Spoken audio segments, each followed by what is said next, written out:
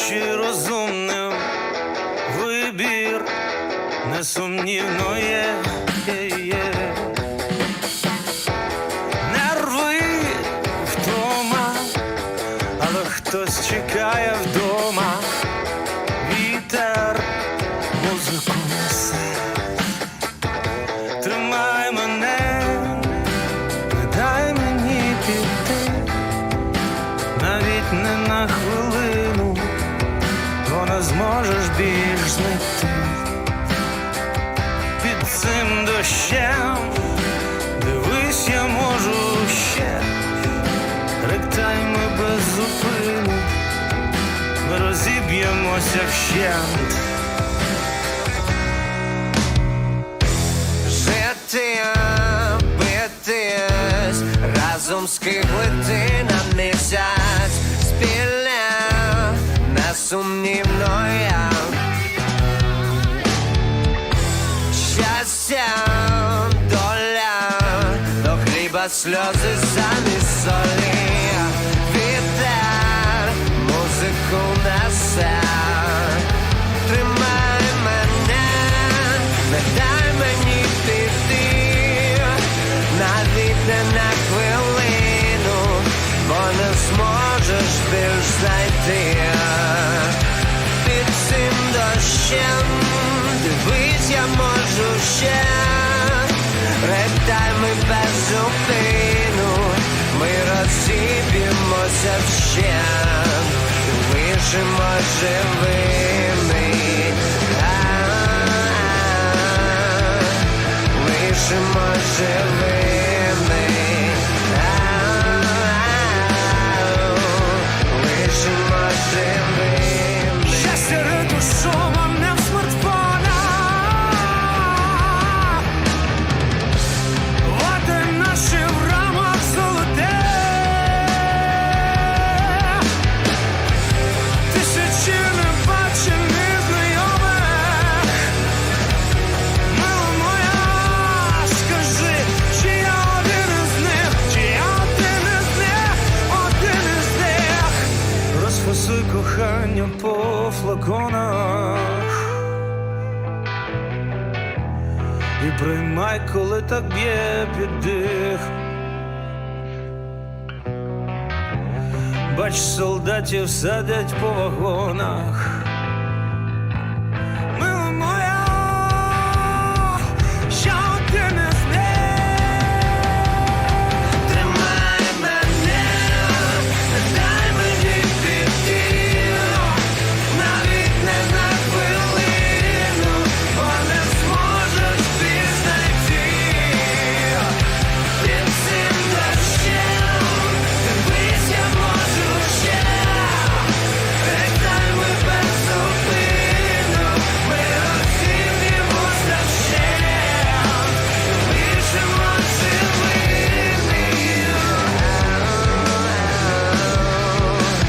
лишимо живими, лишимо живими. Смішно, сумно, чесним бути чи розумним, вибір несумнівно є.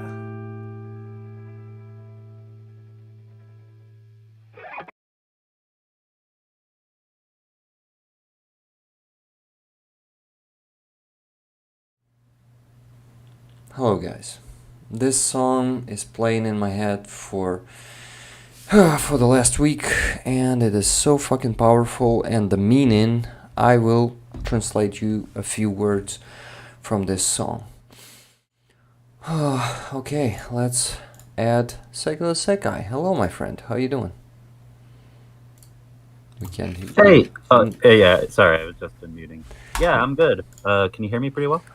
Well, it was loud in the beginning, like first few words, and then it became a bit more quiet. Oh, it got quiet? But no, it's okay. It's okay, man. Keep it like that. Don't look into it. It's just Okay. my Okay. head. Okay, guys. Okay. So the song you've just listened to is called "Hold Me," and in the beginning, first words, and in the end are smishno, sumno, чесним бути чи розумним. Вибір несумнівно є. Так от. So, how is it translated? Смішно is like funny or laughable. It's more like laughable if you use that word. But yeah, and sad. So, laughable, sad. To be smart or to be fair.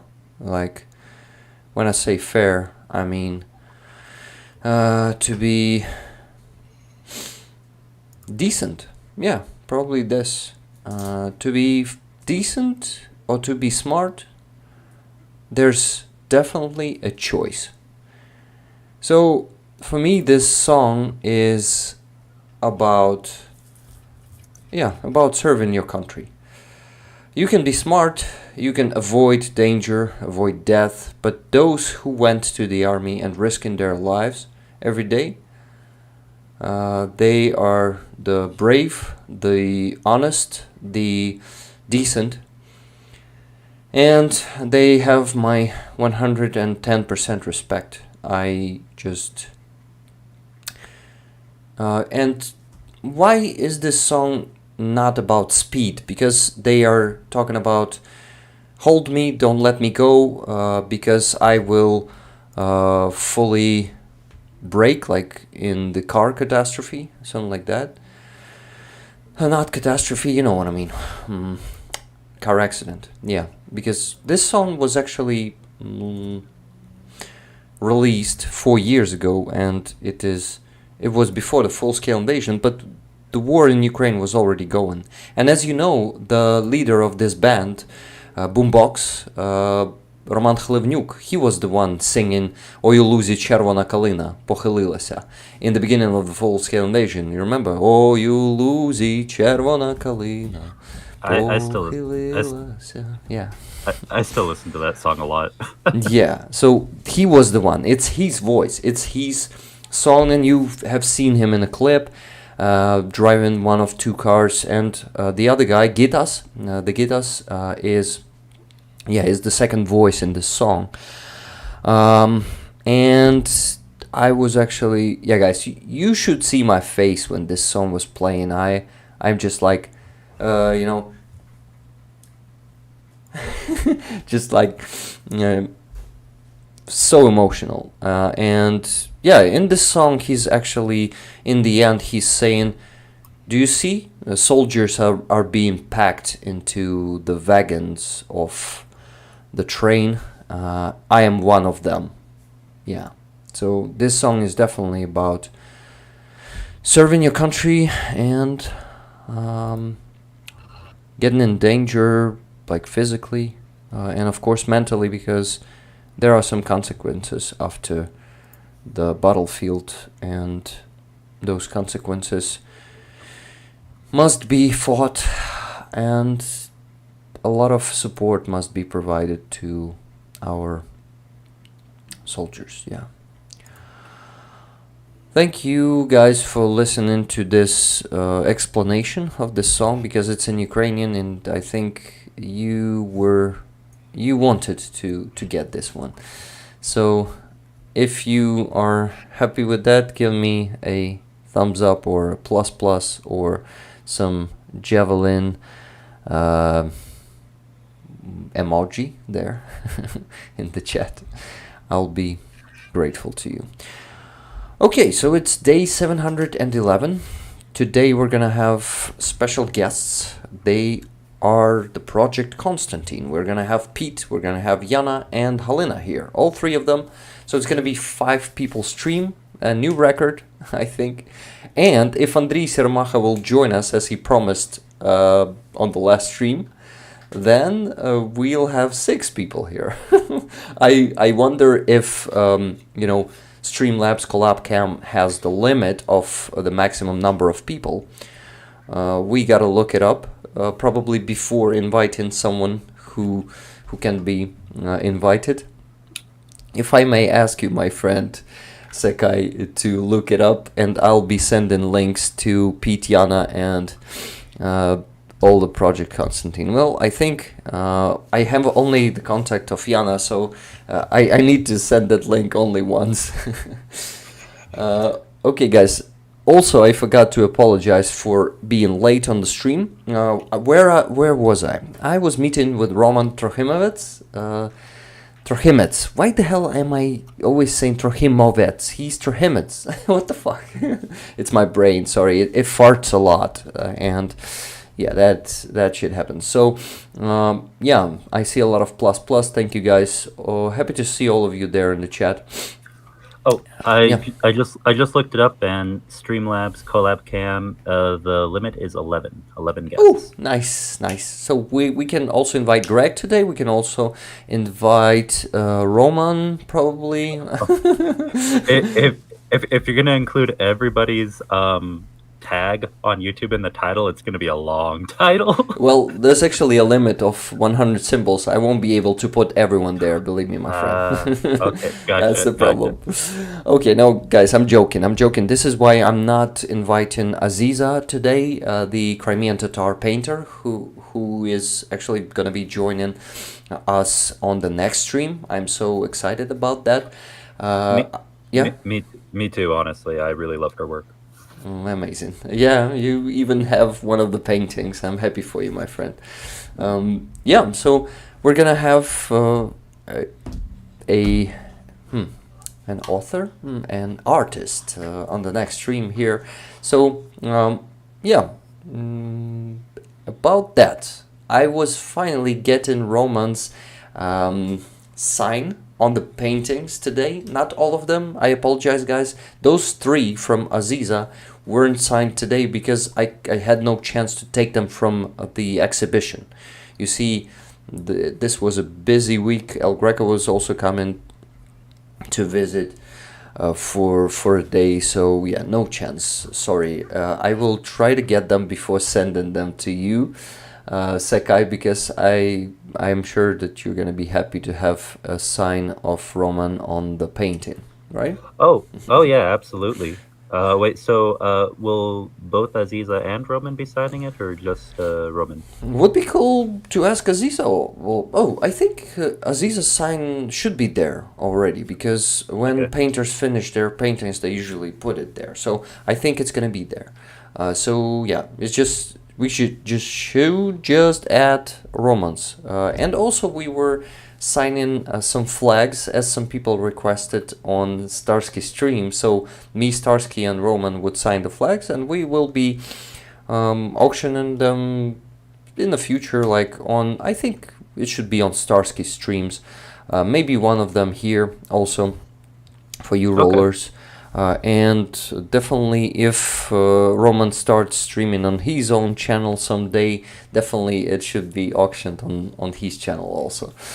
Yeah, so that's it. We were having a great meeting with my friend. Always such a pleasure. I love Roman. And guys, more than that, I was actually acquainting him and Halyna and Anton today.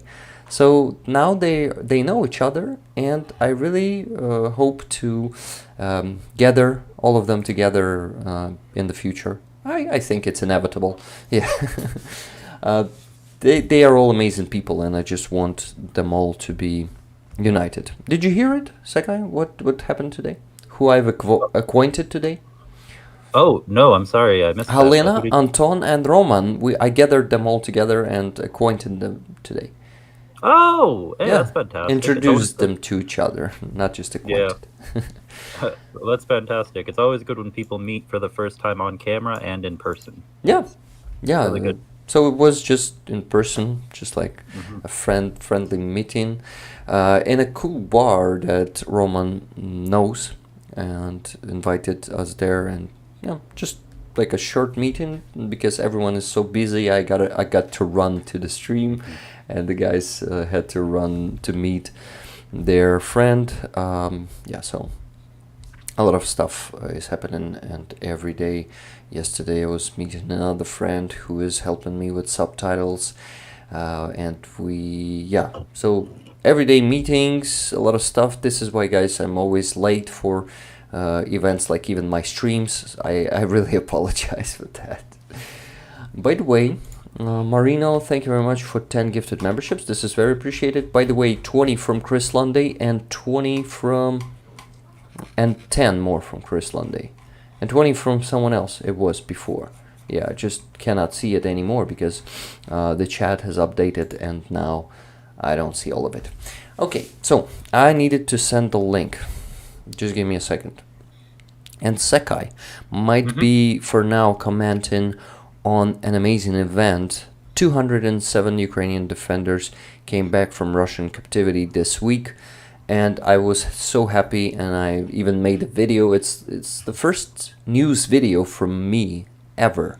Yeah, guys, did you like it? Because I was so excited that I couldn't be silent about it. I needed to shout it with a video. Yeah, and it is fantastic. I'm really glad to hear about that. It's always great when people are able to return home when hell like this is happening. Yeah. So, yeah, I was really glad you posted that. And yeah, I've got some news here about it. So, all right, the emotional moment that Ukrainian prisoners of war arrive home in first swap since the plane was downed.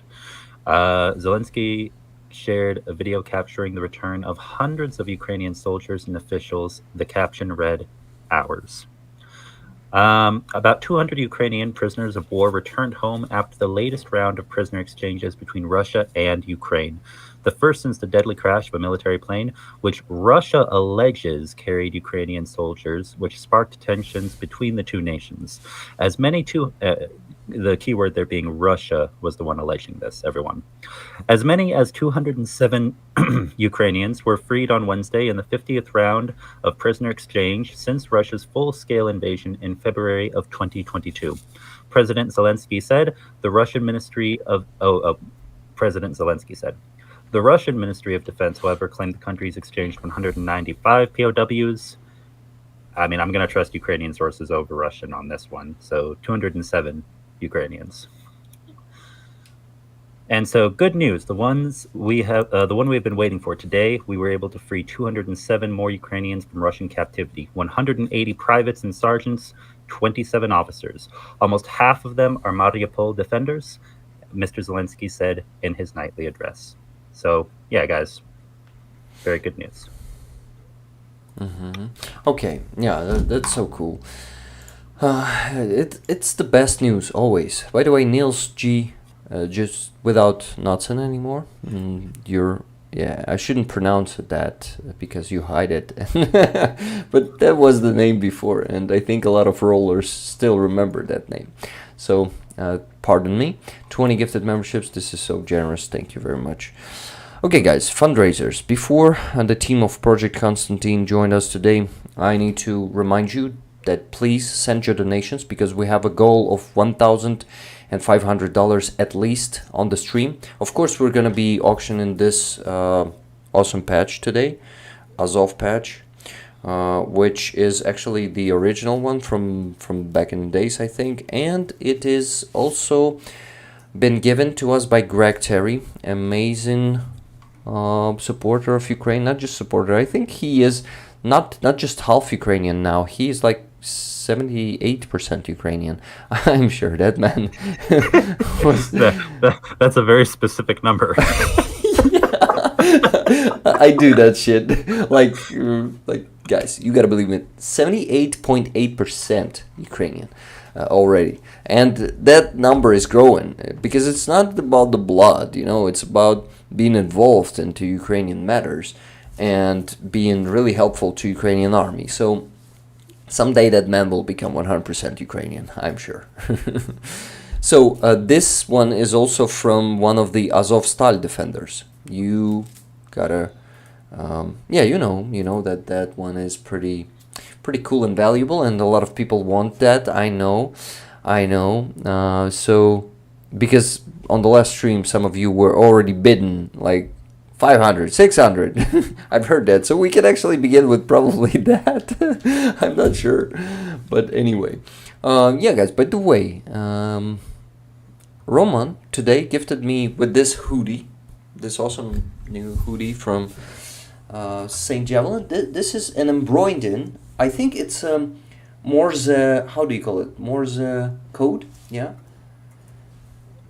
Morse code. Secai, do you know the Morse code? Is it? I mean, off the top of my head, I don't know Morse code. Yeah, if it is, I would have to look it up. Yeah. And awesome, beautiful element. You see the Ukrainian flag here, just on the yeah, on the pocket. Yeah. Yeah, that's awesome. All I have on right now is a little pin, and you probably can't read it from there, but it says "Stop Putin, stop war." Awesome. Yeah, we gotta stop both. We gotta stop both, but only with weapons. There's no other way. It's not like a "Нет войне," the Russian slogan. You see, no war, no to war. No, you can't stop the war with evil terroristic regime with just words and with just pacifism. Pacifism, as Orwell said, is basically the same as fascism because it tolerates fascism and lets fascism grow. Something like that. I do agree. There are more effective ways to be making a stand against what's happening in Russia. And to be fair, there are some people actually, making it so trains go off the rails and stuff. But we need to see more of that and less of the, oh, here's a social media post of, niet, because that does nothing. Yeah. Okay, so fundraisers, guys, we are raising funds for Matvey's for the truck for Matvey. He found a truck today and made a how do you call it when you put the small sum to reserve something? How do you call it in English? A small reserve of something? No. When you put the small sum of money to reserve some product. Either a reservation or a pre-order. Pre-order, yeah, pre-order or prepay. He prepaid $100 for the car. This is why he actually withdrawn 4,000 hryvnias, which is I think approximately $100. Yeah, a bit more than that. And he made that contribution, and now this car is just waiting for the whole sum to be raised. So we gotta push. Oh my god, it's still 53% to raise. It's basically 1, 2, 3, at least $4,000. Can we do it today? It seems fantastic, but we've done that before, guys. This week I think may also not be different from that. So I call you to donate, of course. I know that some of you and a lot of you are holding your money for this patch and not gonna be just donating now. But if you are not planning to fight for this one and you don't care about patches, you can already send me donations. My PayPal, you know it is, RayCarl1842. You can send money there. And it is also in the description of this stream, so you can easily copy it from there and put it into your PayPal. You can also send money directly to the Monobank jar, but for that your bank must be working with Monobank. Well, not technically working with them, but just tolerating it or something like that, because some banks are not doing that. Oh, I already have a donation from Sir Garrick and his wife, $206.96. Thank you very much, guys. You made a great start for this. So guys, please send your donations. They are very welcome and they are very appreciated. And you know how it works. And there are no small donations. Don't forget about that, because donations combined, those that you seem small, combined, if there are dozens or hundreds of them, they make a difference. If you see 159 people are watching. If everyone sends, let's say $1, we already have $159. So it is that simple. The more of us, the more donations, the more difference it makes, even if they seem small. So this is why they're not small if there's many of them, right? We gotta make that addition if there's many of them. Well. Anyway, basically, the rule is there are no small donations. Thank you guys. I see more donations. Just let me update my PayPal. And what do we have here? We have $30 from Amonsky for Mavic 3T drone. Thank you very much. Yeah, guys, by the way, second fundraiser is Mavic 3T.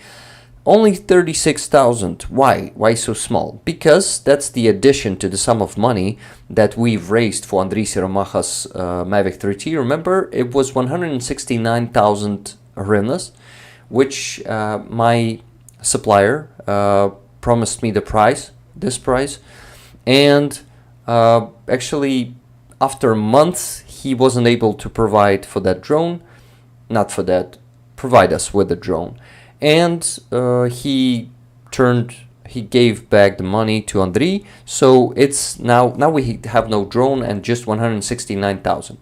Next price is 169 plus 36,000, it's 205. So we need to add up these 36,000 to buy a drone for the current price. Well, yeah, that dude failed to provide us with such a price. This is why we're going to be forced to buy it pretty expensive. On the market, it is at least 205,000 hryvnias. Not a good price, but yeah, we have a deficit of that. This is why we're gonna be buying it more expensive than we could have. Then Lynn Stefanishin sent $35 and 62 cents. Thank you very much, Lynn. This is very appreciated. But yesterday, who that was? Just give me a second. Holger K was sending $72 and 44 cents. Fundraising anti-drone guns again.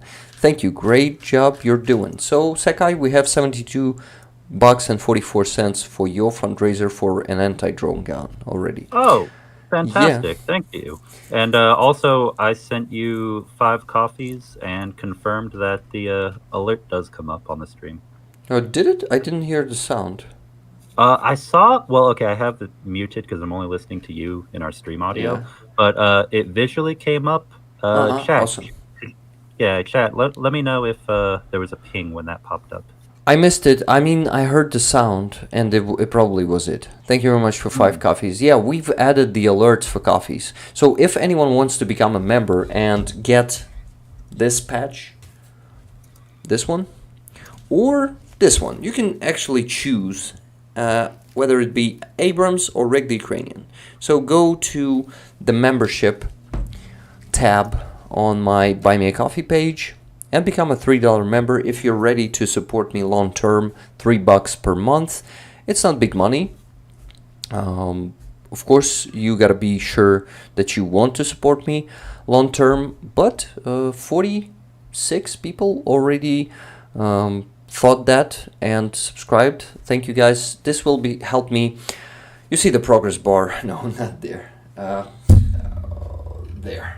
Yeah. Oh, it's hard because it's mirrored. Yeah, this progress bar. It has a goal of $1,200, and for now we are at $408 per month. So the sooner you get me, we'll get together there to this goal, the faster I'm gonna become a full-time roller and gonna be providing you with even more streams, content, and all of that. So please consider this beautiful patch, or this beautiful patch may become yours. Bless you. I tried to hit the mute button, but the sneeze it beat me to it. Okay, Kai R sent $10 for the truck. Thank you very much, Kai.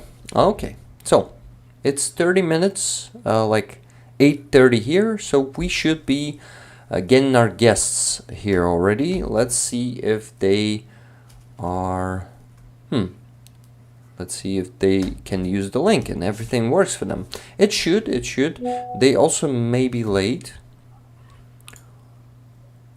But update is required for WhatsApp. Okay.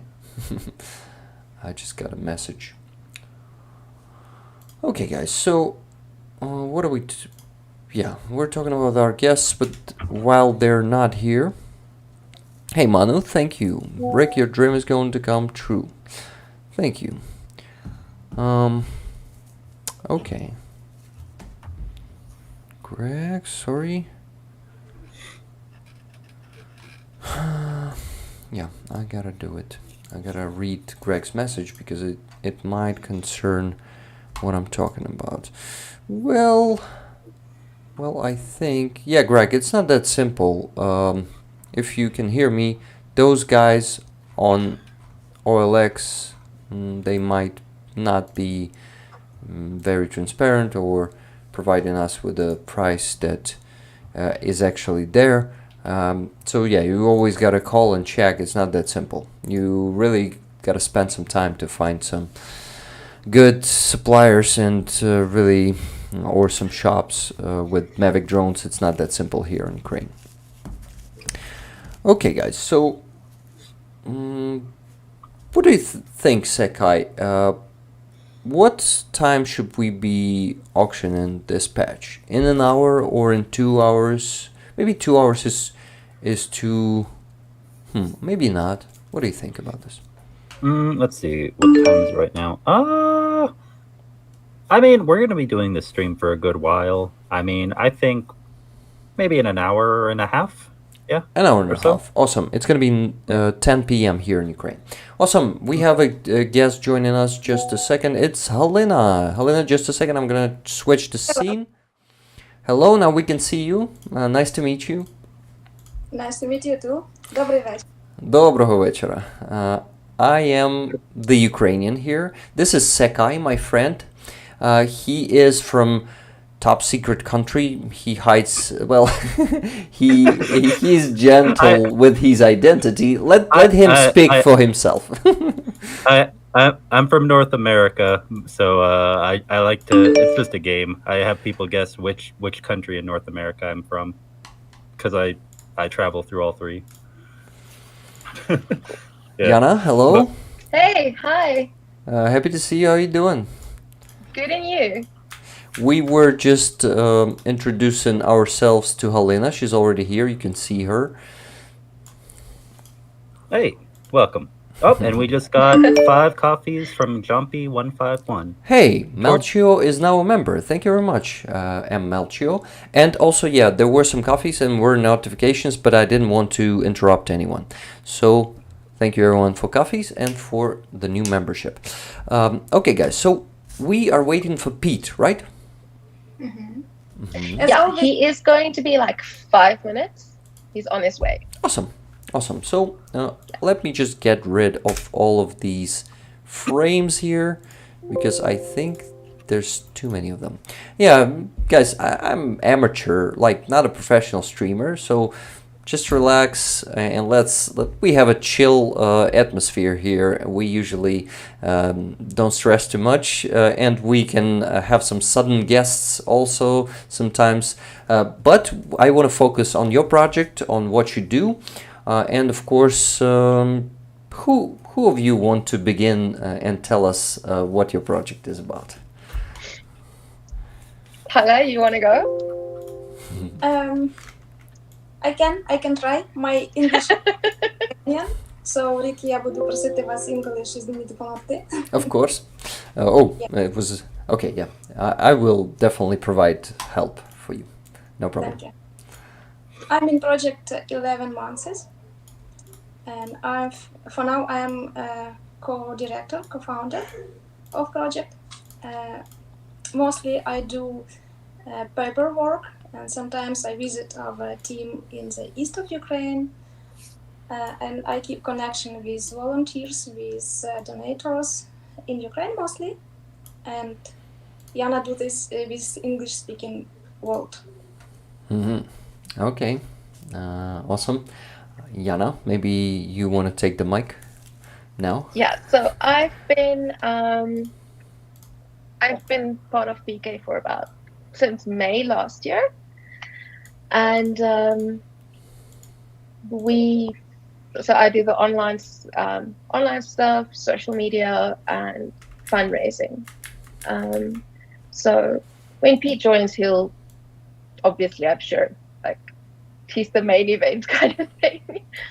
But so we do CASEVAC for the guys in the forest. We work with the brigade, and we help them to evacuate their wounded. That's basically what we do. So yeah, and we also help them to get supplies, certain, like, well, non-lethal military supplies. So Halyna helped us now with, we organized with another volunteer to get a quad bike, so we got that sorted.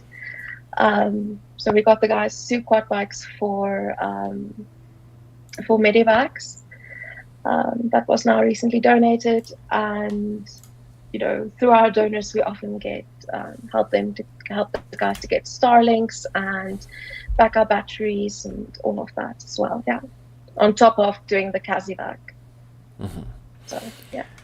A lot of work you do, and I think you need a lot of funds. This is why, guys, I have a link in the description, a donor box link. I think this time it's for the repair of your vehicles, right? Yeah. So it's kind of an ongoing fundraiser that we have. All of our needs, and that's kind of a bit of a, I think that's the struggle, because people like to donate for like one specific thing. There's a target, and we raise that target, and we have the car, or we have the Starlink. For us, it's a bit different, because the repairs are consistent. Almost every single time we come out of the forest, we have repairs that need to get done. So there's that ongoing need. So having that consistent stream of money going out and having to have that money coming in, I think that's one of our biggest challenges, having that done. Yeah. And Pete's here. Hey, Yeah. Pete. Hey, welcome, Pete. Guys, just a second. I need to add the new source, so only we can see Pete. Actually, I can see Pete. Only those who are joining, not even me. So just give me a second. Oh, while you're setting that up, Rick, Halyna, there were 1 or 2 people saying your microphone was a little bit low. So if you have a way to increase it just a tiny bit, Pete, not very much. Now we can see you and hear you. Hello, nice to meet you. Good evening, nice to meet you, Rick. Добрый вечер. I'm trying to balance my phone somewhere. Forgive me, give me 1 second. Sorry, it shouldn't be under the flag. Yes, here. Okay, trying to set up. Guys, never streamed like 5 people here. Maximum 4 was on the previous stream. That's so many people here. It's so unusual. But I like it. We've got 5 screens. We've got progress bars. We've got the coffee, alerts. It's everything. Yeah, guys, so much of everything. Okay, Pete, I think we should give you the word and let you introduce yourself. I already know something about you because I've watched an amazing interview on Andrew Mercado's channel. He was helping you with NAFO truck and with some also med supplies, probably, right? Yes, sir. A great guy. I already also acquainted with so many good people thanks to Andrew. So thank you, Andrew, for bringing us all together in some way. Also, we gotta thank our fellow South African friend Armand for setting this meeting. He did a lot of good work there. So thank you, Armand. You're amazing. We love to have such friend. So Pete, I'm finally passing you the mic. I was hoping Galina or Yana was going to start. We did. They did. Your time, so we did. Halyna started, then it was me. Now it's your turn. Yeah, it's just your turn. On my phone in front of me, I can't see my head. Can you guys see my head? Yeah, we can do it. We can see it. Cool. Good evening, Rick. Good evening, listeners. Good evening, everybody in the free world and Ukraine. My name is Peter. I'm a medic from Project Konstantin. We are a volunteer charity. We do casualty evacuations from the front line, and we help the Ukrainian army with medical and technical support of vehicles, Starlinks, generators, IFACs, tactical medicine, you name it. Anything to do with medicine and medical evacuations, and vehicles. And I was born in South Africa, in Port Elizabeth, Goeienaand, South Africa.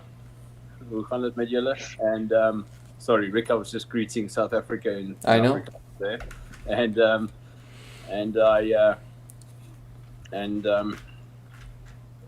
I've lived in London for 25 years, and then 2 years ago I came to Ukraine, and now there's the only fly in Kharkiv Oblast above my head. Yeah, it looks like a bee. Is It's it a quite bee? It could be. It looks Huh. vicious. Yeah, I'm I gonna. mean- get my AK. It's so strange to see a bee in February. What is it doing there? Our laboratories. Oh yeah, yeah, exactly. Yeah, you're just sitting in one of those biolabs. Got it. Yeah. Well, I don't speak any of the languages of South Africa, but welkom, Pete. Thank Sorry, you. say again? Welkom. Is it welcome? Welcome. Baie Uh, dankie, uh, baie dankie, meneer. Baie dankie. Yeah. By the Afrikaans. way, this is my friend Secai.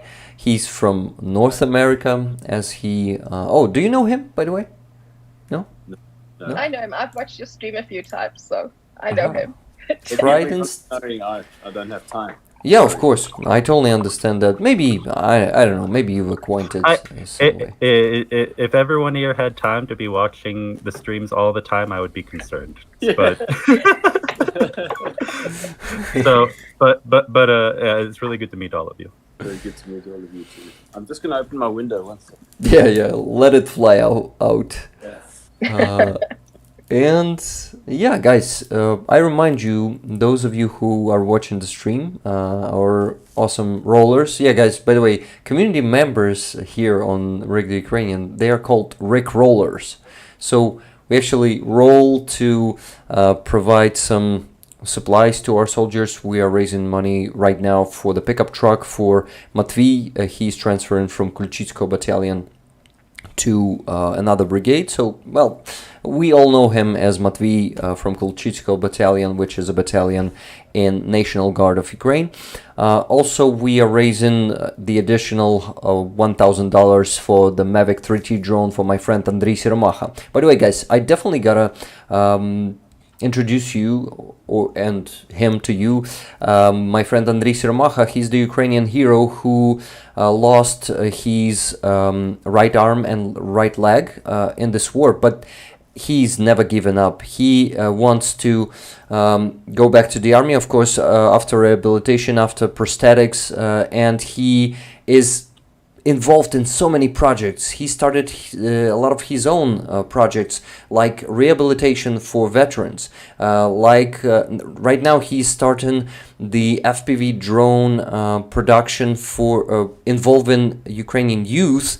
They are starting with Bila Cerkva University, and they are gonna be spreading it all over. So the guy is so inspiring, and I really would love to everyone to know him, because he inspires you so much, and me too.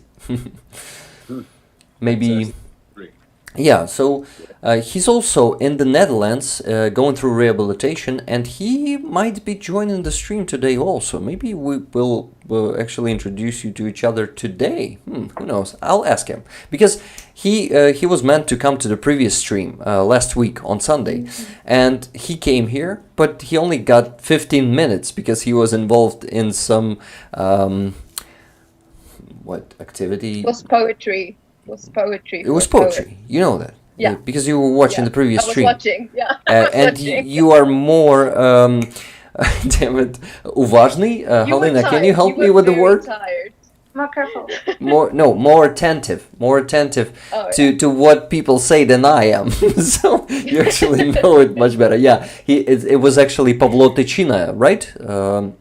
if I'm I not think so. I mistaken. don't remember the name. That one went The past poet, me. yes, the poet, Pavlo Ticino. Yeah. Okay, Michaels, thank you very much for 5 gifted memberships. Guys, please send me your questions to the chat for Project Konstantin. Amazing people here, for Pete, for Yana, for Halyna, separately or to all of them. I will be reading those questions. For now, my question is going to be the first. Guys, what is the most problematic medical supplies you currently have? Like, what is the biggest deficit of what medical supplies at the moment? Tourniquets is my answer. Good quality tourniquets. Okay, so they keep being the top in the list. Yeah, it's astonishing how many people notice the need. How many factories around the world? China is one of them that notice the need in Ukraine, and they just keep flooding. They keep creeping. They keep crawling out of the woodwork. These horrible tourniquets. I have a. Oh, go ahead. Sorry, I was just going to ask. Have you gotten any tourniquets from Vietnam or any other countries in that area around China, other than China? No, not that I've seen. No. Okay, got it. I was just curious, and if it was better quality. Okay, good to know. Thank you. Okay, so talking about tourniquets, which ones do you prefer? Cat tourniquets, maybe some also Ukrainian tourniquets?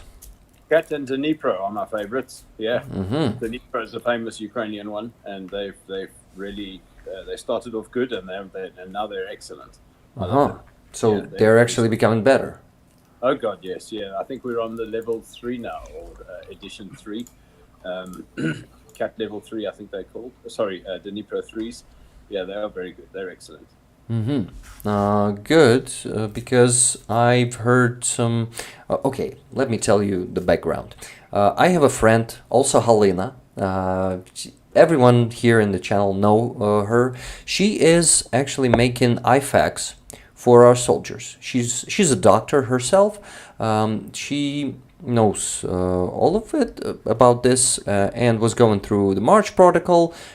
She knows all that is needed. She is usually choosing cat and I think siege. She's also adding the siege tourniquet. I actually tried siege tourniquet myself, was going to the tactical medicine course. I tried, hey, thank you very much for 25 coffees, Elin Extra. Yeah, I was a bit distracted. So siege tourniquet, I tried it, though it has that metal bar, it has that damn triangle that you really struggling to put that bar in. And yeah, It's like trying to find a target in the dark. Yeah, it's not easy. I really didn't like the siege tourniquet after that. So yeah. So what about Dnipro? I've never actually seen Dnipro before. So can you tell me what is the system of fixation there? Is it better than on siege? Yeah, I'm just gonna grab one. Can I show you one? Yeah, of course. It's perfect. That's what you gotta do. Thank you. Harrison, a British medic, is just grabbing one for us. Live action. Maybe you can Live demonstration on stream. yeah. Maybe if you are okay with that, you can put it on your arm also. Yes, yeah. I still remember when you did that on stream, right? Yeah, I can do it today also if you want me to do, because practice is very important in this matter. You can actually, you need to do it every day because it should be your muscle memory. It should become your muscle memory. It should become a skill. You know, you begin with learning something, and at some point, if you do it all the time, it becomes a skill at some point, and only if it's a skill it can save your life, because before that I think the probability of dying is pretty high. Well, maybe not dying, maybe just losing a limb, or you know, even even putting tourniquet on doesn't guarantee you will have your limp, but you will stay alive. You'll probably stay alive.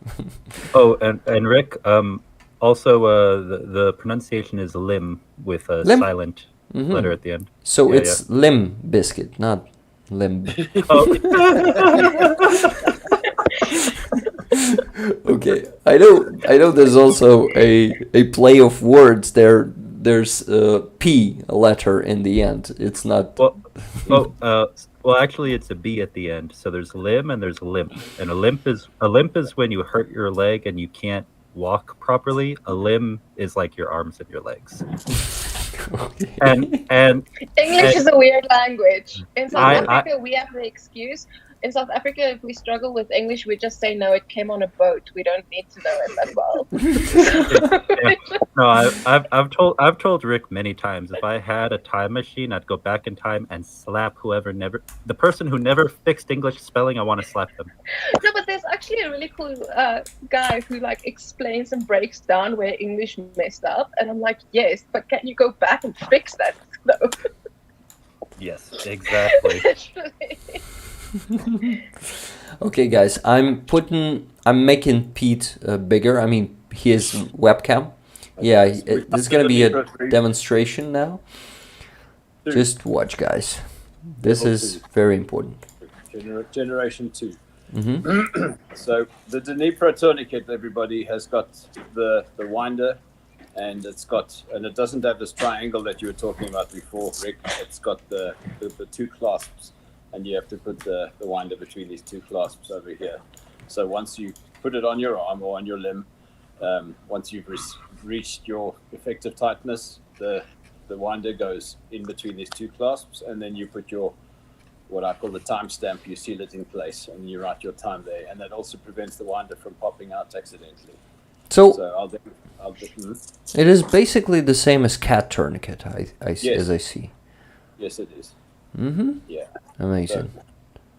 So I'll put it on. If you imagine there's a wound at my elbow, the desire is to go a couple of fingers or 3 or 4 fingers above the wound, and also in a fleshy part of the arm, so away from the bone. So you want to be able to squeeze into the muscle, squeeze into the blood, into the vein, into the artery, and then draw it tightly, and then you begin winding.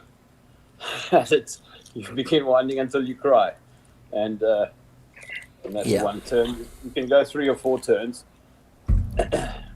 I'm going to go 2 now because it's very tight, and you clasp it in. You put the winder into place. Can you see that? Mm-hmm. Yeah, Mm-hmm. and then you close it, and then you write your time on there. Oh my God, it's very tight. Yeah. I hope you can see that. Yeah, thank you. And these tourniquets are very tough. I've used them on patients with shattered legs, and they've had 2 or 3 previous tourniquets that weren't able to stop the bleeding, and I've applied one of these, and it instantly. They're very tough, and they've got metal clasps. Or you can hear the metal clinging there. Mm-hmm. Maybe you can't, but there. Yeah. Yeah. I'm trying to get the clinging sound. And did you say those are American, Ukrainian, or Israeli made? These are made in Ukraine. They're called Dnipro Generation 2s. Very nice. Yeah. What is it a TR there before Dnipro? It says TQ. TQ. TQ Dnipro. Got it. So TQ stands for tourniquet? TQ for tourniquet, yeah. Yeah. Okay. Yeah. Got it. Thank you very much for the demonstration. Even though I already demonstrated it, it should be repeated again and again, and actually better on yourself or on someone else physically. That's the only way to learn it. Okay. Thank you very much, Pete. And thank you for showing me the Dnipro tourniquet. Now I know what it is. So this plank, is it a plank or tube which you need to spin? Is it the plastic on Dnipro tourniquet also? It's aluminium. It's metal. Do you think it's better when it's metal or not? I do because I've had the plastic ones break in the past, and a lot of people can attest to that. These are very tough, and when so even if you have plastic ones that don't break, they do bend, and under that severe pressure, you get some big tough guys that you have to tourniquet. And when you've got to bend these things, and when the winder starts to bend, your fingers do slip off them. But when you've got a sturdy, straight bar, it's much more. You can use it with much more confidence. Awesome. So there's actually a difference, because on cat tourniquets it is out of plastic, but a good plastic. Did you ever see those breaking like a good cat tourniquet? No, not a cat. No. So it should be. It shouldn't necessarily be metal, and on a good tourniquet, it just should be a good quality one, right? Exactly. Yeah, and the cats are good quality. They don't bend. They don't break. Yeah. We all ask for cat or Dnipro all the time. Okay. Yeah. Okay, guys. Before I go to the questions from viewers, no, I should go for the questions. But before that, I wanna ask Halyna, her background.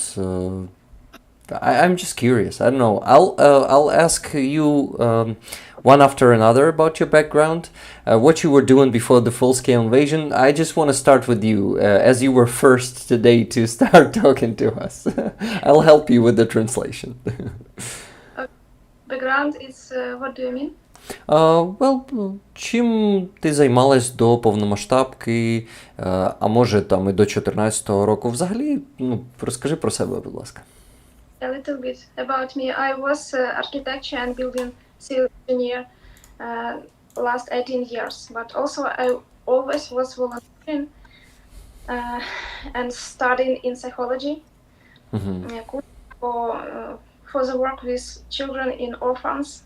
And from the beginning of the war, I passed my job.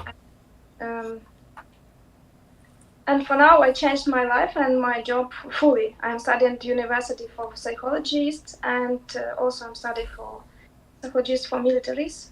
And also I'm working in another charity also, which are working in this way. So PK, it's my half of my soul, and another charity, another half of my soul. And my passion divide for two these charities. And fully there, and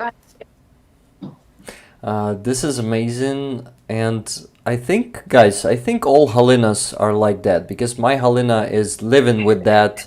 She is, she is fully involved, super selfless, and so do you. I see you guys care about everyone else more than about yourselves, and yeah, please also find time to rest, because I know she doesn't rest, and I know you probably also need that too. At least 7 days a week. This one. At least 1 day per month, because your health will be getting worse. Believe me. Okay. Thank you, Halyna. Yana, it's your turn. Yeah. So I don't do like one thing. I do like a whole bunch of stuff. So. I teach Afrikaans, and I'm a freelance graphic designer, content marketer, social media person, and then I also work as a forensic translator and interpreter between Afrikaans and English. Wow. And then when the full-scale invasion started, I got involved with the Ukrainian association here in South Africa, and we had a few, I started helping them out with social media. We had a big campaign here because some reason, I'm sure Armand has told you about our government and their affinity for Russia. And so I was like, but I have to be proactive. So we had a big campaign here about, there was a Russian ballet company that came here, so we had a big petition about that. We went out to protest. We kind of got threatened and thrown out of the venue, so the next day obviously we were back. So it was kind of interesting. But yeah, so I do that, and then last year I came across a video of Pete on Twitter, and then I reached out and I got involved there. So I split my time up between UASA, the Ukrainian Association, and then PK, and then my actual work as well. Mm-hmm. So cool. Also very multitasking and many jobs. You have many jobs. I get bored really easily, so I have to have a lot of things to do. Otherwise, I get like. That's so cool. And thank you guys for your work. I know. I mean, I think Pete, you are there in the field. And by the way, guys, here's a question out of nowhere. How many people do you have in your organization besides you three? Well, it's us. Then we've got our two other, at the moment, our two other people who are part of our ground team. And then we've got our, I call them our international volunteers, but it's basically a group with people who we've known for they've been around for what, 3 years, some of them now? No, sorry. 2 years. Yeah, 2 years, yeah. Mm-hmm. And they just so they help with, fundraising, sending stuff through and everything. I don't know what number we're at with that, but I think it's about 30, 37 or so. And they just help out with their own connections and everything. So these are people that will DM us on Twitter or on Instagram or whatever, and they will reach out and say, hey, we want to help. And obviously you get people who help out once. Mm-hmm. And eventually some of them, you start to build a relationship, and then eventually you're like, okay, no, but this person is committed to helping out more than once. And then eventually you're like, hey, do you want to come and hang out with us, kind of thing, and that's kind of how they just in a very informal way form part of our organizational structure. So that's about, I think we've got, I can check what we've got at the moment. But yeah, that's basically what we've got. So let me check here what we've got there. We've got about, it's about 20, 25 people thereabouts, that we've got on top of 3 of us and then our 2 volunteers. Mm-hmm. So we're three on the ground here, and Yana and Halyna are online angels, and myself and what's your full sign? Malyuk and Nichka here on the ground. Sorry to interrupt. That's a cool addition. Thank you. I have a quick question real quick about Project Konstantin. Yeah. So I know you guys are very... I'm sorry, my microphone might be acting up a little. I know you guys are quite active on social media. And I also have noticed that the website is currently with a placeholder. Yeah. Is there an estimated time when the website might be back up? Was supposed to be back today, okay? Because I've been working on it, and it was supposed to be live, but we're switching over to a new domain as well, because we're having some issues there. So we're switching over to a new domain. It should be live this week. So it's literally final touches and then switching it over. So it should be live this week. I'm just finishing up the final touches. So yeah. Okay, very cool. Yeah, I apologize. I didn't add it to the description of the stream because I thought it's... No, it's good. Very glad you didn't add it. Okay, so I made a good call. Got it. In this case, doing nothing was the right thing. Yes. Well, perfect. Thanks. I actually did something, guys. So you can go to the description and you can see an Instagram and Twitter of Project Konstantin. I've added it to the description, and of course the fundraiser. Please, if you have the means to donate and help guys with the car repair this time, and of course beyond that, because every fund needs donations. It's the basic need, right? So please help Project Konstantin. I think their job is vital. It's not just important, it's vital. Without this work, yes, it's just basics. You gotta save wounded people because otherwise they become dead people, killed. And it is very simple but very sad and tragic how many deaths happen in Ukraine, and sometimes because of the lack of supplies also. And yeah, because Greg Terry was coming here last week and saying that you won't believe it, guys, but the basic need there on the front line is mats. They don't have enough tourniquets, they don't have enough chest seals, or Israeli bandages, hemostatics. This is all very critical, and this is actually might be understandable because the war is big, war is brutal, and a lot of wounds are happening, and all of those are expendables. And to save people's lives, you need to spend all of that. So it's just ending up constantly, and we need to constantly refill those. Not запасы. Supplies. Okay. Yeah. Supplies. Yeah, guys. Yeah. So yeah. we've actually got, that's one of our things. We've got, like, we call it our frontline pharmacy, basically, where we have basically all these supplies that the guys need to, restock their IFACs and what the battalion medics will need regularly. And we get the supplies from donors, or we will buy that and everything. And the guys can just come in, they'll be like, hey, we need this. Do you guys have antibiotics? Do you guys have flu medication? And we're like, hey, yes, we do, or no, we don't right now, but we'll get. And then through our donors, we'll ask them, like, hey, can anyone get us something? Mm-hmm. And then we've got people who then organize and send us the stuff, and we are able to send it out. Sometimes not even, we don't just kind of help the guys in our area. We've got people who we know who are in, I don't remember, Halyna, you remember? I don't know where he was, I think down in, don't know what region, but they needed flu medication, flu and antibiotics, and we sent that through with Nova Poshta from where we're at.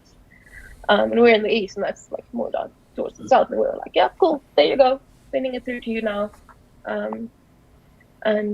So that's one of our other things that we do, is just making sure that our pharmacy is well equipped, and so that we can help the guys with that. Yeah, thank you very much for this answer. I gotta go and start asking the questions from the chat, definitely. Guys, do you want to know something about me, by the way, about my background? Because we meet for the first time. Maybe you're also interested in that. I want to know why we haven't met you sooner. Well, because it's really hard to get out there to make people know you. Yeah.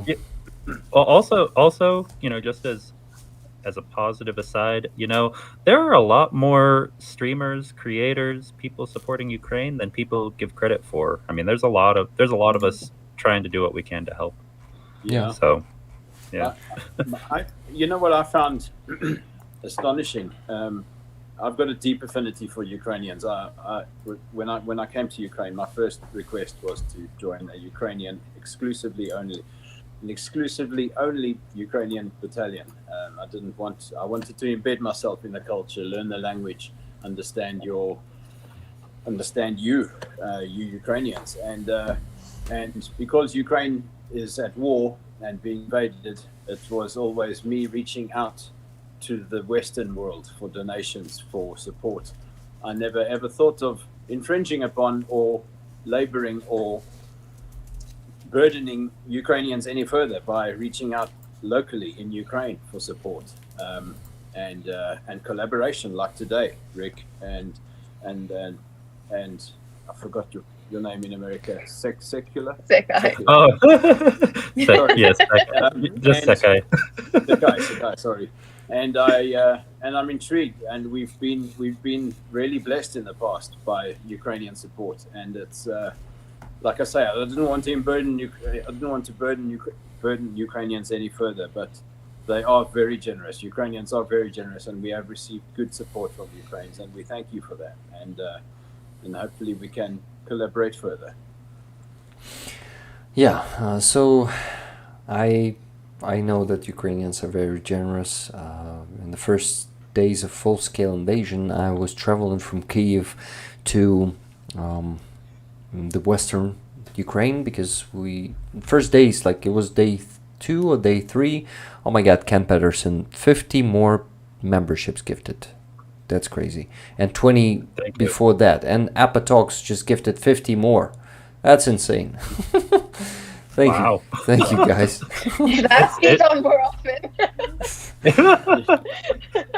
Wow. So yeah, I think people like what we're talking about here. So I'll continue. Do you guys want to? I'm staring at our Frontline pharmacy, and it's. Do you want me to quickly point the camera there? Do you want to see? Does anybody want to see that? Yes, this is perfect. Like a field recording is the best way to do it. So I'll take you to the most organized spot. Can you see what I'm pointing at? Yes.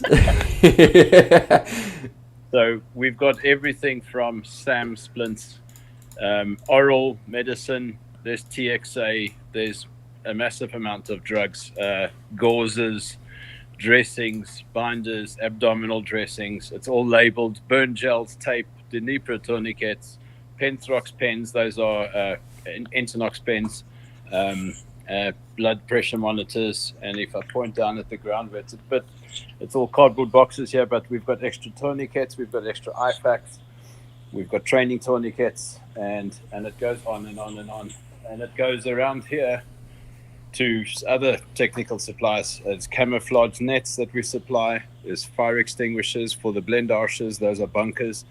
Gas bottles for the soldiers to keep themselves warm. We help them out with vehicle parts like tires, rescue baskets, and it goes on. This is a bit haphazardly organized here, but we've got generators, echo flows, more generators. There's echo flows there, and there's sleeping bags, and it goes on and on and on and on. There's camping cots over there. Yeah, it's wow, that's a lot. You enjoyed the tour. Yeah, but that's our main bit there. Thank you very much for the tour. Thank you, guys. Thank you. I always appreciate the tour, because we had it once with Glenda from Kind Bakery, Ukraine. She's from Texas, and she was actually walking around her bakery just like you did now, working around your station. Yeah. Thank you. It's always so cool to see it from the inside, and I think people also love it. And that reminds me, last time I spoke to her, Glenda wanted me to say hi to you and that you're doing great work. She appreciates it. Yeah, I would love to have Glenda on the stream once again. Would be amazing. Yeah. Okay. First question from the chat should be from Armand, guys, definitely. And I have one. I have one from Armand. How far from the front line is Pete and his unit stationed? Usually 800 meters to a kilometer. Ooh, that's close. So we are very close. Yeah. The actual combat medics stationed between 200 and 100 meters away from the front line. I'm talking about the Ukrainian contracted soldiers, that the combat medics that have to be up close. They are usually about 200 meters from zero, but we're about 800 meters beyond them. Oh, that's close. And what about FPV drones? How is it right now? They are there. They are present. We've been attacked by them 3 times. They tried to take out our car one day. They launched 2 of them at us. Tatiana, my co-director, my first co-director. Halyna is my second. The second co-director of Project Konstantin, Tatiana. when she was still with us. Sadly, she passed away about 3 months ago. My condolences. My condolences. Thank you. She was bringing out another car. She brought so many vehicles to Ukraine. She is Ukrainian. She was Ukrainian. She was bringing yet another vehicle to Ukraine, and she got within an hour of Slavyansk, and her sat-nav sent her down a dodgy road, and her car left the road and went into a lake. And Tatiana was sorry, I've lost my train of thought now. FPV drones. Tatiana woke me up one night in the blindage, and she said, I can hear a strange buzzing outside. I paid no attention to it. Went outside to investigate a little while later, and I saw a kamikaze launching at our, diving for our kapanir, which is where the dugout where we park our rescue vehicle. And it impacted the ground next to it. And a few minutes later, another one. And but they are there. You hear them. But we spend all of our time underground in the blindage. We only go outside if you really need the toilet. But we stay away from FPV drones by staying underground. But they are an ever-present danger. Fortunately for us, where we are usually located, we're usually just out of range of them. So for the enemy to be able to get the enemy position themselves just close enough so that they can fly the FPV into zero line, but we are just behind zero line. So we are usually just out of range of FPVs. Sometimes we get unlucky though. Well, sorry to hear that, and sorry to hear that you gotta stay underground all the time. That must be not very cool. It's not. And you know, we drive regular vehicles. We don't have armored vehicles. Today, myself and Harrison and Margarita were trying our damnedest with a power drill, trying to attach Kevlar blankets to the inside walls of our Mitsubishi Pajero, donated by Exen, by Mateos from Exen, and he was. It's a beautiful vehicle. It's an amazingly capable four-wheel drive, and it was in outstanding condition. Still is when he gave it to us.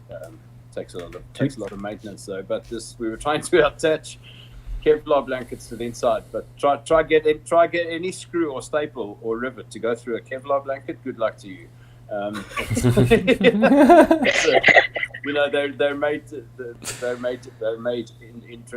inherently very tough, and we were busy with it all afternoon, and we tried to armor the inside of our vehicles with Kevlar. We've done it in the past. It's sometimes we take bulletproof vest inserts, the Kevlar inserts from the vests, and we attach those to the inside. But we have not been struck by an FPV yet. We have had shrapnel from mines, mortars, minimits, but FPV drones, thank God, not yet. And the cluster munitions.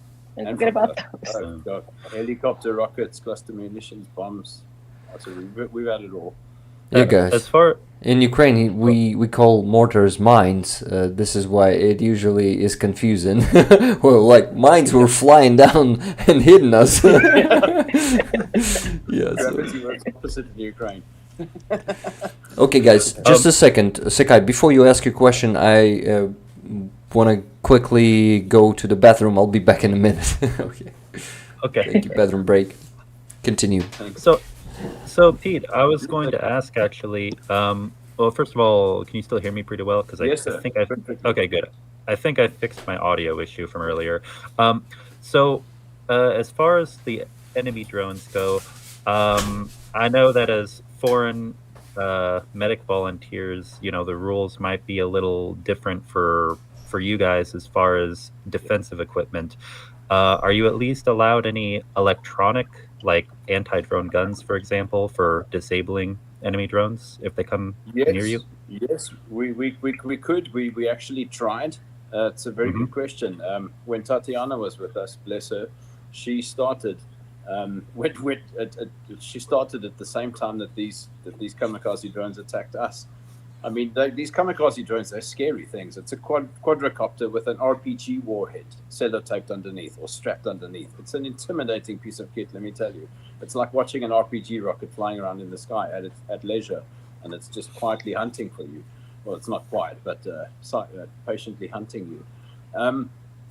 Tatiana started a fundraiser for anti-drone weapons so that we, in our spare time, sitting around as medics waiting for a casualty, could monitor the skies and help protect our brothers out there.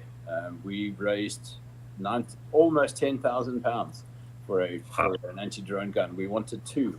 We were aiming for £16,000, and then we had just spent just enough time in the forest that all of our vehicles started to give in, and we had to shelve the anti-drone guns because we needed vehicle repair money, and that got swallowed up so fast because then the counter-offensive started, and we were on a fleet of 5 medevac vehicles, and as soon as one gets damaged, that's out of the forest or off the front, and we bring the next one in, and they take a long time to get repaired. But yes, we are allowed to use such things, and we can use them, but they're extremely expensive.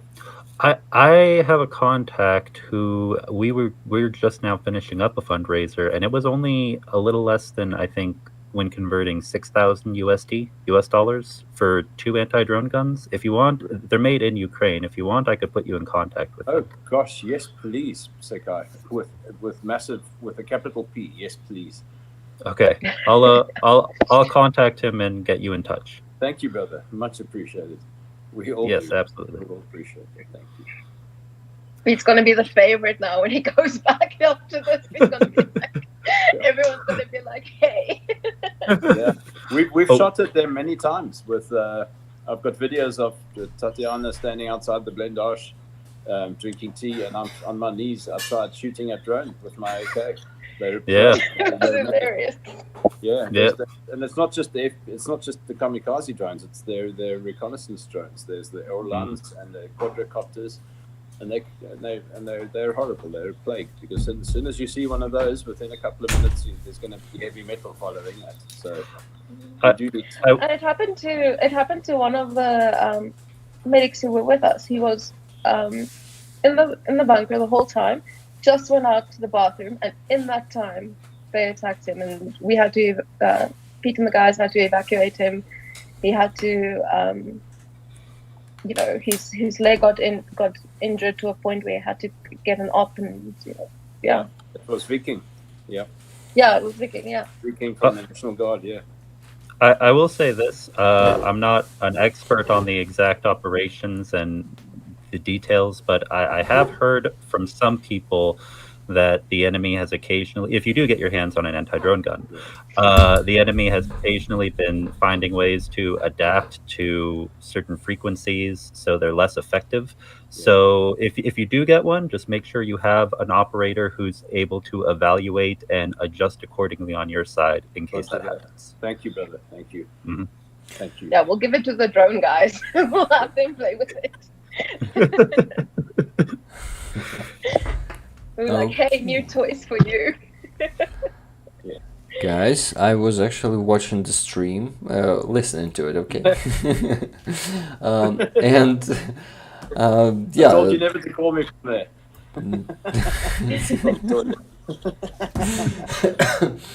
Next question is also from Armand. Did Pete have any military experience before Ukraine? It's a cool question that I also am interested in. Military, no. Paramilitary, yes. So paramilitary means that's the South African police. I was in the Port Elizabeth Flying Squad for 3 years. Flying Squad is the best way to describe it is similar to American SWAT police. So if you imagine faster cars, bigger guns, special tactics. That was my introduction to. That was my military experience. Yes. Mm-hmm. So hitting the doors out with the big, how do you call it? Battering ram. Battering ram. Yeah, battering ram. No, we were He's shooting being up. modest. He was a sniper, so he's really good with a gun. He's being modest. He was a sniper. Got it. Yeah, bank robberies, hijackings, that kind of thing was our anything to do anything in the city. That was our working area, if I can put it that way. I keep up to date with world events in a lot of different countries. It's just something I do. And I will say this, the industry and really just the entire security situation in South Africa as a whole, it's probably one place in the world that reminds me the most of like the American Wild West. It gets a little crazy. It's absolutely hectic out there, mate. My mother's had a gun in her face twice in the last couple of years. Yeah. And, Wow, I didn't know. My mother's 87. She's and it's just to and fro, going from work, going. Well, she's not at work. She's 87, but visiting friends. She's had her car taken off her twice. Once at the traffic lights at the Svetlovor. That's traffic lights in Ukrainian for anybody who's not sure what I just said. Yeah. The traffic lights once, and then she went to visit a friend of hers, and the car was taken off her second time. That's insane. Yeah. So Yeah, it's the insane. thing that showed in Chappie movie is actually the real situation in South Africa. Yeah. Okay, damn. Yeah, it's in a lot of ways it reminds me of Mexico. I've got a lot of family in Mexico. The difference is that Mexicans can't get permission for guns to defend themselves. They just put bars up on all the windows, on all the doors. It's a fortress trying to get into a Mexican home. So, but that's like what I'm saying. I'm like, the front is dangerous, but I mean, like, I live in one of the most, like, I live in Johannesburg. That's a pretty dangerous city, you know? I'm like, how bad can it be? It's like, I mean, like, one of the crime capitals of the world. How bad Yana, can you'd the be front right at be? home over here. I am telling you, it's literally, I'm probably more safe there than I'm here. Yeah. Yeah. Before I ask you guys another question, I gotta mention donations because they were coming, and I think they stopped because I'm not mentioning them. So let me mention them for them to keep flowing. Okay. So after Lynn, we got 10 from Kai. I mentioned that already, but next one was $6.05. So from Betty O. Sorry, it's not more. Every little helps. Yes, there are no small donations, so thank you very much for $6.05. Then Lynn S sent 34 more and 6 cents for Halyna. Thank you very much. You gotta specify, is it for Halyna from Project Konstantin or from my Halyna? Yeah, but I guess, yeah, guys. So what my friend Halyna does, she receives requests from soldiers. She knows a lot of units already because she's been volunteering hard since the first day of full-scale invasion. She's a doctor. She makes those IFACs, and she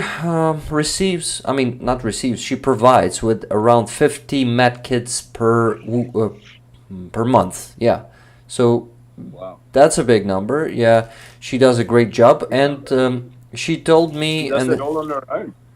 yeah, just on her own, together with her husband, and now with us, Rollers, we try to send her $300 every week. But, you know, guys, it's just for 1.5 medkits, because one medkit is approximately $200. So it's still, we could have done a better job if we had hundreds of thousands of people here. So this is why we need to widen our audience. We gotta make it bigger. We, for this, collaborating with all the supporters of Ukraine, other channels, projects and funds like you guys is essential, because only when we are united, only when we are letting each other know about each other, spreading the word, only then we can make it more efficient, we can make it bigger, we can make more support for the defense forces of Ukraine. I personally am happy that my community is showing some insane results for the last few months. I mean, of course, some famous funds and volunteers like Sternenko, you guys probably know him, when they provide hundreds of FPV drones every day for the army, well, you gotta grow to that, and you gotta work hard for that. And this is actually the part of the work, meeting new people. Guys, I'm meeting only amazing people, because this kind of activity attracts only good people, only best people. So Thank you for being among those best people. I'm so happy to meet you. So happy to see you here, and I'm so happy. Yeah, навзаєм. I like this word. I see you're learning Ukrainian a lot, Pete. That's cool. Вчора я був британцем, сьогодні я українець. Oh, Hey. Yesterday I was British, today I'm Ukrainian. yes. Don't forget British Ukrainian. Well, So- He actually has the T-shirt saying "I'm Ukrainian. What's your superpower?" He has the official T-shirt, so he is Ukrainian right now. Well, Rick, I remember you were giving a very specific number earlier. What would be your number right now if you were to give that percentage? The percentage, but that was for Greg Terry. I Yeah, still that's need right, to do the research on Pete. Just give me a 5 to 10 minutes, okay?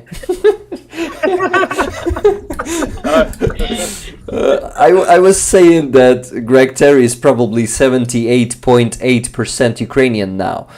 How did I do that? Well, I have a secret that I won't share. How much borscht does he eat? Well, I think I don't know. Every time we meet here in Kyiv, we go to the sushi place. Well, actually, not. It's a Asian food place, and he always has a ramen there. So I'm not sure how much borscht he eats, but he is becoming more and more Ukrainian because. If it helps Pete, Halyna and I and our team did get him a Vishivanka for his birthday. Awesome, Thank you. guys. Beautiful. Talking about Vishivanka, let me do some undressing here. Thank you. I have one under my shirt. What reveal again? We gotta Merchandise. Oh, yeah. we gotta keep it at least PG-13 for YouTube, Rick. We'll do it.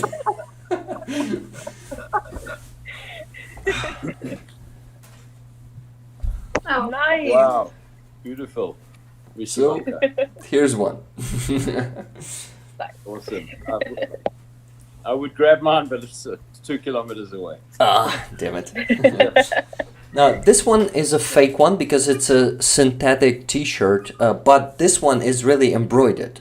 I mean, it should be like the real one when it is made out of lon. Halyna, do you know the word for lon? Okay, that's a fabric, guys. Just a second. I am gonna go to translator and translate this word. In Ukrainian, it's lon. And in English, it is linen. So simple. Yeah. Oh, listen. It should be made out of linen, I think, the original one. And yeah, I've bought myself, but I'm keeping it. I'm not showing it on the stream. I've bought it 2 weeks ago. Not showing it on the stream for the Vyshivanka day, you know. I plan to live until that and be showing it then. Though I'm not in danger as you, Pete. Not in such a danger, but in Ukraine you never know. Rocket can hit you any second, anywhere. So anyway. Joking about deaths is helping. It helps us, you know, get through all of this shit. Do you joke about deaths a lot, Pete? Sorry for the tough question. I'm just trying to remember the jokes. A lot of the jokes are in Ukrainian. It's how many. When you come back from a mission, it's how many mortars did you eat, or did you have a helicopter rocket breakfast, or a grad lunch, these kinds of things. Yeah, and the closer you come to death, the more of a salute you get when you come off the front. Yeah, so we do joke about it. Yeah. Yeah. And and it's something along the lines of how many toilet rolls did you use today? You know. Yeah. Yeah. Knowing their love of toilets, I hope that the orcs don't steal any of the toilet paper. So funny you say that. My commander sent me to his apartment the other day to get a toilet. And there's a video of me walking out the apartment with the toilet down the stairs You into the stole car. the commander's toilet. Yeah, his apartment is under construction, and it halted when the war started. So we stole his toilet. And it's And now, in my it's a roll of paper in backstage, always back in his bag. Yeah. yeah, And in here we see this roll. Yeah. That's so true. There's an elastic above each of the Kazivac vehicles, and it's got a toilet roll hanging on it. And when I'm driving down the road evacuating somebody, there's a toilet roll always hovering in the camera, and we use it for mopping up blood, but it's always there, and it looks very funny. Nice. So here goes the jokes about shitting yourself on the front line. Yeah. Yes. We always have our toilet paper handy. Oh, guys, I love to have fun here. And with you, it's a lot of fun. Thank you for making it so cool. Okay, so I was mentioning donations, actually. Yeah, so then Annette G sent $25 for whatever it's needed the most. Thank you very much, Annette. Then Katie S sent 2 times $25. First was feel bad about the Mavic, a little extra for it since you need more. Thank you very much. And $25 for the truck, which I really hope we close. I followed Roman's sister on Twitter. Just now gotta go to notification to see the full text. Yeah. On Twitter, and donated to her too. Amazing. Thanks for all you do building a community of those who serve and support. Thank you very much for these kind words. And for the donation, once again, $32.06 from Julia F. Please put towards drone for Karpatska Sich Battalion. Monobank transfer doesn't went through, I think. Next one is from Tracy Oceanfire to Halyna Fund from Tracy Oceanfire, $57.77. Thank you. Thank you very much for all your donations, guys. But we are pretty far from our goal today yet, I think, because the goal on the stream has risen up to $1,500. Like a month or 2 months ago, I remember, but we've never failed to, reach that one and exceed it also. So please do what you usually do, and let's reach it. Thank you. I will count how much we have raised for now to tell you how far we are from the goal. So then Marco R sent $10.27. Slava Ukraini. Victory to Ukraine. Thank you very much. Heroям Slava. Yes. And what? That's it, guys. I can get back to questions. And I'm sending you $25 right now too, man. Awesome. Thank you, Secai. So, guys, also I wanted to mention once again that in 22 minutes, we're going to be in 21 already. We're going to be auctioning this original Azov patch from one of the Azovstal defenders. This one is pretty valuable, as you know, and you got to fight hard for this one because all the money will go to the fundraisers. And we need to close the pickup truck for Matvey because he already found the pickup truck. He just needs to to gather all the money, and I'm sure we're gonna do it today. You guys are full of surprises. I got $25 from you, Secular Secai. Thank you very much, and I don't know what. Glory to nation. Yeah, that's it. So, more questions. One more from Armand. Let's go. What was the worst of frightening experience Pete had while being in Ukraine? A good question. Yeah, that one is always at the top of my list. That one's on the tip of my tongue. It's a readily available answer. Getting attacked by 5 cluster Grad missiles within the space of about a minute and a half. We were in the forest, Serebrensky forest, in the Crimea forest. We were there for a year, and continually for 1 year. It started out with myself and Tatiana. Tatiana's from Northampton in England, Tatiana Millard. And she came out, she started a project with me, this project, Project Konstantin. We went feeding her villages around Bakhmut, and she was so dependable and so brave, because we went evacuating civilians in Bakhmut when Bakhmut was about to fall. Anyway, I remembered her bravery and invited her to be with me. And we were in the forest. We were already there for a couple of months. We were driving in the main route in and out of the forest.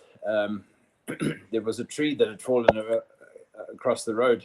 Myself and my friend Nico, who was with me. Tatiana was, a few minutes before this, we were driving down the road. Tatiana got out the car. She went into the bunker of one of the local brigades.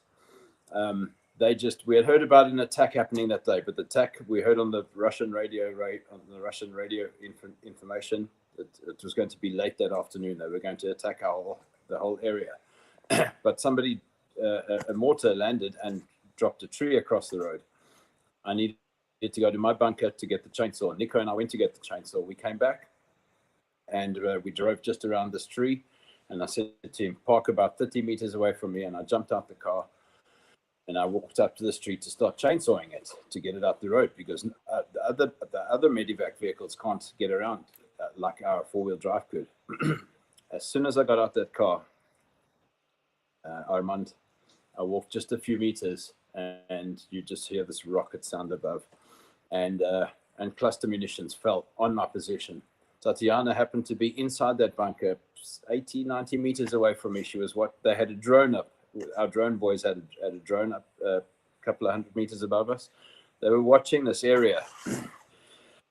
And these grenades, the bomblets, started falling, and it was like a machine gun firing continually for a minute, maybe a minute and a half, because the Grad missiles just kept coming and kept on releasing these bombs. All I could do was kiss the ground where I was. So I was in the main road, which is a clear channel. It's through the forest. There's a clear channel of trees, maybe 50 meters wide. And I had no time to move anywhere. I kissed the dirt. I lay down to go meet Jesus. I put my fingers in my ears, and I opened my mouth. It's this technique that they teach you when there's bombs exploding nearby, so that your station tube, your eardrums don't burst. And I lay on that ground, on that spot, in the middle of that road for close to a minute. And while grenade after grenade after grenade went off all around me, I could feel the shrapnel hitting the ground next to my face. The sand, the whole forest is made out of sea sand. The sand was kicking up into my eyes. It was hitting me in my ears. I could hear the thuds of the shrapnel hitting all around me. And all I could do was scream, the Lord is my refuge. The Lord is my refuge. The Lord is my refuge. It's part of the Psalm 91, part of the Archangel Michael prayer. The Lord is my refuge, and I was screaming this at the top of my lungs. And I couldn't get, every time I thought, okay, it's finished, I'm going to stand up, another one. And it was endless. I thought I was never going to get out of there. And by this, I mean, I'm halfway through this attack, and I'm convinced that one of my limbs must be gone already. Because it was so loud, my body was rocking left and right from the explosions, from the shockwaves. It was unreal. I don't think how I ever got out of that. There's only one reason. It's the good Lord above. After about a minute, when it was over, I stood up and I ran. I sprinted. I left the chainsaw, I left my rifle, and I sprinted for this bunker. But I couldn't see my way. And at the same time, I'm screaming for Nico, because I couldn't see where he was. There was dust everywhere. I couldn't see a meter in front of me. There were leaves and debris still falling from the trees. There were craters everywhere around where I had been lying. And I managed to get to this bunker, and I got inside.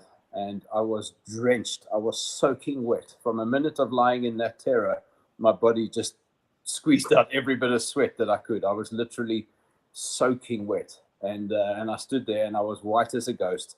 And then Tatiana emerged and he said, "My God, you survived that!" And they all came out to see me, and it was unbelievable. Can you imagine? You get that when the police come across a murder scene, you get the body and they paint white tape around the body. So where my body was lying in the road, there were craters everywhere around my body, but just not where I was. It was something. It was the scariest thing that I've ever been through, and I think could ever go through. 200, 300 odd bomblets exploded all around me for more than a minute, and I was the only thing untouched. Yeah, that was my scariest moment, Armand. Are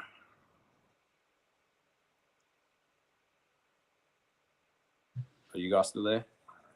Yeah. We're literally speechless. Yeah. Yeah. I was saying something, but I was on mute. That's a powerful story. Yeah, man. I was on mute too. You couldn't hear me. Okay. Yeah, I got you. It was very silent here. I wanted to make sure that only you were audible. I went on mute and I forgot. Thank you. No, that exactly that. Man, I'm really glad you came out of that, because that would be a terrifying experience for any human to go through. I would like to say that 2 months ago we had a very bad experience with roads in the forest, and our vehicles could be used 2 hours and broken. And guys who were in the forest, they just put another car, take it another car. And part of our donators, our partners, they said, just don't go to the forest. Leave it. Just don't go. And this for Western people it can be because we can repair our cars every day. 2-3 cars like for one day it can be used 2 hours, 3 hours they are broken, and we have to repair too quickly to bring parts from all the Ukraine, from Europe, and it's too costly. And our partners say, just go. Can you imagine after this experience, all what Pete saw? It's just go away. Soldiers there in the same situations, and if we live, what will be with people who are in the same situations every day? Yeah. And, we can't stop. It can't stop. No. We can, because after such experience, we understand that when people are in the ground, when they are do this and just wait, will they be alive or not? They have to have some hope that somebody will come, take them, and bring to hospital in any way. Yeah. That's part of it. Thank you for saying that, Galina. Can I expand on that quickly for 1 Of course. minute or two? Part of our mission statement is providing experienced medics and an evacuation service just off the zero line, so that our brothers out there know that there's somebody there always coming to get them, no matter what happens to them. And we've been through thousands and thousands and thousands and thousands of dollars maintaining our vehicles, but we will not give up. I've used money. I'm not pulling on people's heartstrings now. I'm telling you the cold hard facts of war. I've used money that I'm supposed to pay to my daughter's maintenance in England. My daughter's the reason I came here. When I saw children on TV being murdered in Ukraine, it kicked in my protective police instinct and my fatherly protective instincts to come and help other parents from not having to endure that pain. So I've literally taken money that I'm supposed to send home for maintenance and used that to repair my vehicle. I've taken my ZSU salary, and I joined the army 2 months ago. But Project Konstantin and our volunteers are right here. We continue as we were before. Nothing's changed. To maintain our vehicles, we spent 1,200 British pounds 2 weeks ago to replace our Toyota gearbox. Our vehicles go in and out of that forest. And as Galina said, we could be there for 2 hours. We could be there for 2 days. Every time a vehicle comes out of that forest, there is an expensive repair waiting to happen. And it's either from shrapnel or it's from wear and tear. The roads in there are catastrophic. The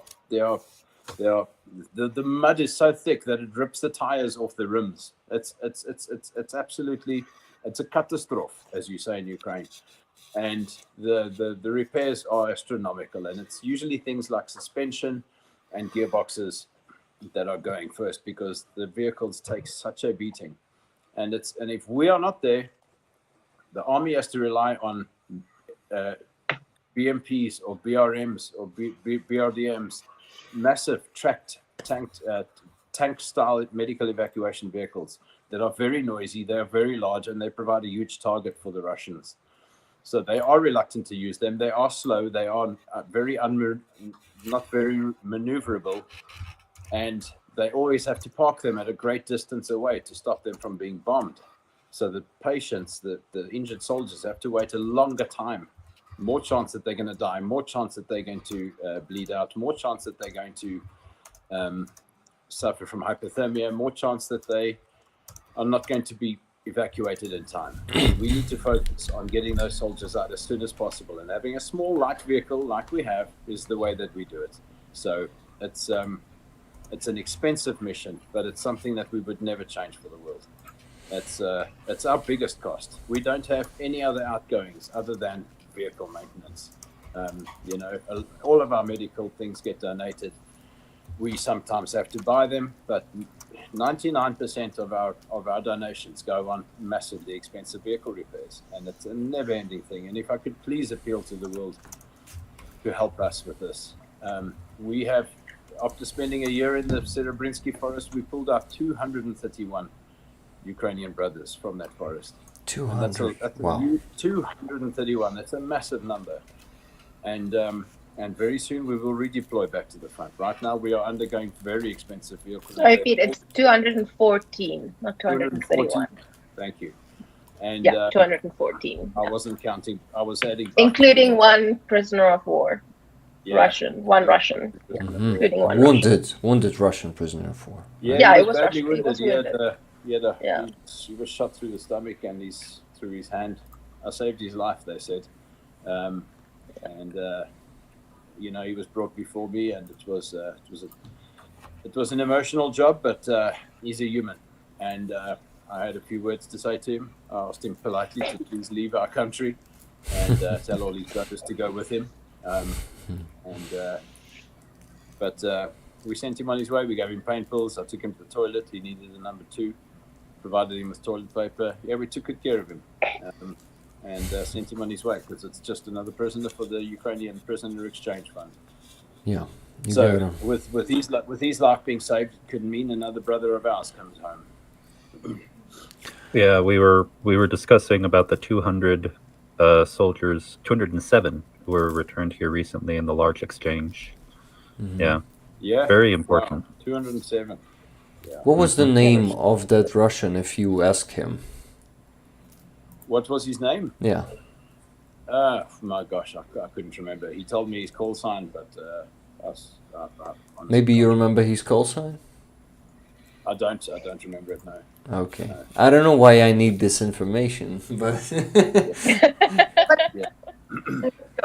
What, Halyna? We have photos and video. Mm-hmm. Yeah. On your channel, or is it like private information? It's on our channel. No, we posted it, but his face is blurred to fit in with the Geneva Conventions. Mm-hmm. Yeah. Cool, guys. Yeah. Can you please send me the link? We'll share it in the chat. Yeah, I will.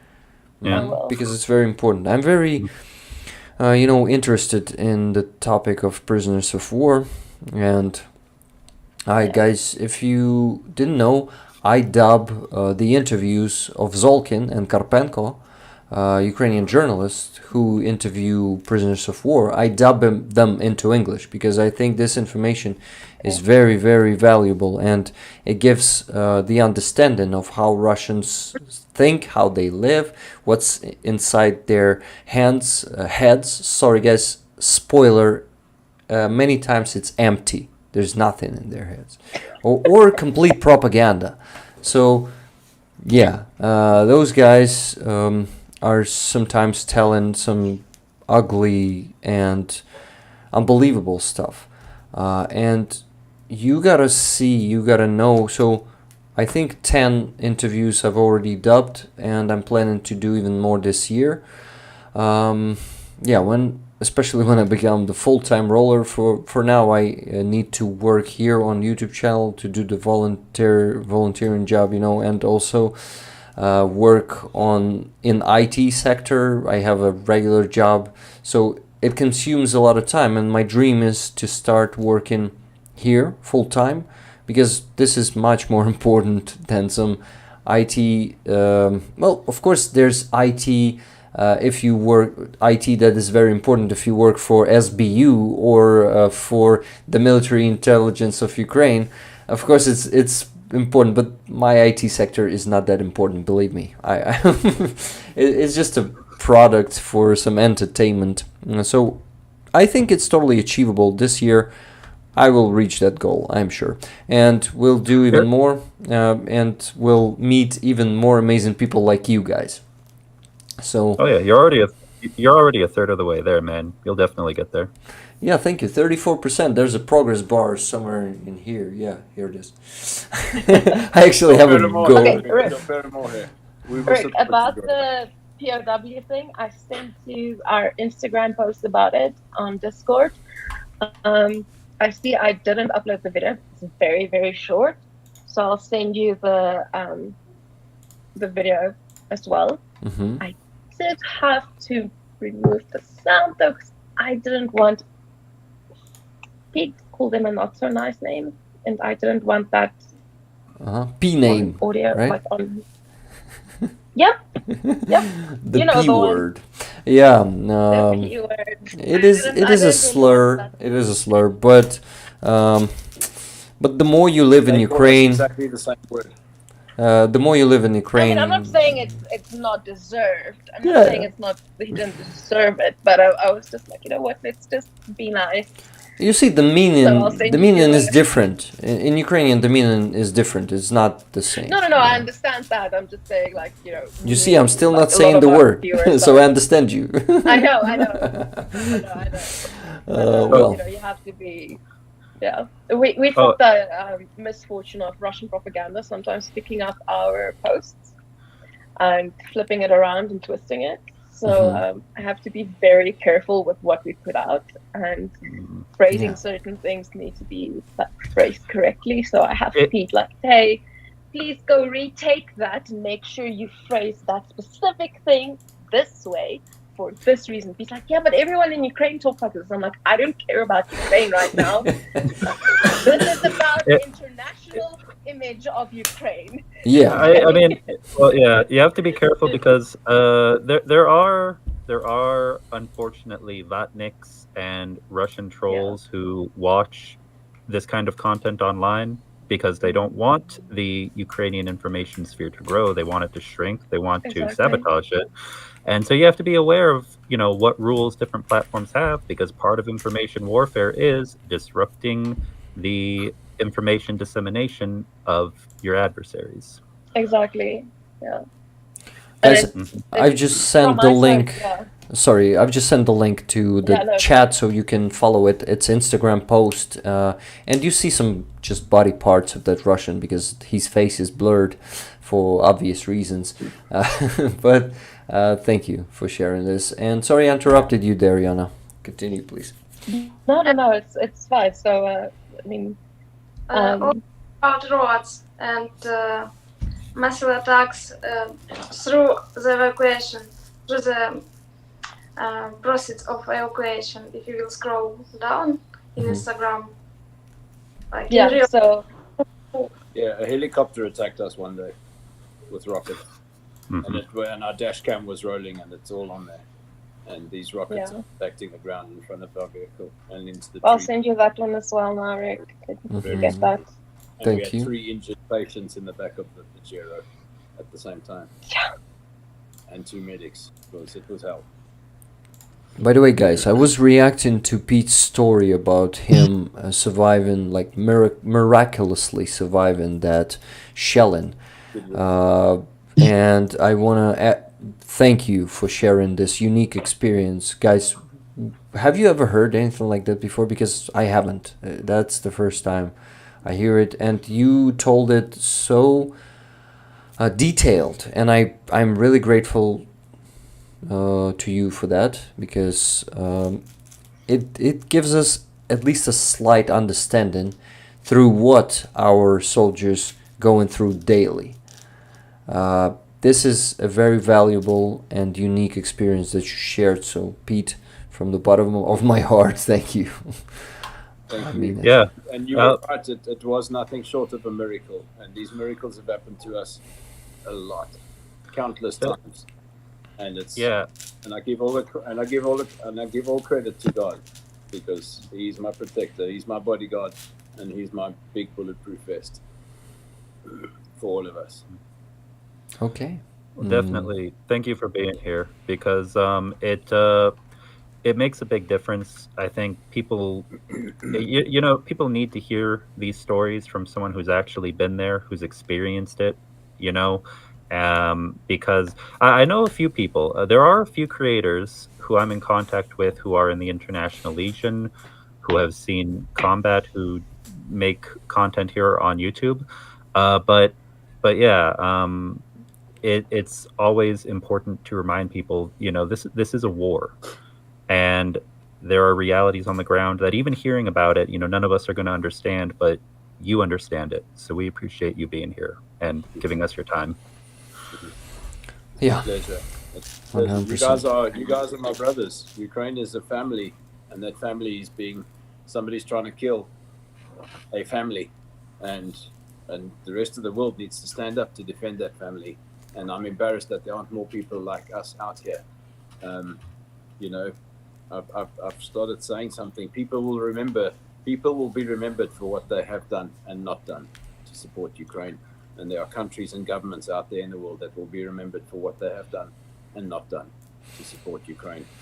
Yeah. Ukraine needs every bit of help it can get. They are genocidal maniacs, hell-bent on crushing Ukraine and crushing Ukrainian culture. There's nothing other than evil on the other side of that line. And we need to stand together. And I'm so pleased to be here tonight, because we need to unite.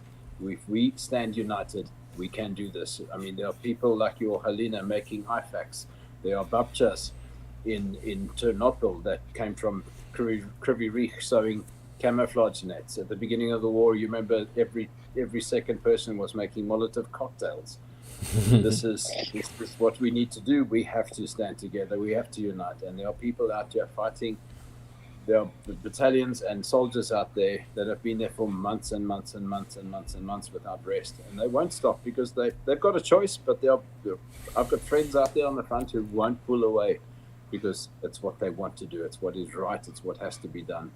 And if any of us gives up, if people don't want to donate, or people don't want to give to Ukraine, we will suffer. Ukraine will suffer. We need to stand behind Ukraine. And Ukraine already suffers, guys. We don't have the ammunition. There are no shells, no mortars. We have nothing to shoot them with except for FPV drones. That's our only hope. And yeah, seeing how U.S. Congress acts these days. I see your smile, Yana. I see it. That's a fucking joke. I agree. Using Ukraine, I'm gonna excuse my French. Yeah, please rant. Please rant, my friend. Yeah, let me rant. Here we go. The West is using Ukraine as a testing ground for their new Gucci weapons, and they are drip feeding us weapons while they profiteer like mad off this war. They are profiteering and drip feeding us weapons. They're using us to slowly weaken Russia so that they can come in one day in the future and go, all right, Russia, finally, we will have you. And Ukrainian families are dying. Children and fathers and husbands are dying. Cities and large swaths of Ukraine are being blasted to hell, because the West is just going, we'll just let Ukraine fight this war for us. Please, man, you've surely got to have a conscience. You know how many friends we've lost? You know how many people are dead? Do you know how many Ukrainian thousands of children, tens of thousands of children are lost in Russia? Yeah. God knows what those kids are going through on a day-to-day basis. This is absolutely shocking and disgusting. Ukraine is being drip-fed weapons. We've had wounded soldiers out there that we couldn't evacuate because the artillery won't fire on that position to chase the Russians away, because it's not a target. There's not enough of them huddled there. So our Drexotic, our wounded, is lying in one position. There's 20 soldiers sitting, Russians watching him, and we can't get him out because they can't fire on him because they don't have enough ammunition. Yeah. It's appalling. It's absolutely appalling. Yeah. No need to apologize at all, because you're speaking the truth. I mean, I'll take it a step further with your French. It's mad, fucking mad. Amen. So true. And Thank you for this speech. I love them. I love them, Pete. And every time you wanna hold yourself, don't hold yourself. Thank you. Just don't use that P word here. I mean, I use it sometimes. But I just trying to be careful, because my channel is so easy to be blocked, to be honest, because there's such a there's a lot of truth in here. World doesn't love the truth. Social media doesn't love the truth. They want to blur everything. They want to censor everything. Fuck them. We're gonna do it. We're gonna tell the truth. Rick, to give you an example of like what I was saying with like how easily Russian propaganda picks something up and runs with it. Last year during the Ria Pizza bombing, okay, in Kramatorsk, Pete and the team were there. They were like, we had 2 medics in the forest and the rest were at the base. And Pete was in town nearby. He rushed out because usually if the town we're in is being struck, whoever is not in the forest rushes out to see if we can help. Okay? Pete was there, so that help was needed. He lifted, there was a soldier there who was under a slab of concrete. Pete tried to get him out under the concrete. He sent a video to our group, okay, and said, there's a soldier trapped under this rubble. He also sent to the medics who were still at our base and said, get more stretchers, get more supplies. The guys here, like the first responders, don't have enough stretchers. Come here, bring stretchers, bring the stuff so that we can get these people out of here. Okay. That video was uploaded, okay, and that got picked up by Russians. And if you remember, with that attack, Russia said no, but that was a valid military target because NATO soldiers were meeting there. And they took the part where Pete said there's soldiers under this rubble, and they ran with it and said, no, this is proof. Okay. So I said, okay, cool. We're not responding anything. We're waiting until Friday before we put out a statement. By then, the SBU had arrested the guy who leaked the location or who sent out the coordinates to have that place attacked. He found out more information about the whole thing. And I asked Pete about like what actually happened there. He said there was a soldier trapped there, but the rest of the place, there were kids there, there were women there were children there. But they took that little snippet of Pete saying there's a soldier trapped under this rubble, and they ran with it and said this is justification for what happened here. They said it was a military target. Yeah, and that is like with whatever we do, you know. And Pete gets annoyed with me, okay, because I'm so pedantic with every single thing that I do, because I'm like, we can't say this, okay, but it's so, and it's like kind of you have to play like four-dimensional chess, because you kind of have to be, you're like, how is this going to be picked up? Because I know like people who support Ukraine, they're gonna understand what's going on here, you know. But you kind of have to be prepared for like, how is this going to play out in the information warfare? Yeah, you're right. Yeah. And I just wanted to ask you to repeat the place that it happened. Ria Pizza in Kramatorsk. Uh-huh. So guys, my friends, Yeah. Frankie and Cohen, they are from Netherlands. They are volunteers who are driving around the deoccupied territories, and they feed people for free. They have a food truck. They make French fries and frikandel and different snacks and Dutch snacks, and they are amazing. Very kind people. We were also making streams together with them. We are meeting here every time they're in Ukraine. We're meeting, we're talking. They are helping Ukraine a lot. They bring attention to Ukraine. They started their own show in Netherlands, which is unfortunately has too small amount of views. I would love, because they do it professionally. They, by the way, guys, they are restarting the show. Thank you for 25 coffees, voila. Okay, yeah, they're restarting the show. That's an announcement. And Frankie called me yesterday and asked me if I'm in. I said I'm definitely in. So they were in that pizzeria. They were in Ria Pizza. They were sitting in the inside, not on the outside. How do you call it? Okay, but they were inside. They were having a dinner, and Frankie was telling the story how he actually put 500 hryvnias as a tip and said that's a lucky day of that girl, of that waiter, and that waiter, it wasn't her lucky day. She died in that rocket strike. And they miraculously survived. The table next to them, people died. They survived that. I was so happy that day when I saw them alive and almost unharmed. They had a couple of scratches, Frankie on his hand and Kuhn just a scratch on his head.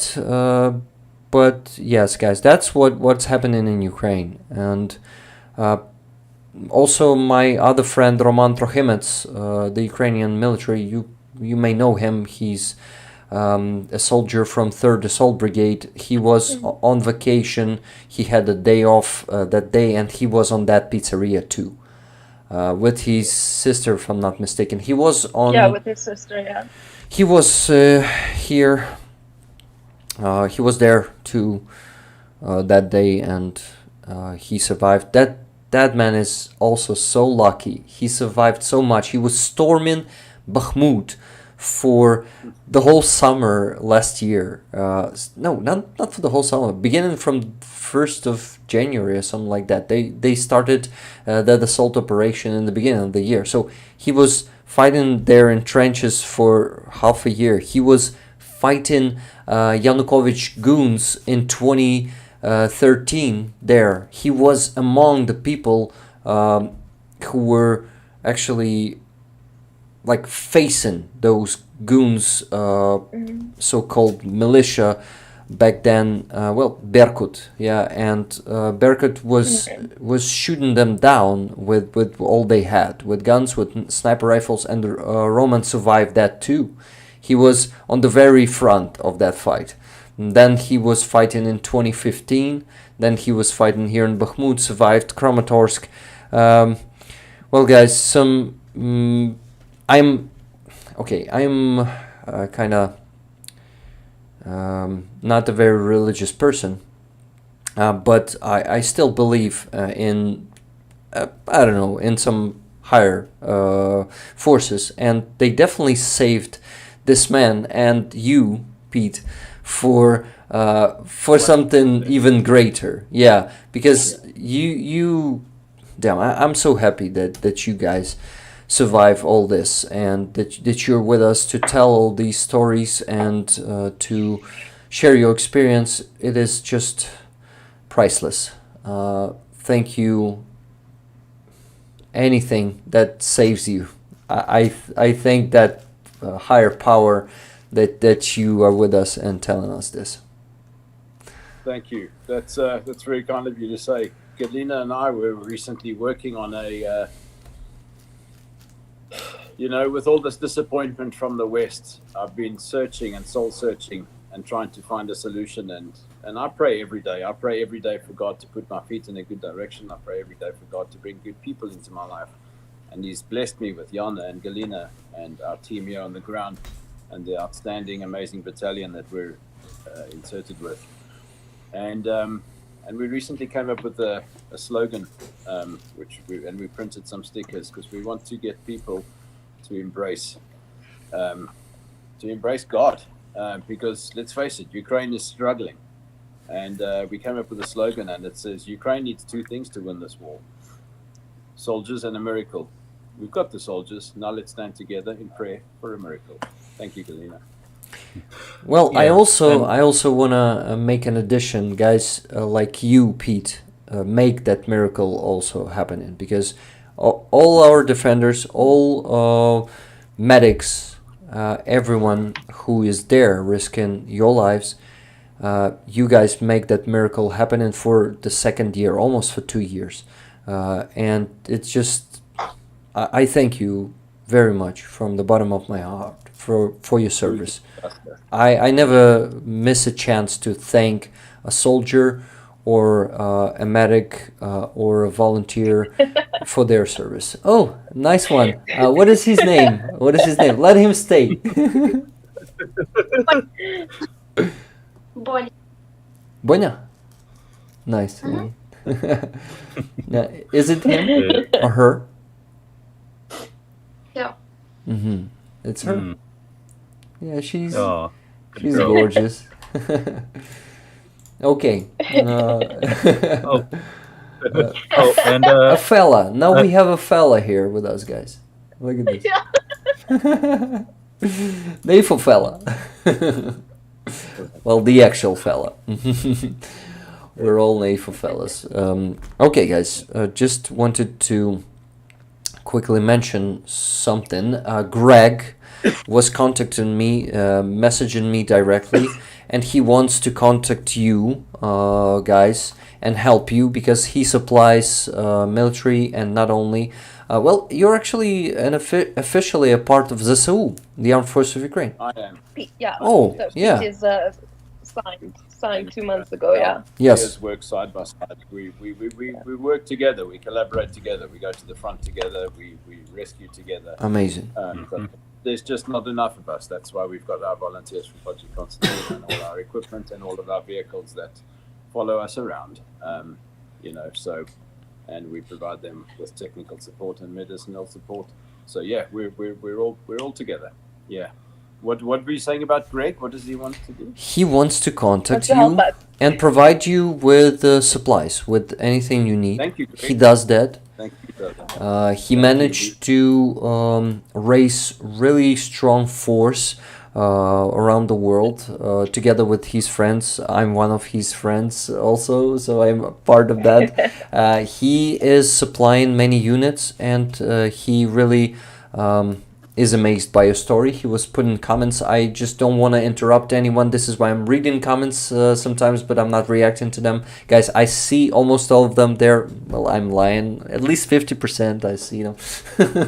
But I get so absorbed in our conversation sometimes I realize, oh shit, I need to be looking at this too. yeah. You tell some amazing stories, and sometimes I lose sense of time or attention to the chat. So yeah, that happens. But yes, I will definitely contact to you guys. Let's create maybe a group chat for 3, 4 of us, 5 of us. Yeah, we can do it for 5 of us. And you'll discuss everything there with Greg. Let's do it on WhatsApp if you're on WhatsApp. Yana, please send me your number and Pete's number. And yeah, maybe just your number. I'll start that chat and you'll then add, I'll add add the them, guys. Yeah. Awesome, guys. Yeah. Also, Pete, is it going to be Facebook, Instagram, WhatsApp? What's going to be the best way for me to get a hold of you about the anti-drone gun? WhatsApp or Signal, please. Yeah. Mm-hmm. Okay. Yeah, let's do perfect. that one. All All right, sounds good. I'll get in touch with you after the stream. Thank you, brother. Thank you, much appreciated. Amazing. Yeah, some new contacts are growing just here, and I really. This is like Christmas, I'm telling you. It's like Christmas. Oh, Can I mention two organizations quickly? of course. Am I allowed to? Am I allowed to? You are, yes, anything. Just Galina's been Galina and Yana. I refer to them as our online angels. Galina manages a lot. Yana manages a staggering amount. Managing our online profile is what they do, and Galina does a lot of admin as my co-director, and there is a lot. You know, we're a funneling point. If people want to bring in equipment or vehicles, we're a registered charity in Ukraine, and because we're a registered charity, we are able to bring equipment hassle-free, bureaucracy-free, cost-free through the borders of Ukraine to the front lines, and we are well placed to identify where these products need to be and who needs them the most, because we're out there, we're on the front lines. But recently, Galina's charity that she works for, I think is it called Metanoia Ukraine? Metanoia, yeah. Metanoia was they donated 135 IFACs to us, and it's a husband and wife team, and we were so blown away by the generosity, and I really want to thank them, and thank you, Halyna, for bringing them along. And there's also one person more I want to mention. There is a video, there's a documentary being made about Ukraine. It's called Ukraine Under Fire. Ukraine Under Fire. There's an American journalist, a very good friend of mine called Jordan Campbell. His production company is called Ramro Global. But if you Google or YouTube Ukraine Under Fire, it's a shocking documentary about this Russian aggression in Ukraine. And it's about the civilians, and it's about medics, and it's about humanitarians banding together, people like us coming together to support Ukraine. And it will be released in a few months, but please check it out. And when it comes out, Jordan's done productions in the past that have gone on Netflix and film festivals around the world. So he knows what he's doing.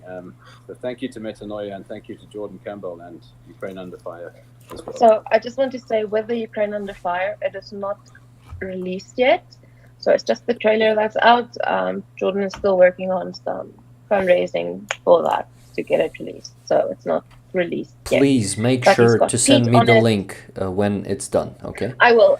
And he's got Pete on there, and also Olga Butko. Is that her surname?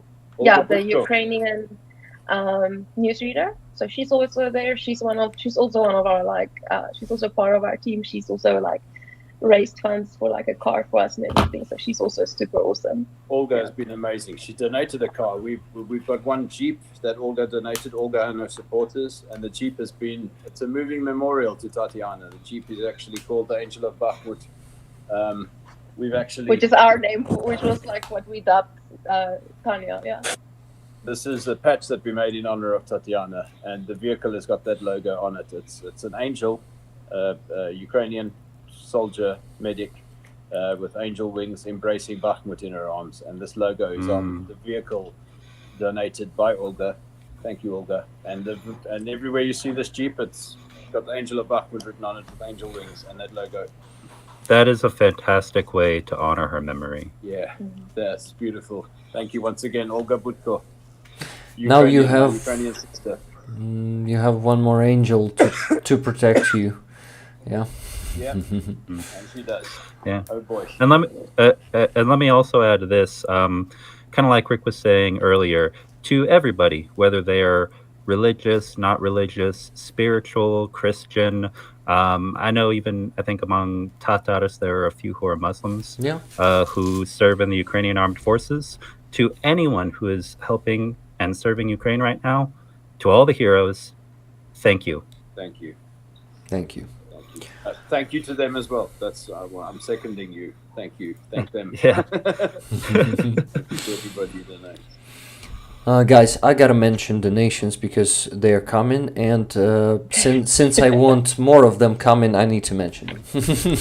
Just a second, because they stopped about 20 minutes ago, and we needed to start the auction for the patch 25 minutes ago, but still haven't. So we gotta start it. We'll keep talking. I'll ask you, Secai, if you'll be kind to monitor the chat for the bids, okay? And I will share my background with the guys here for them to know me better and my experience. I think it might be good for everyone who is here for the first time today on the stream too, because we constantly gotta repeat stories if we want to reach more audiences.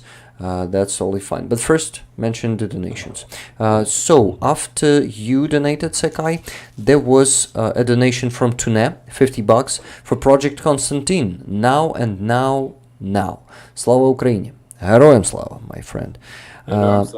Learned. Okay, so this is not the end of the message, because Tourniquet said, learned the noun thing from Armand. Yeah, so is it the Afrikaner thing? Now and now? Oh yeah, so we've got a joke thing in South Africa where we've got now, just now, and now, and so we will be like, yeah, I'll do it now, but it doesn't mean we'll actually do it now, you know. And we can't really explain to someone, but like as a South African, you just know that just now means something different to now, and then now means something different. And as a South African, you just know it, but you can't explain it. So you can't explain it to me now. For me, now means now in the present. Now means shortly, maybe 5 or 10 minutes. Just now means I'll get to it within an hour. Okay. That's how I would explain it. It's kind of like that, yeah. I need to go and the thing is, like, for different people, it means different things. But like, and it's like, the interesting thing is, like, you've got it in English, and then in Afrikaans we've got it differently as well. So we've got nou, which is now, net nou, which is like just now, and then we've got no, which is now. Yeah. And in Afrikaans, it's kind of like flipped around differently. So the now and just now is different. Wow. So it's always like really weird and confusing. So our time is like a bit timing for South Africans. It's like it's open to interpretation for us, really. That's cool. I would love to understand that someday. Okay, guys. So I see the first bid. It's $225 from K-Bell. So, guys, the rule is next. You gotta place the words "I bid" before you bid the money. So you gotta say "I bid $250," just like Paul Good Deberitz said. So we have a bid from Paul Good Deberitz, and the bid from Biker Horst is not in the account because Paul was first. I see 265. We're already from K-Bell. Yep, that's our top so far. Here's the thing that we're auctioning for. I remind you guys, I think this could go at least for $1,000. So let's go. Let's make it hot.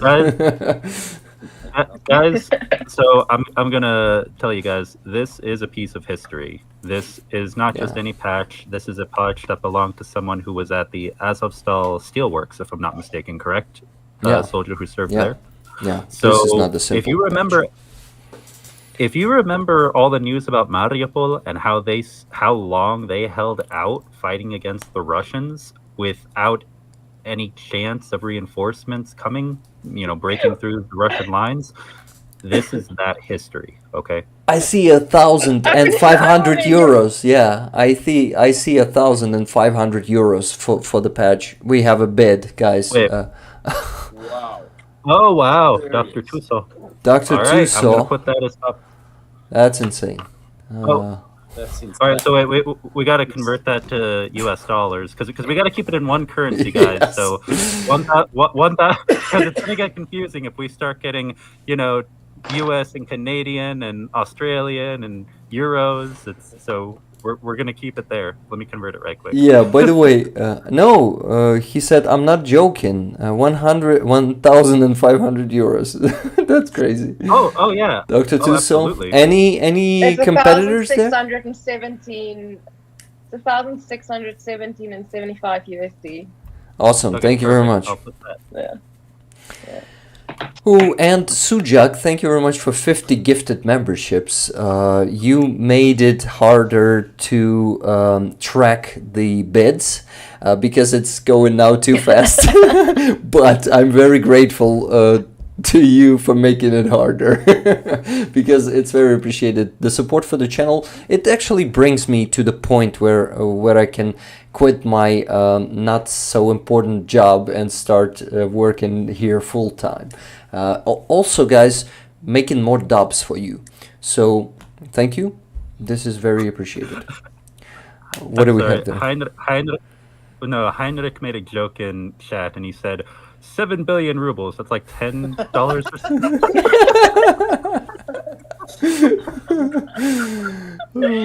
2 potatoes.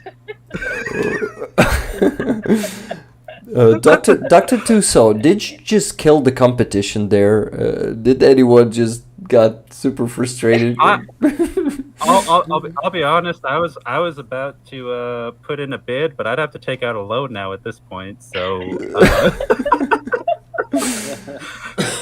but that's pretty impressive, guys. Is there anyone? Bjorn, are you lurking in chat? Are you interested in a piece of history? Anyone here interested? Current top bid is $1,617.75. Yep. Insane. Wow. If I could afford it, I would bid $2,000 right now because that is a powerful piece of history. That is, Azov, the Russians shit themselves when Azov is coming into, when Azov is entering the positions, when Azov comes to position themselves on a section of Frontline, the Russians bring everything they can to bear because they know that death is around the corner. They know that certain death and terror awaits them because Azov shows no mercy. Azov are the most staunch fighters you will ever come across. Yeah. And they've got a formidable reputation and they fight with everything. They fight to the death. They fight for blood. And they've got a fearful reputation and a fearsome reputation. And it's very well earned because they give it everything. They fight with honor and such courage, man. I mean, these guys are they're the mutts nuts, as we say in England. Mutts nuts. Azov are very fierce fighters, and I haven't done any content on my channel to cover Azov yet. What I find really interesting is out of all of the different units, battalions, regiments fighting for Ukraine, Azov has some of the most interesting and complex history, as a fighting unit. So I find Azov very fascinating. Yeah, me too. Yeah. I'm trying to put it to stand it here somehow for someone. Stick it to your forehead. Get some like press stick and stick it to your forehead. Maybe Give it to me. I'll stick it on my vest here. It can actually hold. I shouldn't be doing that because I don't deserve to wear this patch. So we got another joke from the real Dave Seaman. He says Seaman. He says well, sorry. He said say it already. he said just quickly being a 13-year-old here. Anyway, Dave said, I would love to bid, but I'm not sure I can sell my car at this hour of day. Your wife, Mrs. Seaman would divorce you. Oh my But god. we forgive you, Dave. Well, dude, You can borrow one of my cars, Dave. Go ahead, sell it quick. No, he'll have to pay for the repairs first because it's in the garage. So he'll have to take out a loan to pay for the repairs. Oh. We don't Two have things. anyone to outbid Mr. Tuso. I see for now. Yeah. Oh, and also thank you to Leathercat for becoming a member on Buy Me a Coffee. I just saw that. Yes. I wanted to first mention 5 coffees that were bought before this membership. Leathercat bought 5 coffees and wrote an amazing text, and it goes for all of you guys. So, people like you are so precious and so desperately needed in the world right now. That's why I want to support you and your efforts to help save country and your people from destruction and genocide. Thank you very much, Leathercat. And let Leathercat become a member. Right now, this is all I can afford. This is the message for the membership. But when I am able to give more, I will. I believe in you. I believe in Ukraine, and I want all of Ukraine and her people to be free. We will be, thanks to supporters like you guys. There's no other chance for us to become free, liberated, and whole again territorially. And I think it's just a matter of time and unfortunately lives lost, because with every day we lose hundreds of the best men and women of Ukraine. Free. Yeah. and everyone, like, I think at least 70% of Ukrainian army since 2022 are volunteers, and up to now. And being a volunteer, going to fight against, Secai? I'm sorry. I'll let you finish. I've gotten multiple messages from Lynn and from Travis in chat to ask Pete to check his donations. I guess someone sent you some donations. Yeah. I'm looking at it right now. It is. I am. Oh, okay. Are you shocked? Okay. Are you shocked? What's his name? I don't even know how much it was. If it was 20 or hundreds or I'm just thousands. quickly going to log in. Ooh, I see it. Secai, can you tell me the name? Who's the person who just donated? I don't know who donated. I got a It message. was anonymous, I think. It was anonymous. Yeah. Let me say something to these people who are donating right now. Do you know what your donations literally mean? You are literally helping us. You are literally helping the Ukrainian army to plant our flags back on the town hall of Bakhmut. I know it's destroyed, but just bear with me. You are helping us to plant our flags back on Ukrainian sovereign territory.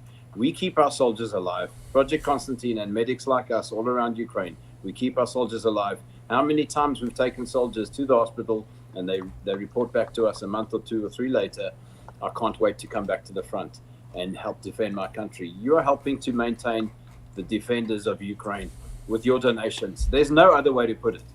Our vehicles are our ammunition. Our vehicles are our soldiers use bullets to defend themselves. Medics use vehicles to get the casualties into the hands of the surgeons. Thank you for helping to let people to let soldiers see their families, to let soldiers see their children. This is exactly what your donations are doing. There's no other way to put it. It's dramatic, yes, but it's the truth. Thank you. What? We had a £5,000 donation. You are shitting. What? No. Are you kidding? Guys, this community is just insane. Yana, did you just say £5,000? Your boss. We have Heroyam Slava.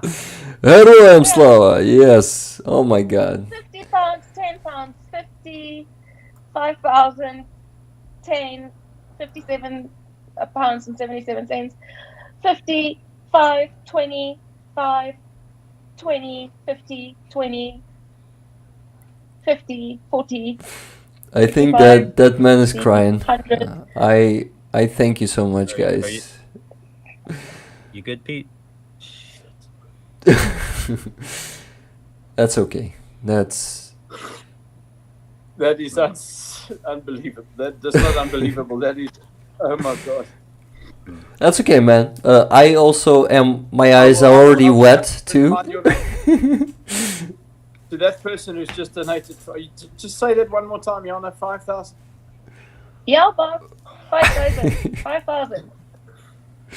You deserve that. remember, You deserve everyone- that, guys, and you deserve even more because you save our soldiers' lives. Thank you so much for your service. Thank you. I'm so happy that we made you cry, Pete. I'm so happy to be honest. It's not Yeah. easy. It's not hard And- to make me cry, but that is.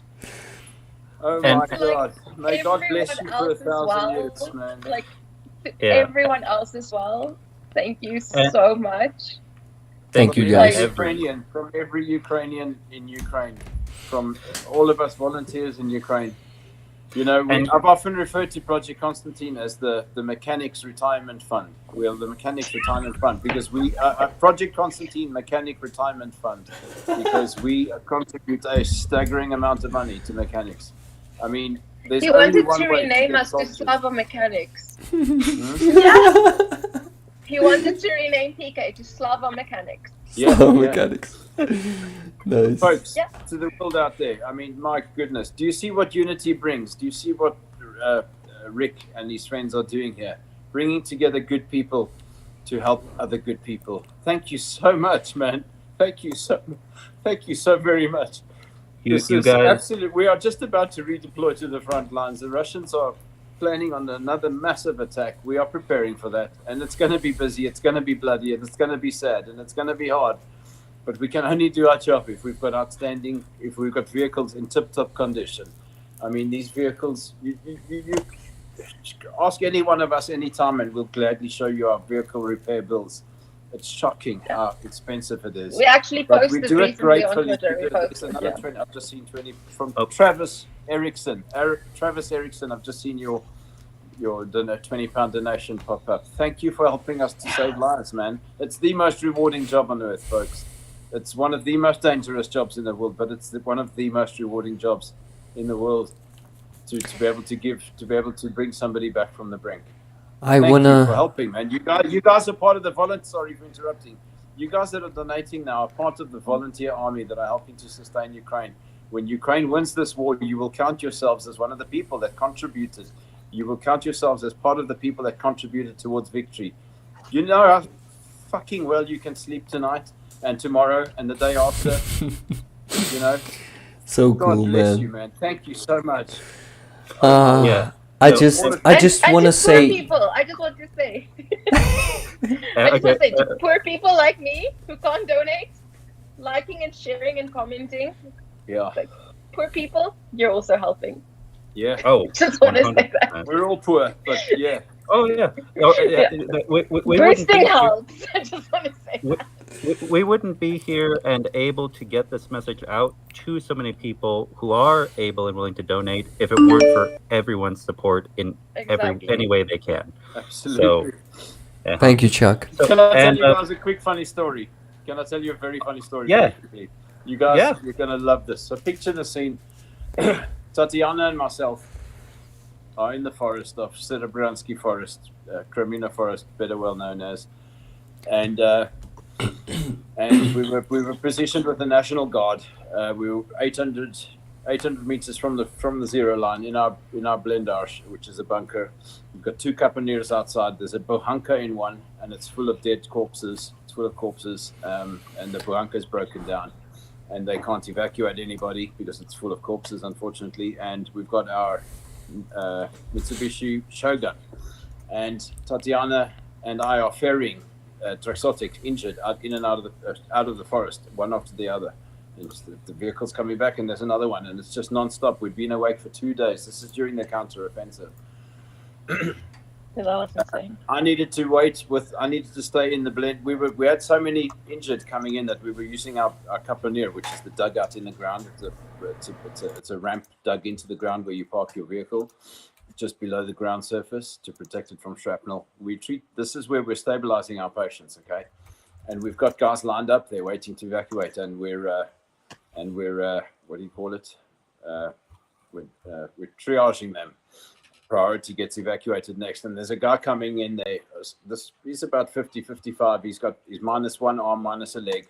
We've got him on a drip, trying to put fluids back in his body. And Tatiana and I are fighting about who's going to be the next one to drive because we are both so tired. Our eyes are falling asleep.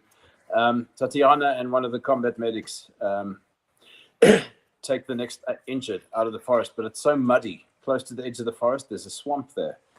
Tatiana and this medic get stuck, and they've got this really badly injured guy in the back. And the car gets stuck, and there's 3 o'clock in the morning. Nobody's there to pull them out. There's no traffic at the time in the morning. Nobody's there to pull them out. So they get out, and they consider walking, but it's a couple of kilometers to the road ambulance. Another car comes along, and they can't pull them out either because it's just not strong enough. So Tatiana opens the back of the car, and just then another car comes along, and is actually able to offer a couple of hands. So they're going to walk this injured guy out. Tatiana opens the back of the car, looks in, and this is quite a stressful environment, you must imagine. And Tatiana opens back and listen, sorry guys, I don't think we need to worry. I think he's dead. He's not moving. The guy turns around and he shouts, and he hasn't said a word for an hour. Okay, this old man is covered in dust, covered in blood, got a drip in his arm, minus a leg, minus an arm. He was quiet when I was treating him in the Caponera an hour before. Tatiana, and all this fuss to try and get him evacuated, looks in the back and says, guys, I don't think he's alive. He's not moving. This guy who's been quiet for an hour angrily retorts, I'm moving. He hasn't said a word for an hour. And right at the point when everybody thinks he's dead and we don't need to bother about carrying him the last 2 kilometers, I'm moving, blood.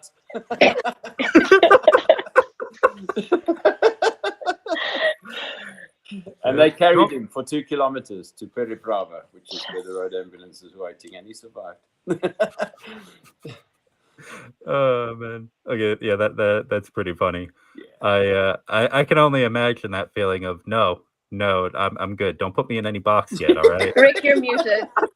I'm Thank you. Thank you to Rachel Falzoni. Thank you, $50. Awesome. Thank you guys so much for donating. For keep donating. Yeah, and I had a request from Heinrich to say Leve Bliksem. Lieve Bliksem. Lieve Bliksem. Lieve Bliksem, Heinrich. Hoe gaan het met broer? Hier kom je bokken, Bliksem. Well, can you translate now, please? Jana? Lieve Bliksem is like, it's like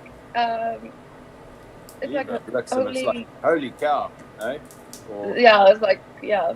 Bliksem like would that. translate to thunder, I think. Bliksem. Or it's Donna like, it's Bliksem. not like damn. Like, okay, but it's more like damn. It's like holy shit. It's like, It's a polite way of saying holy shit. crap. Yeah. Uh-huh. Lieve Yeah. Bliksem. Yeah. Deary Super. me, times 100. No. Lieve Bliksem, Heinrich. Yeah. in Spanish we would just say "Órale." You know, to all the South Africans out there listening, if there are any South African farmers, and we know that South Africa does have world-renowned farmers, the Boere. A friend of mine is one of the Ukrainian ministers of parliament. He requested to come on Project Bakhmut with us, which was Tatiana's first big humanitarian mission. It started off being one 4x4 from Northampton. It ended up full of supplies for Tatiana's village that she grew up in, just outside Bakhmut. It ended up 2 weeks later being 25 tons and 15 Mercedes Sprinters heading out to Bakhmut from England. But this, oh my God, I've lost my train of thought. Minister about farmers. South Africa. So the minister of the Ukrainian parliament, he's the youngest serving member of the Ukrainian parliament, Sviatoslav something, tall guy. He was fighting in Bakhmut. He was in Severodonetsk with us. He brought us 10 Javelin missiles one day. Great guy. Wow. He said to me, Peter, I want to recruit all the South African farmers, the white South African farmers that are not wanted in South Africa, white or black. But he said there's a lot of racism towards white farmers in South Africa. He said, bring them to Ukraine. He said, if you take a piss in Ukraine, something will grow. The ground is so fertile. Bring those farmers here. They'll be welcome here. And let them help us to rebuild Ukraine. So South Africans listening, I've got contacts to get farmers like yourselves out here. And also bring some of the 3-2 Battalion Kufut boys with you. Because if anybody knows how to fight, there's a fearsome battalion that used to exist in South Africa called Kufut, 3-2 Battalion. There are special forces books written to this day about the tactics developed by these guys during the border wars in South Africa. Very knowledgeable fighters. Guys, I don't care how old you are, come over here and teach us some of those tactics, please. Asseblief julle. Kom na Ukraine toe. Ons wag vir julle. Okay, Pete is Yeah. now part of the Ukrainian Ministry of Immigration, as you can all see. Constantine, Frontline He immigration. has officially joined the Ukrainian Ministry of Immigration. Yeah. It's official now, guys, and we have a new bid, $1,650. So, Oh, damn it! yes, Mr. Just a second. I'm sorry. K-Bell. Yeah, but Mr. Just a second, Mr. Tuso, Dr. Tuso, not Mr. Thank you so much for your previous bid. You see, it's a competition. Your next bid, please. And thank you very much for becoming a Bradley on the channel. Yeah, guys. I can hear myself now. Okay, now I cannot hear Yeah, I myself. think it's Awesome. Pete. I know. Yeah, Pete was adjusting his camera like that. Yeah, And my, Pete's hand was close to dynamic, and he could hear me. yeah. The speaker, not the dynamic. Dynamic is something that we call it in Ukraine. Guys, you see this Abrams patch. So this one is actually the next tier after Bradley here on membership system on my channel. So Dr. Tuso just become a Bradley member. It is $25 per month. So thank you so much. That's a huge support and bring me closer to my goal this year. Thank you, Dr. Tuso. And what about, are you ready to outbid K-Bell? Because K-Bell is entering the competition with 1,650. Dr. Tuso was actually stepping up for the bathroom break before, and I think Dr. Tuso is at the bathroom break again because he is not in the chat for the last 10 minutes, so we gotta wait because he might miss his next bid, you know. Okay, so I need to mention donations, guys, and then we're gonna go for questions because there are dozens of them unreplied yet. How do you feel, guys? If any one of you are already tired, because these streams are going for 5 to 6 hours. It was 8 hours once, so we can go forever. I mean, you know, it's worth it though. I mean, the time we put into this, like one work day, you know, between 5 to 8 hours, 8 is the top we've gone. You know, this kind of support, you have to put the work in. We're here to do what we can, and this is what we can do to help. This is one way that we help. Yeah. Do peremogę, which is in, Ukrainian for to victory. So let's stay on here till victory. I'm not going anywhere. Awesome. Thank you. Do you guys want to know there's one place in the human body you do not put a tourniquet? Does anybody know where that is? Yeah, we know. This one? What about another place? Let's say there's two. There's two. What about the cheesy joke? What about the cheesy joke, guys? There's another limb you cannot put it on. Maybe you can. Well, I mean, to be fair, Rick, I think only half the population would have that particular limb. So, yeah. Okay. The next makes more sense. Sorry, guys. I usually don't joke like that. I'm not that guy. Sure, Rick. Sure. Oh.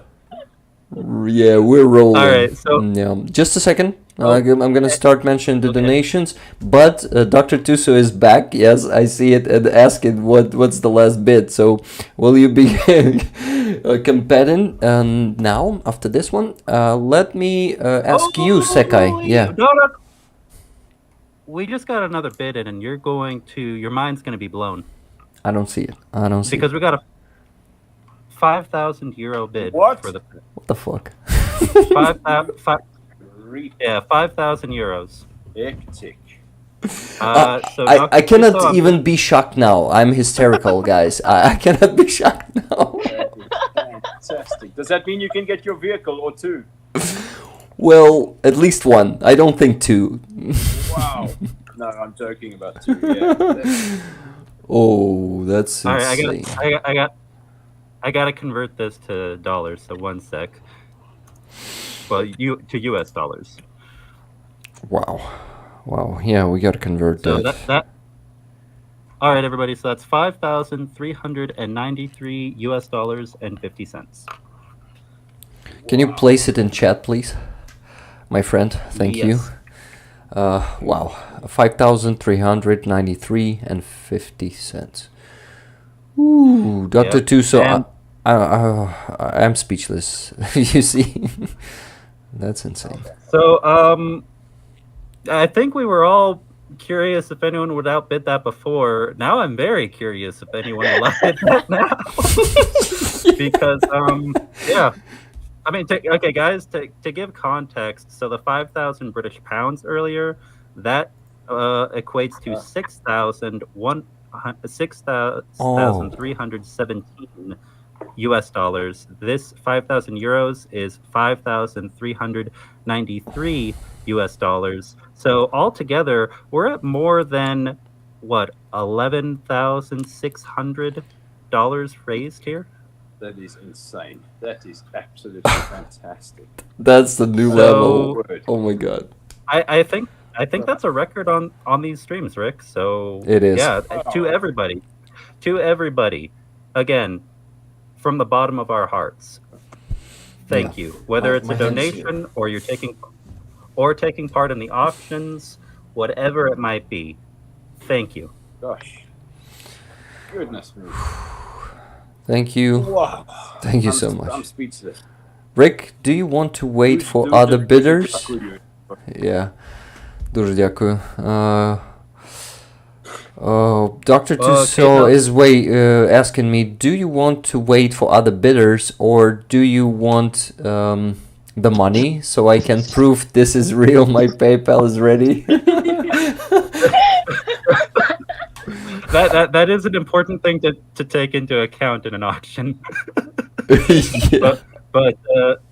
But yeah, I mean, we trust you, but yeah, it makes sense. That's too much responsibility, guys. I gotta share it with someone. It's a 5,000 euro weight responsibility. You see. Well, I remember the first time you got a donation that was a few thousand, and you were like, and your response was, "I'll be right back. I gotta go check with the tax man." Okay.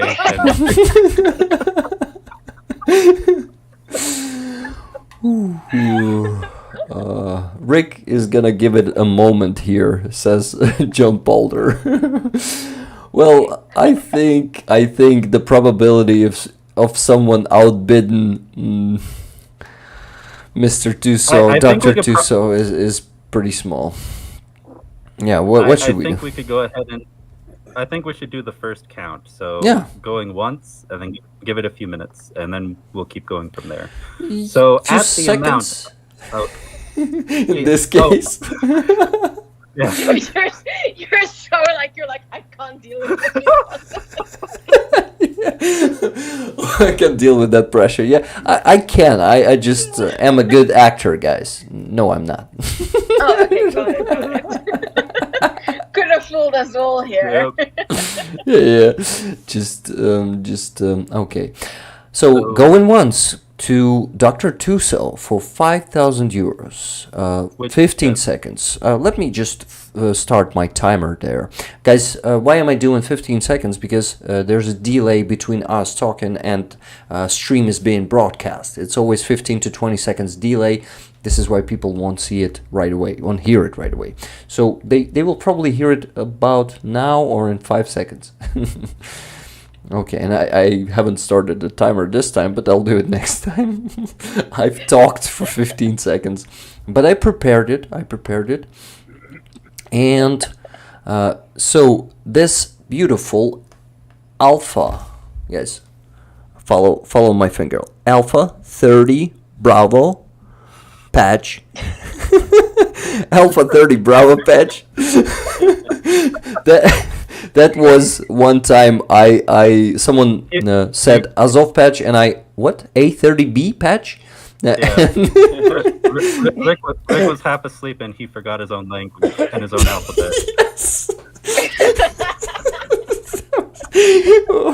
Apatox, thank you for another 50 gifted memberships. That's insane.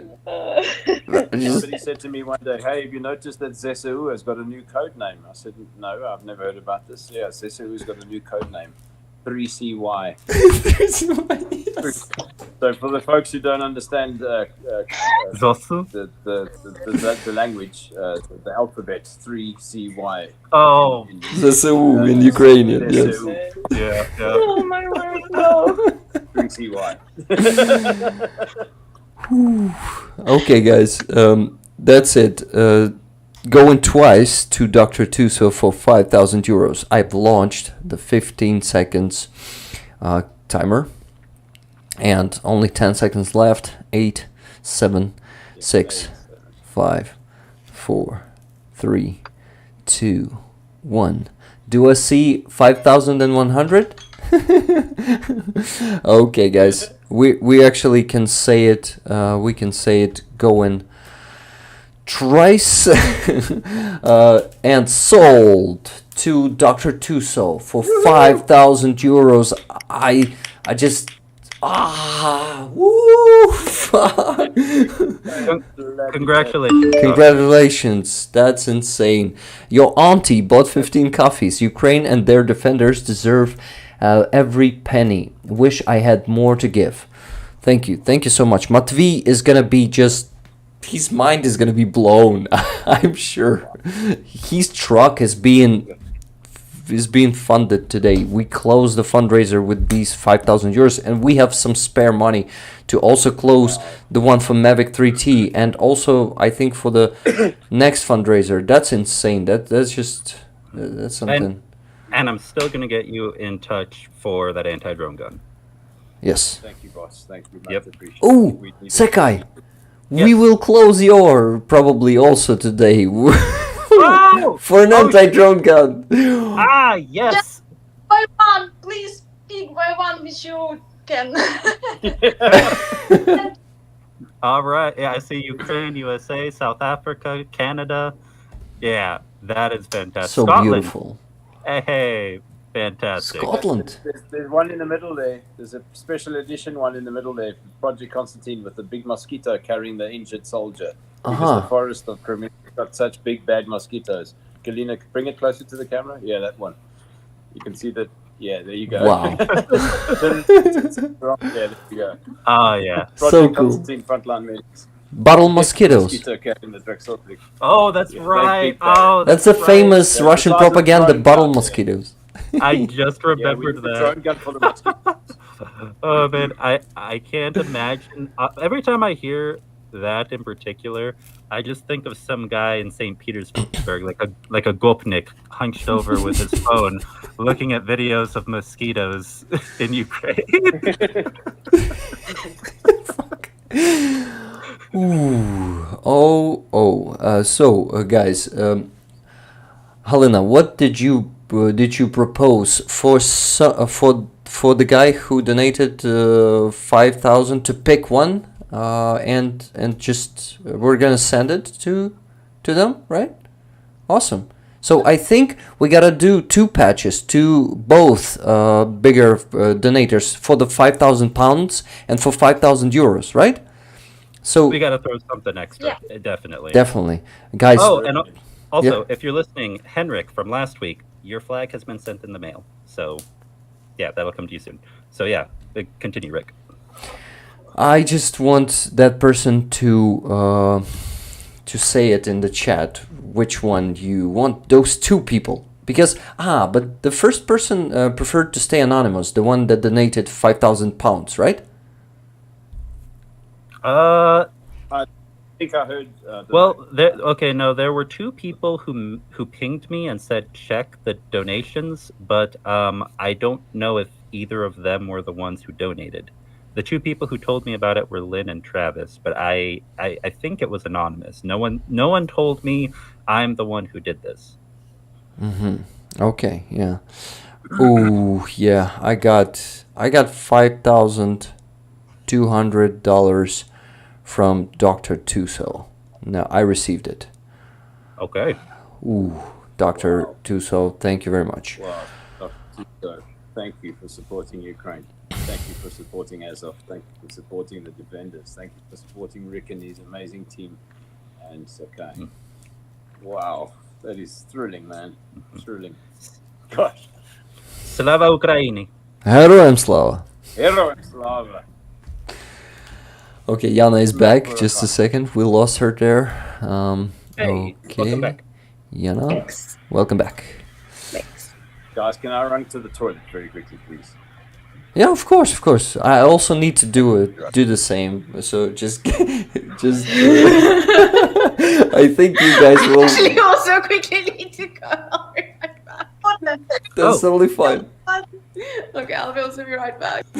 I'll be Halya, if you want, you can also go. Secai will manage it for 2 minutes, and then we'll all come back. Okay.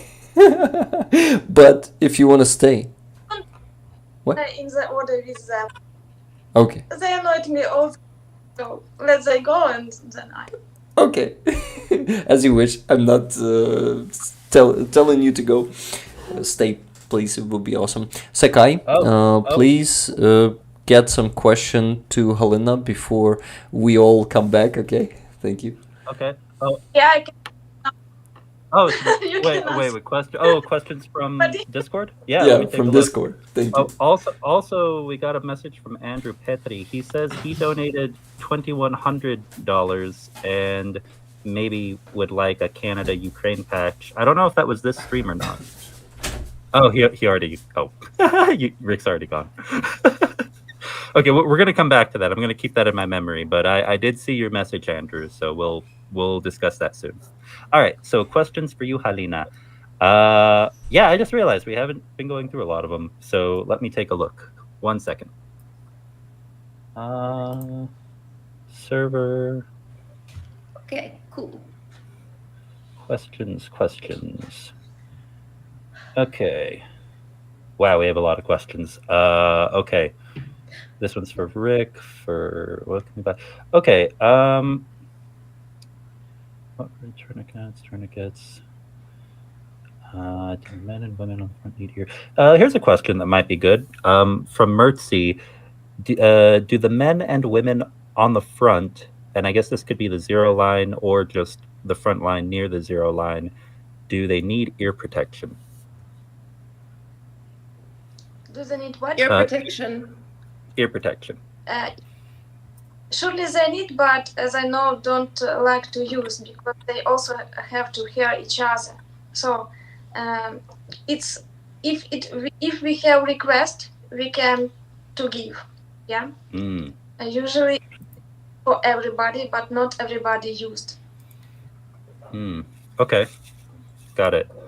Here's another. It's good to for fast reaction to give. Okay. Very good to know. Okay.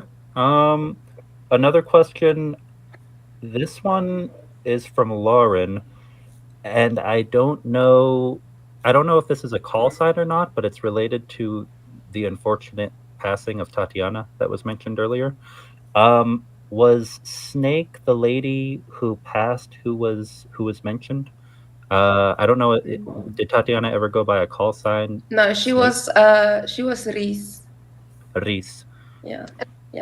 Which it translates to I forgot the word. It's lynx in English. Because she was really good at seeing at night. She was really good at seeing at night. So that's why that was her call sign, yeah.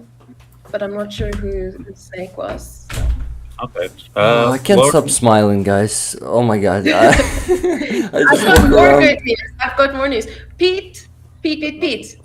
I'm gonna make your day. Yo. Again. Okay. So I added up all the donations we've had so far. Okay. Yes. Just from this stream. Yeah, Tonight. just from tonight. Okay. Yeah. It's 5,792 pounds and 77 cents, which if you convert it into USD, that is $7,319.16. Oh my gosh. People What a great amount of money. Rollers, you're fucking insane in a very good way. Thank you for being so insane for Ukraine. You are. I love you so much. Oh my goodness! I'm gonna eat my Tourniquet. That is outstanding. Oh my goodness, my gracious! You know, Like you guys, like yesterday, our bank account was like at like our funds were like at zero. Pete was using his SUU paycheck, okay, to cover our expenses.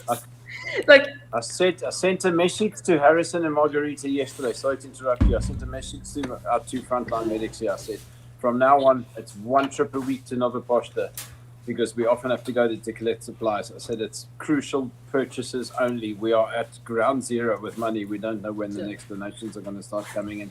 It's that time of the year. Nobody's got money after Christmas, and really feeling really despondent. And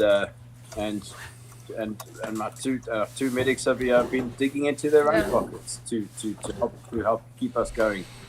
Thank you a million, billion, trillion times from everybody in Ukraine, because you're part of the solution, man. Thank you for being part of Project Freedom.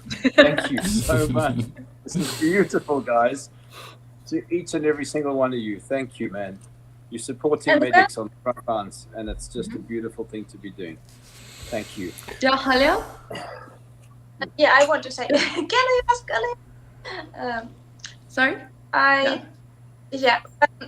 For now, when your hearts are so hot, I want to say that our two medics, it's very young people, 18 and 26 age people, two people 29, 18, any 29. without any salary from ZSU, from Ukrainian. And we can't also to give donations which are for repairs, because we have bills, correct? But we have for these two our heroes, we have buy me coffee. I'm sending the link now. I'm looking at the two of them now. They're set behind me here. We didn't say them before. Harrison just bought me a coffee. He gave me his plastic cappuccino. Thank you, Harrison. We didn't say before that we have these guys, but for New Year event, we said you have a New Year gift from our donators, just for your job, just for your surf. Buy me a coffee, and there was not very huge money, but these guys were so happy to have it. So buy me a coffee. Yeah. And one more message I want to say to everybody listening. You know, guys, this is a big war. We all know that it's a war where millions and billions are being spent by governments. We as individuals and small groups, we don't have those kinds of resources, but we do have one big advantage over those larger groups. And it's the fact that we are not the UN, we are not a bureaucracy, and whether it's tens or hundreds or thousands, whatever we can give, we can get it there fast to the people who need it the most. Yeah, the speed is definitely our strong side. Yeah, strength. Mm-hmm. Okay, actually, Dr. Tuso says in the chat, I wanted to donate for a long time, but I wanted to send it to the best people. I'm sure the money is going to help here a lot. Thank you so much. I'm so happy that we made you happy today, guys, that this community made you happy. That's actually the only thing I want to do. I want to make our defenders happy and alive and safe, and thank you everyone who contributes to that, and thank you everyone who serves for Ukrainian freedom. You guys are the best. You know, we have a saying, Donetsk eats cars. Cars, Donetsk, literally. The roads, imagine the craters of the moon, okay? Imagine the crater surface of the moon. This is Donetsk. And you've got incoming fire, and you've got to hit that accelerator. You don't care about what's in front of you. You are going to go through it. If it's a tree, if it's a crater, you've got to go. You've got to get out of there. And woe betide your suspension or your gearbox or your tires or the chassis. you've got to get out of there. And Donetsk eats cars, man. So this vehicle that you guys are buying, Rick and Co., vehicles, if it wasn't for the world coming together to donate vehicles to Ukraine, Ukraine wouldn't be here right now, because you need vehicles to get your supplies to the front. You need vehicles to get your soldiers to the front. You need vehicles to get your injured off the front. You need vehicles to bring food, water, medicine, weapons. Vehicles are the lifeblood. Without you can have the best weapons in the world, but if you don't have the weapons, if you don't have the vehicles to deliver them, you are at a standstill. And I'll say it one more time: Donetsk eats cars, man. Yeah. Thank you to everybody who's donating. Thank you, Guys, well done, Rick. I finally have a chance to tell you where I'm from. I'm from Donetsk itself. Yeah. I'm from Makiivka, to be precise. Makiivka is a neighboring city of Donetsk. They're actually almost the same size. Donetsk is more developed. Donetsk,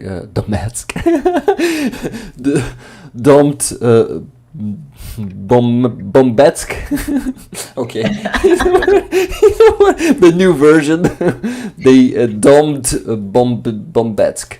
Okay, so yes, and I am from Makiivka, and I lived there. I was born there. I lived there until 2014, and I actually lived after 2014. I lived there in occupation, in Russian occupation. I know that shitty Russian world, Russian peace from the inside. I know how they operate, how ugly it is, how human rights are oppressed there. I went through it. Not the hardest way, I would say, because some people were tortured in the concentration camps like Isolation, the one in Donetsk, former Donetsk plant. And I am just, I think, the luckiest of the people who, and what they went through there. But still, it was hard. It has no, people there unfortunately have no future staying there. Thank you very much for 50 coffees, and there are so many coffees and gifted memberships today. Thank you, everyone, guys. I don't mention each and every donation and membership gifting because I don't want to interrupt, but I interrupted myself here, and I usually do that, but that happens. Anyway, I got out of there in 2019 before COVID. It was easy. You could have crossed the Frontline. There were some crossing points there. You could easily get out. So I got out before border closed, and I live in Kyiv since 2019. First year or two of adaptation were pretty hard. Then you see, actually wasn't ever a fully a citizen of my country, unfortunately.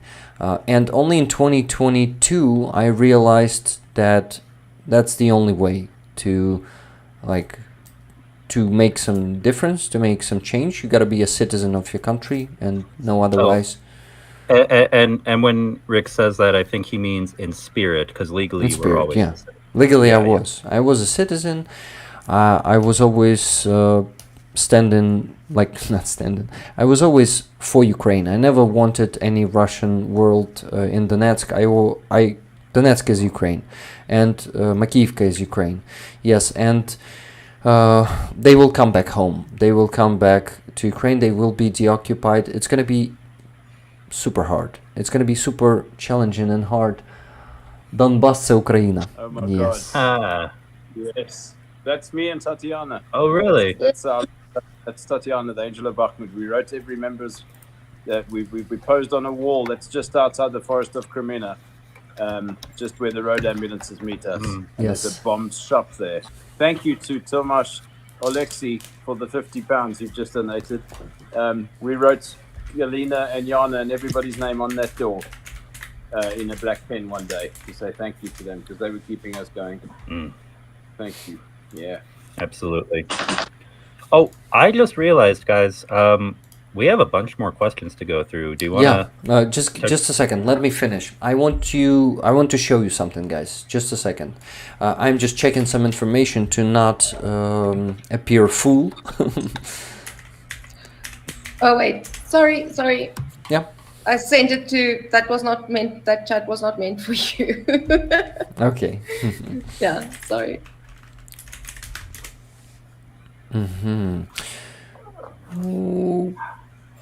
So, Okay.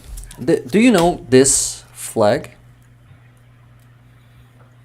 Yeah, Donbass. It's Donetsk region. I did not Yes. recognize it. Okay. It's Donetsk region flag, Donetsk Oblast flag. That's the, you see, it's super Ukrainian. You see, this is not just soil for me.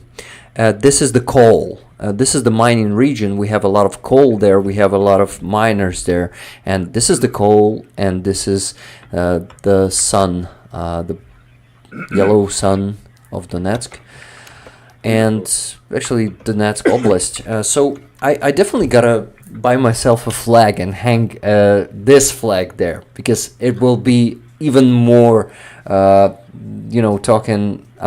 representing me and my homeland. And Yeah. that's what I will do, definitely. But this patch was gifted to me by El Greco.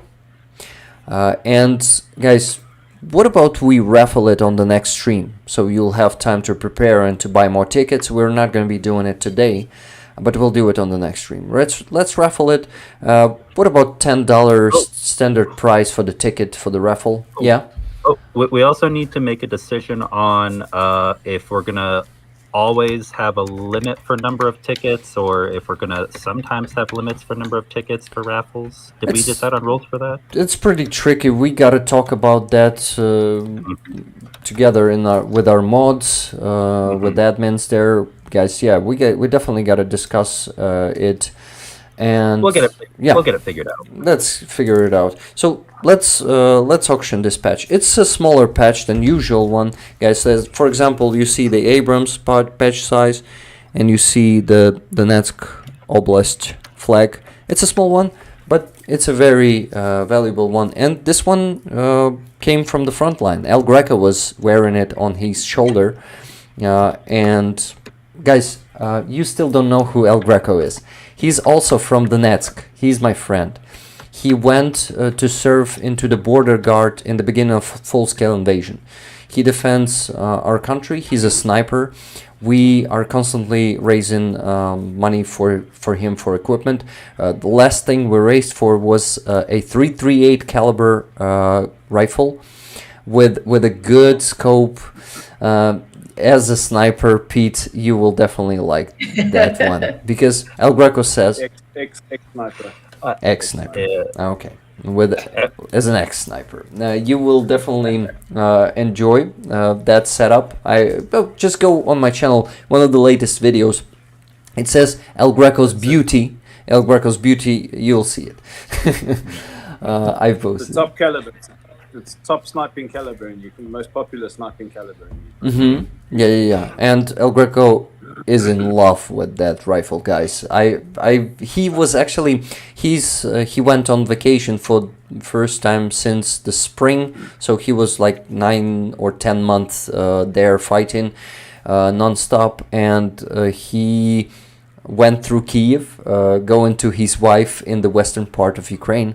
He came to us for just 5 hours this Friday, and I was so happy to talk to him personally, to hug him, of course, and it is so cool. And I just, now you know who El Greco is, and he gifted me with this one, with also Leslie. Oh my god, so many patches here, guys. I'm starting to become a warehouse of patches, my room. Because, but we have a special patch that we promised for Leslie Boshell for winning El Greco's Zippo in the auction, but giving it back to the auction. So here it is, guys. Do you recognize the owl there? Well, I recognize it from Hurmo, but I don't know. Yeah, if in this other- case, it's not Hurmo, but definitely some hint. Yeah, this beautiful patch will go to Leslie Boschel, and this name patch, Greek, Hrek, Hey. El Greco in Spanish. So yeah, he's an ethnic Greek. He knows the Greek language. I decided that these two should go for Leslie Boschel for winning that Zippo. Instead of Zippo, $300 bid. Pretty good one. So definitely Well, a good one. Good price for to- these two. Yeah. To El Greco, I'm gonna say F. Haristo Parapoli and muchas gracias. which Amazing. just Muchas gracias. Solid. Okay, more patches. Okay, guys, so what are we doing now? We gotta go through questions, definitely. And yes. yes. And I've got a couple pulled up right here. If you want, I can Thank you. start Oh going no, through. just one last thing, guys. Oh, okay. There's a there's a special patch, Floki the Fighter. She is my cat. She passed away on 9th of November. She was a very dedicated cat, just like a dog. She was only 5 years old, and she suffered for the last 3 months. She was fighting the really critical kidney disease. Her one of her kidneys totally died, and the second one was fighting, but she didn't manage to survive. This was a hard period, and still is hard. It hits me hard sometimes, and I just can't help but cry. Even today, there was a post on Instagram by my wife, and she put the music from the Ukrainian band Жаданы собаки, Rika, and that's a very sad song about a guy saying goodbyes to his beloved one. And guys, do you see what's behind Floki? That's the sun. That's the same flag. So, getting that patch, you also get the flag of Donetsk Oblast. I didn't know that. That's cool. Yeah. So just wanted to mention that detail because I was explaining that, but you see, you Secai not overheard it, but you missed it. I did, yeah. Missed that detail. Well, and you know, one more thing also, I know you really loved that cat. I know you really loved Floki. And between the Floki patch and then also the conversation we had with Greg a week or two ago, and then the cat behind Halyna, I never realized that Ukrainians really, really love their cats. Yeah. We do. Never ask me to eat. Oh, yeah. That's a very, very low maintenance cat she has there. Yep. All right. Okay. So now I'm going to jump into some questions before the chat starts screaming at me that we haven't done any of them. All right. So let's see here. Here's a one from Cheryl Watt. Yeah, I'll start from the top.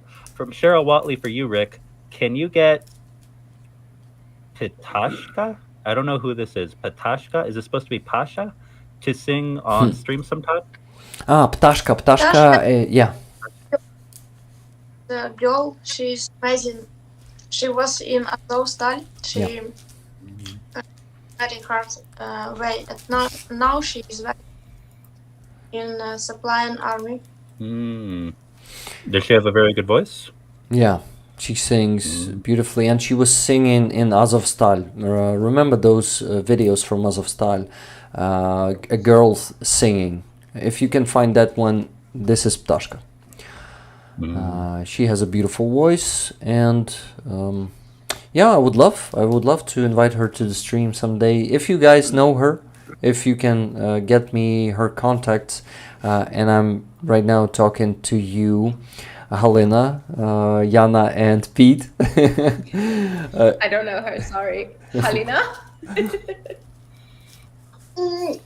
Maybe one day. I don't know.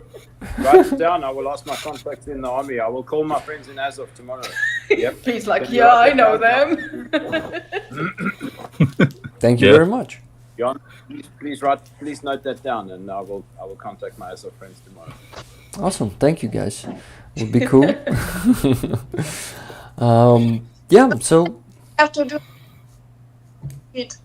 Once more to do list. That's all. It's enough. I just added to the list. So again,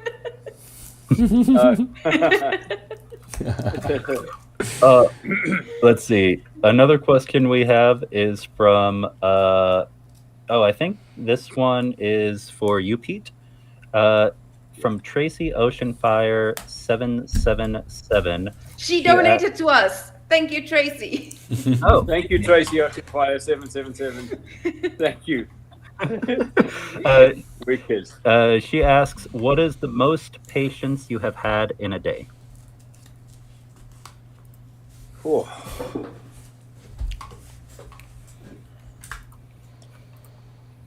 I remember 18 evacuations. Yeah, I remember during the counter-offensive. Oh, when it- patience. Yeah. I was thinking patience is a virtue. yeah, Patience. me either. Oh, Yeah. Sorry. I was thinking waiting for, I was going to give another example. Yeah, 18 rings a bell. Yeah, it was 18? during the counter-offensive. Yeah, when it just started. Yeah. Yeah. 18, Tracy. Yeah, they were coming in droves. We were running two vehicles in unison like this, and it didn't stop. And sometimes we would have to. Sometimes we'd be ready to depart with a casualty or two, and they'd call us and say, "Can you wait? There's another one coming." And we're having to do extra maintenance on our casualties already in the car, ready to travel. We had a rescue basket on the roof. We have rescue baskets. The helicopter style metal rescue baskets that you see helicopters with a rope picking casualties up off mountainsides. We have them bolted to the roof, so that when we get extra casualties, we literally throw their rifles and their body armor and their helmets in these baskets, and we can squeeze more casualties into the cars. On that one particular day, we had two walking wounded clinging to the outside of the vehicles. So the vehicles, the four-wheel drives, have got running bars underneath, just below the doors. We've got two guys holding onto these side bars, like the little bird helicopters that you see in the war movies. It was a crazy day. 18, yeah. Wow. man. Insane. Yeah, I love it. Another crazy day was with phosphor guy. Yeah, this Ooh. crazy, unbelievable attack. I've still got a photo of this. There are photos and videos of that. A guy came to us, Yeah. an SPG, which is a SPG, which is an abnormal size. It's a much larger. Think RPG rocket. Think something that's double or triple the size. An SPG rocket hit his leg, but the SPG rocket contained phosphor, and he arrived in the car. He arrived at our pickup point, and his leg was obliterated. So imagine his femur, and the hole in his femur was double the size of my head. If you can imagine that. Damn. It's just a gargantuan hole, and there was just a bit of meat holding his leg. Oh. And there was smoke. I mean, this is. Imagine the freneticness of this. You know, it's at night. You've got a red light on your helmet, and there's bombs falling, and there's people running and ducking, and people are handing the stretcher over, and people are falling over each other trying to dodge shrapnel. And I get this acrid smell. And through the haze of bouncing in the back of the car trying to evacuate, I see the smoke emanating from this guy's leg, and then I remember somebody saying to me, "Careful, there's phosphor." You know, but in the freneticness of it all, I didn't quite register this, and his leg was hot. There was heat coming from it. There was smoke coming from it. They were cutting out phosphor with their knives from this guy's leg on the front line. When they gave him to me, there was still phosphor in his leg, and I had to continue to cut that out. In the car, whilst under fire, at night, with just a red light on the helmet. It was crazy. And this guy's leg was cooking in front of me, and cutting it out with my knife, I'll never forget it. No, I mean, I'm sure the sight of it, the smell of it, all of it, no one would be able to forget that. That is just... I think I wouldn't be able to become a medic, because thinking of it terrifies me. Well, not like I'm scared, but the picture of it, it's pretty hard to process, I would say. Yeah. But here's the funny thing about Pete. He used to be like scared of blood. Petrified. He used to like almost faint and vomit at the sight of blood, because he tried to be at the to be an ambulance driver.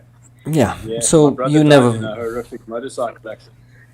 Yeah. And to be a paramedic, and I spent a day with London Ambulance. I lasted an hour. And you know, they say that's a sign of strength and a way of learning to cope with phobias when you just take it head on and you do what people Like say. immersive therapy, yeah. Yeah. Exposure therapy. Yeah. Yeah. I the gore of it, I would be, I think, I mean, again, I'm not going to say anything. I don't want to be disrespectful because I've not been in that situation. I used to work in a slaughterhouse. So as far as the gore goes, I don't think that'd be a problem for me. It's the emotional aspect of it, because these are human beings, you know, like these are human lives that you see that are affected by all of this. And it must be extremely painful and frustrating when there isn't a way that you're able to, for those that you aren't able to save. Yeah, you know, I can remember clearly times when, and it's always it's always the most gratifying. You know, the human body is a lot stronger than people think. The human will to survive is so much stronger than people you can ever know. I've had soldiers in my care that have lost all their color, they've lost their temperature because they've got such little blood in their body. They're unable to speak because they're so devoid of any fluids in their body, because they've been exposed to the elements for so long. I'm talking about trapped on the front lines in cold conditions, and there's not very much you can do in a very badly bouncing vehicle along those Donetsk hell roads, along those moon-like crater roads. There's not a lot you can do when you're trying to evade enemy fire. And when a soldier looks into your eye, and this has happened many times, and says, and either in his broken English or in my limited Ukrainian, asking me or asking us, am I going to survive? And you look back at the guy and you're able to say to him, because you know you've done enough to keep him alive, but there's also an element of prayer that goes into it. And to say to him, I'm going to get you to safety, and yes, you are going to survive, and being able to reassure them, and the instant calm that comes over them when you're able to give them that piece of hope. It's a beautiful, beautiful gift, and it's tough. There've been times when I've had my head to the guard, where the two of us are praying together, and I've got my forehead resting on his head, my nose touching his nose, and I'm grasping his hand, and I'm caressing his eyebrow, caressing his forehead. Because sometimes there's not much you can do. The best thing you can do is get them into the hands of the surgeons, and just sit there and loudly praying with them, and each time getting them handed over alive. And it's beautiful, man. Sorry, I'll be right with you guys. I just need to let the dog out quickly. Yeah, you know, and sometimes people get into the weeds of it, and they focus on the pros and cons, the goods and the bads of organized religion. But in that kind of a situation, when a person just needs some hope, some comfort, you know, personal beliefs, whatever they might be, they really are important.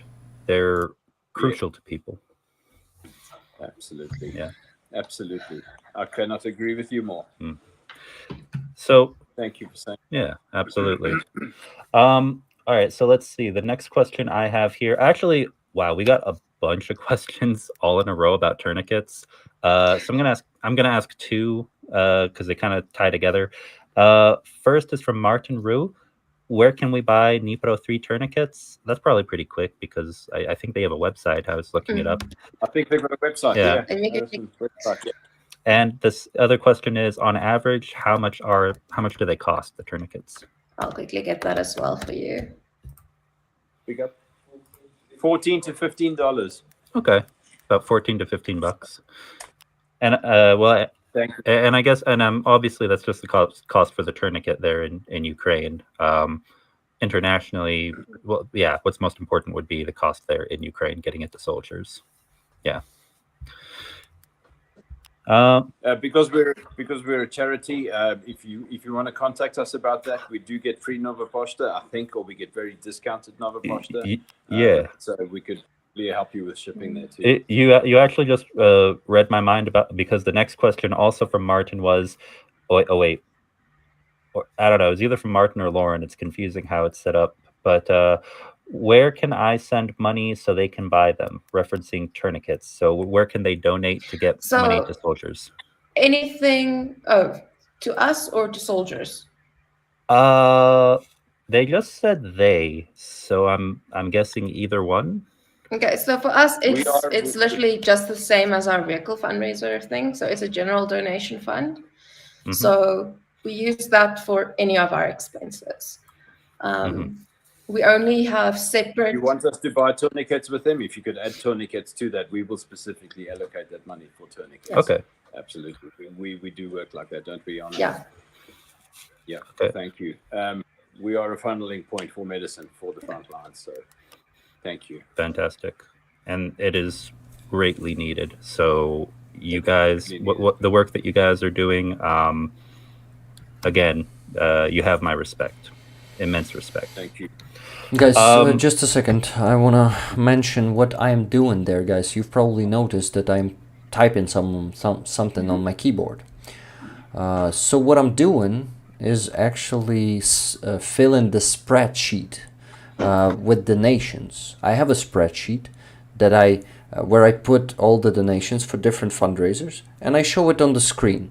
And yeah, it's super transparent here. Every donation is being shown, and I just keep it that way because transparency, I think, is one of the most important things in fundraising.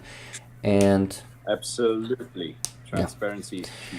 So just give me a second. I'll put I'm gonna make a screen, or should I?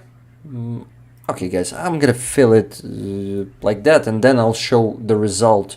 For that, I'm gonna need to switch to another scene and transform it because, yeah, it will take time. So just let's go to the next question. I'll do it a bit later. For you, yeah. Can I quickly say something? Harrison's just shown me a screenshot. If you order 10 tourniquets, each one costs $3. How much? £3 less. $3 less. So Harrison, that's from Dnipro Tourniquets. Ooh. Thank you. Okay. And very thank you to N Hill for the £30 you've just donated. Thank you, N Hill. Amazing. Guys, we almost reached 10,000 pounds, as I can see. Yeah, we can actually close this goal today. Only $474 left and 11 cents. No, not dollars, pounds, but anyway, it's close We to... also got some more over here. Oh, Yeah. all right. Based on all right, Yeah, you want to tell us based the on your amount? reaction. No. The thing is, I've set it to close at. Well, I've set our limit at like the initial goal for 10,000 pounds, and we're at 9,495 pounds. And What? and before the stream, Today. we were at 3,000 something pounds. Wow. Okay. Yeah, Well, it's about the goals on this stream, and guys, you've totally reached the goal, definitely. I mean, only 475. Pete's gonna cry again though. 75 pounds left. We had I thought before the stream we had 35 pounds in the thing. Where do you get 3,000? No. So we have the money, okay? So it's a counter, okay? Oh, And then okay. that keeps the money, but we can withdraw separately from that. Oh, Okay. okay. So I misunderstand. So it's not a money bank jar. Okay. No. Yeah, The donor yeah. bank pay. Yeah. Donor box pay. Yeah, donor box. Yana, Okay. can Yeah, we yeah. go? Yeah, no, I'm gonna Oh, I adjust it. Gotcha. Yeah, and Let's you know, adjust it. it's so funny you guys bring that up because on my channel we're doing a pretty large fundraiser for 110 drones. Yeah. And well, I mean, for a channel my size, that's big. Maybe for others that would be a normal size, but for me it's really big. No, that's big. And so you know, we were noticing, oh shoot, this is going to take a while, but every time we took money out, it would reset it to 0. So every time we withdraw, we have to go in and do the math and adjust the goal, because otherwise it doesn't look consistent. Yeah. Wow. Yeah. That's what. What are you using to fundraise? Monobank. But okay. but for international, obviously PayPal, Buy Me a Coffee, because Monobank sometimes does and sometimes doesn't work for international. I hear you. Yeah. Yeah. I want to say about our fundraisings that were unexpected. We were grateful, but it's not a good reason to fundraise. It's good reason to help families, but it was for funeral of our friends who died. And it was like, you know, several days and a huge amount of like 10,000, just like this. Yeah. But when Crazy. we go to vehicle repairs and for our work, very hard work. And one day I asked Pete, how many? Why is so easy to collect for people who died, and we want to help their family, but so hard to people who are alive and need us. What? How we have to describe to people this need? That for a lot of people we also need this like huge money for repairs and supplies, and it's unstoppable goal. We can't. I'm glad you brought that up, Halyna. The friend that Halyna's talking about, her name was Catherine, nickname call sign Apache. She's a British medic. It's been out here since the beginning of the full-scale invasion, and she died recently, and we were able to raise this money to help repatriate her. And I don't have the answer for you, Halyna, because God bless Catherine. She's a hero of Ukraine, and she saved many people, and she worked at stabilization points as a frontline medic all around the country. But how to, you know, when somebody dies, it's a painful, emotionally endearing subject. It's a powerful thing to see this young, beautiful girl on fundraising sites and news broadcasts around the world. It tugs at people's heartstrings. But what about the soldiers out there that need help now? And it reminds me of one important subject that I want to raise. If you guys will just bear with me another minute. I used to be a humanitarian in Ukraine. I used to do civilian humanitarian and rescue missions. And I was in Odessa one day, and this young translator that was working with me, his name is Vitaly. He said to me, Pete, why do people want to readily donate so easily for humanitarian and for medical equipment? What about things that soldiers need for combat? What about body armor? What about helmets? What about night vision? Things that the defenders need to stop the invasion, to stop the orcs in their tracks, okay? And he said, people will donate £10 easily for a medical supply or for some food. But and then he taught me this sentence. He said, start talking to these people in a different way. Yes, you're happy to donate £10 today for a medical something. But what about when your village is invaded, and then you've got to find £1,000 to try and have your family evacuated from that village? What are you going to do then? You know, and that chat got me from supporting civilians to supporting the armed forces of Ukraine, and that's how. And that one conversation got me to here. Oh, it's about helping the defenders. Absolutely, and that's where the buck stops. Absolutely, and to be clear, Secai, both are. your mic became very loud for some reason. Oh, I don't know. It should be about the same as it. Oh, now it's better. Yeah. Now it's better. Thank you. I'm sorry. I didn't. I thought it was about the same as usual. But okay. Absolutely agreed. And both are important. But but yeah, more people need to be standing with the armed forces. Agreed with you completely, Pete. Thank you, Galina. So let's see. Thank you. Sorry. Oh, all good. We look almost identical. Okay, let's see here. So I've got two more medical questions, and then actually we'll come back to those. We're going to go to another one I've got for you here, Pete. And this one is I don't Just a know. second. Before you ask that question, guys, I have one of the donations. I will be mentioning all the donations, but while I'm putting them into the spreadsheet, I went, there's one from Lynn Stefanishin, $14.25. Med kits again. Pete's 5,000 pounds was from Fed Up Human Being.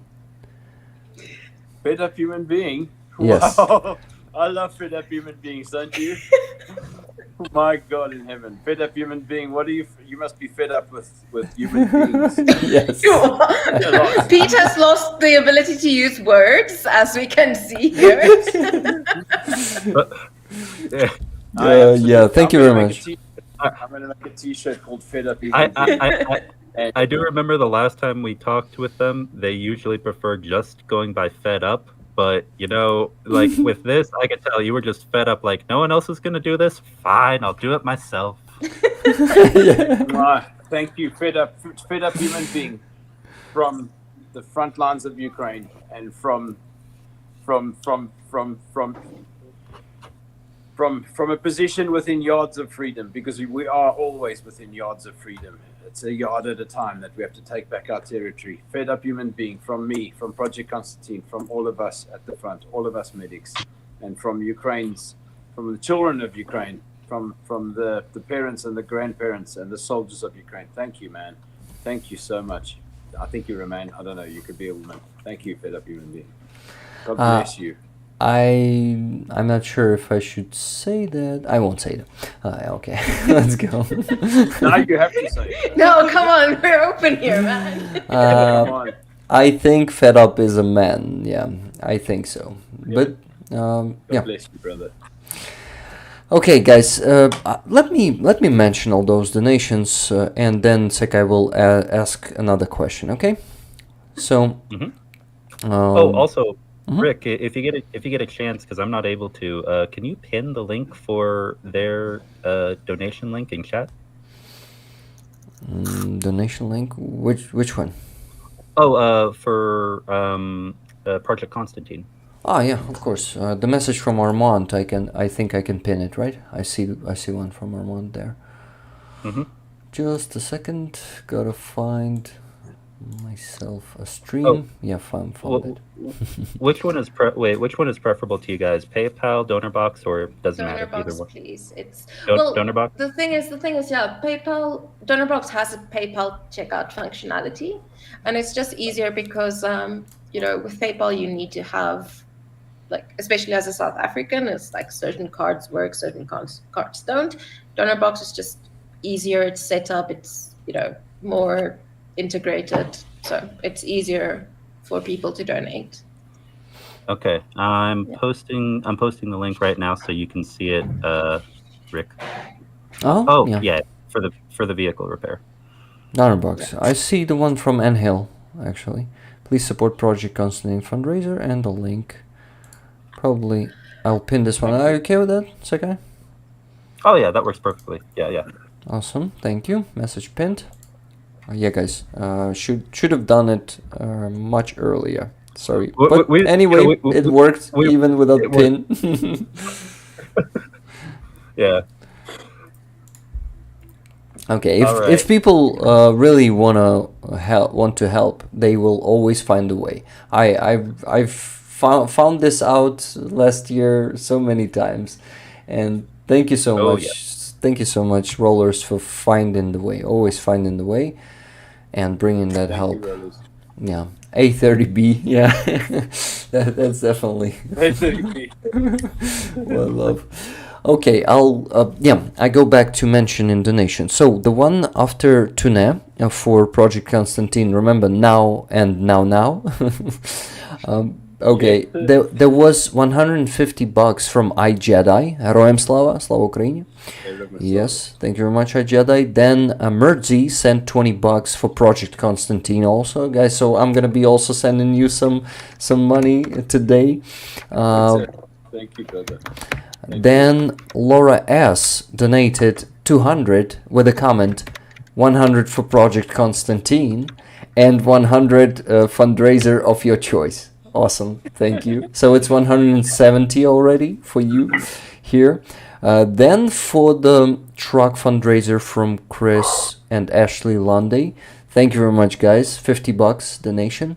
Then $36.22 from Agenturen Fashion, 50% for pickup truck for Matvey and 50% for Mavic 3T. I have full confidence. Just a second, I gotta read that.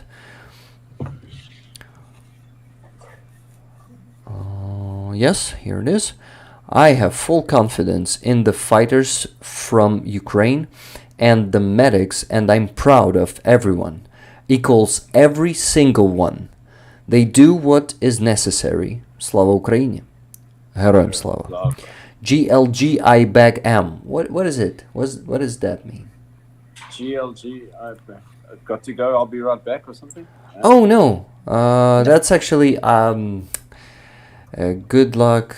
I don't know what GLG, but I bag M is the nickname of a person who was donating. Yeah, that's it. It's just Agenturen Fashion, the name of the business or something. Yeah, but it's IBAG-M. I gotta remember that and start using IBAG-M right away. Sorry, IBAG-M. Do not say your business out loud. Pronounce it.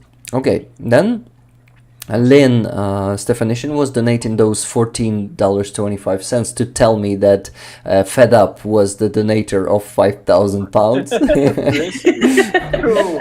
What a cool way to tell somebody. Yeah. Then Andreas Lach donated $50. Please send this to Pete for his amazing work. Thanks for Project Konstantin's. Just a second, guys. I need to open the full notification. Pete, what did you do to your phone? Sorry, I don't know what I've done. Sorry. Okay, guys. Somebody sent me a message and I tried to read it, but it's gone. I didn't read that message. Sorry. Can you see me? Yeah, $50 Yes, from Andreas. Please send this to Pete for his amazing work. Thanks for Project Konstantin's work. Thank you, guys. I also thank you for your work. Then Tourniquet, she is our moderator, one of the most dedicated rollers out there, supporting every week, donating every week, actually doing a lot of work on Discord, moderation. Thank you, Tourniquet, for your hard work.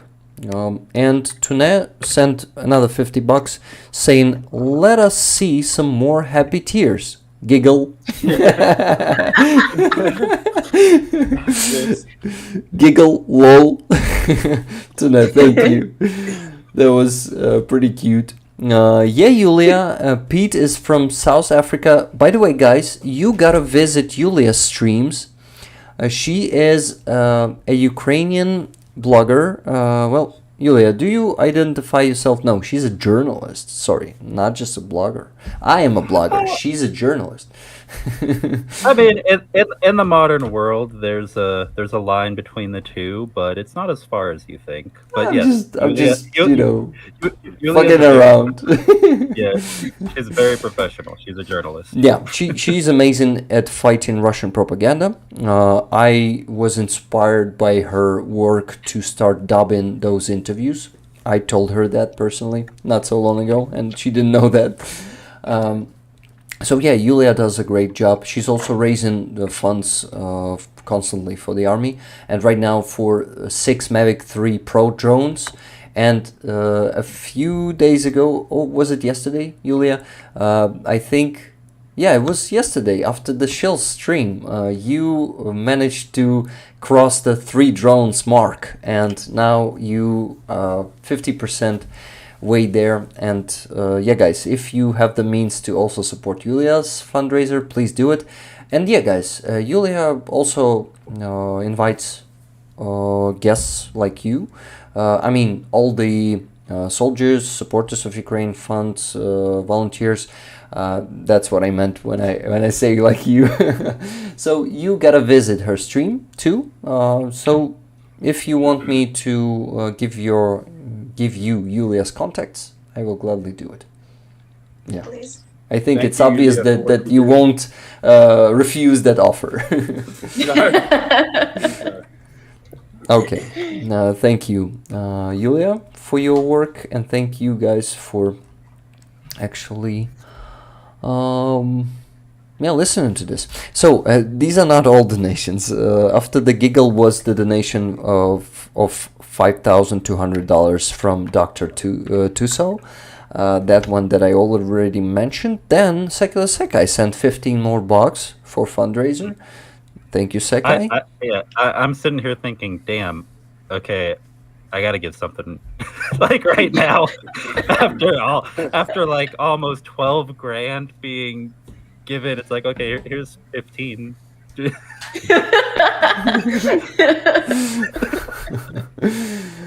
the way, Yulia is thanking me and calling me my biggest PR agent. I really am, by the way. I went to her stream the other day after we were done with the shows, and she was like, "Where did all these people come from?" We basically raided Julia's stream yesterday by the shills. Yeah, guys, you also gotta go to the shill stream. Yeah, you gotta go there. I have so many good people for you to spread the word about your amazing initiative. So. Networking in the action. That's how it's working, and I'm so happy that we're doing it. And Ukraine is only better from it, getting better. And last donation to mention, $5 from Ashley W. Ashley, thank you very much. Oh, more donations came after that. This was the last one to mention. So. Ashley, with a comment, it's not much, but hope it helps. Yes, Ashley. There are no small donations. Thank you very much. And, as I've said when I made the first interview, no, not an interview, but the dub of an interview, I said, it's not much, but it's honest work. But, it was probably much. But saying it's not much and being humble is always cool, I think. So yeah, that is yeah. Thank you for $5 donation, guys. As I say, combined even $1 donations making a change. So please don't stop sending those $1, $5, whatever means you have to support. It all makes a difference. Please do it. Can I say something very quickly on that subject? Can I quickly interrupt you there? Yeah, because donations keep coming and it will take forever. You can interrupt me. It's almost beyond earthly comprehension what's happening here tonight. It's absolutely staggering. We started talking about the if you guys recall, a couple of hours ago, I mentioned that I've never wanted to impede or encroach or burden any Ukrainians any further than they have been already. Look at this beautiful collaboration we've got here tonight, folks. Thank you so much to Rick and Secai. Thank you for everybody. Thank you for all these donations.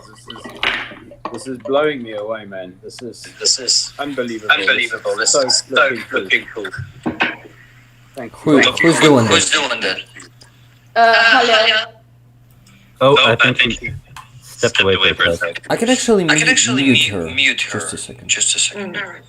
No, what? Oh. I'm here. Yeah. We can hear ourselves from your microphone. We got an echo. Just a second. Check. Okay, it's working now. Though I've muted Halyna, so let's give her a second and I'll try again. What was that from Halyna's echo or is my audio? And now? No. Still got an echo. We also can't see you, Oh, Halyna. it works now. We cannot. Now we can hear ourselves. Can you reconnect, please? Yeah. Yeah, thank you. Yep. Chuck, thank you very much for 10 coffees with a comment. Just because. Slava Ukraini. Oh, Героям слава. also, what was it? My audio or just the echo? Am I too loud? No. No. It was Okay. Halya's side. Okay. It was Helena's side. Okay, you were talking about how amazing what's happening today is. Yes, I totally agree, Pete, and I'm always so surprised, not surprised, I know that this community cares a lot, and this community is very kind and supportive and loving, but they always amaze me with exceeding the goals, with stepping on some new level. That's insane. Yeah, I would say happily astounded. Happily astounded. My mother is coming to visit, guys. I just wanted to throw that bit of beautiful news. My 87-year-old mother is coming to Ukraine. She's coming to visit me because as a soldier, I'm not allowed to leave Ukraine. Is she coming to where you are? She will come and live with us wherever we are. She's coming. She got You're most badass. She got her Polish visa yesterday. And today her Ukrainian visa application went in. She'll be landing in London in a couple of weeks, and we will to my mother. And I'll make sure. Fair enough. You guys. Bear in mind, she's been hijacked in South Africa twice. This lady fears nothing. Yeah. Okay? Wow. The front lines of Ukraine is nothing for her. Yeah. Well, and I know this year might be especially volatile because it's an election year, and I've been keeping up with that in South Africa. I don't know your guys' politics, but I know a little bit of the craziness of several of the parties there. And I'm just going to say I really hope DA does a little better this year, personally. DA. Let's just say, kind of hope the ANC does a bit worse this year. Yeah, just a little bit, just a little. It works fine now, Hala. Everything is you're good. back. Yeah. But can we hear you? Can you say something? Yeah. Awesome. I can. Yeah, you're good. But I'm not in the stream on YouTube. No, it takes a you'll while. appear. It's, 15 to 20 second delay. Yeah. Okay. Mentioning more donations. I ended up with a $5 donation. Then there was the one from Apatalks, $55. Thank you very much, Apatalks. Actually, that was the comment, Apatalks, and the smiley face. Thank you. Then Leslie Beauchelle sent $100. 50 for Car, 50 for Pete. More donations for you guys. So cool. I'm so happy to see what's happening today. Gail Roberts sent $50 and 50 cents. Please send this to Project Konstantin. Slava Ukraini. Oh, wow. Heroam Slava. Heroam Slava. Derek H sent $121.06. Rick, you decide how to distribute funds. Keep up the good work. Thank you very much, Derek, for a generous donation. There are more, guys. I just updated and there are 2 more donations. $25 from David K. For drones, drone development, drone defense, your choice. Slava Ukraini. Best. Just a second. Heroem Slava, yes. Oh, there's no notification here, so let me just delete this. Maybe it will appear. You see the PayPal in the app. You cannot read the full comment right away. and if you expand it, you still cannot read it. You gotta go to the desktop version or to notifications on the phone. It's so ridiculous that in the notifications of your phone, you can read the full description, but you cannot do it in the app. Crazy. Yeah, PayPal is not the best app out there, definitely. Monobank is. Monobank is a Ukrainian product. So does also Dia. Dia is a great app. We totally recommend you guys to develop that kind of apps in your countries. Fun fact. It's not the only one I use, but one of the software that I use for my channel is Ukrainian. I use Restream, which is made in Kiev and Austin, Texas. Pete, we lost you. What are you doing? Pete, now we can hear ourselves through you this time. I'm still here. Oh no, it's spreading. You gotta reconnect. Have you got me?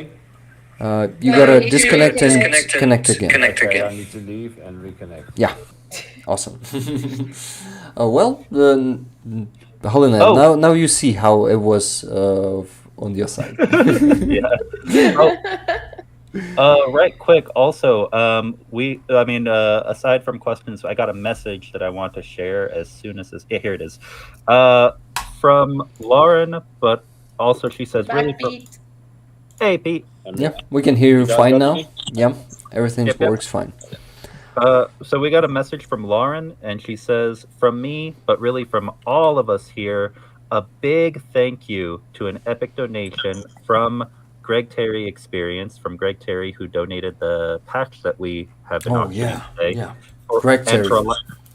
Which allowed us to raise so much money for the Azov Alpha 30 Bravo patch today. Greg Terry is a legend, guys. You definitely he also streams. You also gotta come to his stream, not just meet and not just being helped by him. You guys today jumped into such a crazy network, and you can't believe it. I think you'd get along with them pretty well, Pete. You and Greg. Yeah, Greg, let's meet for a coffee, mate. Buy me a coffee. I'll buy you a coffee.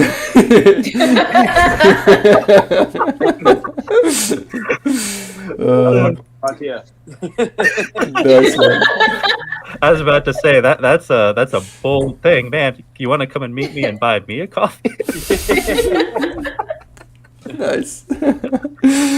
Ooh, guys, okay, so I won't be able to read the end of that message for now, I'm sorry, but I will do it after the stream, definitely.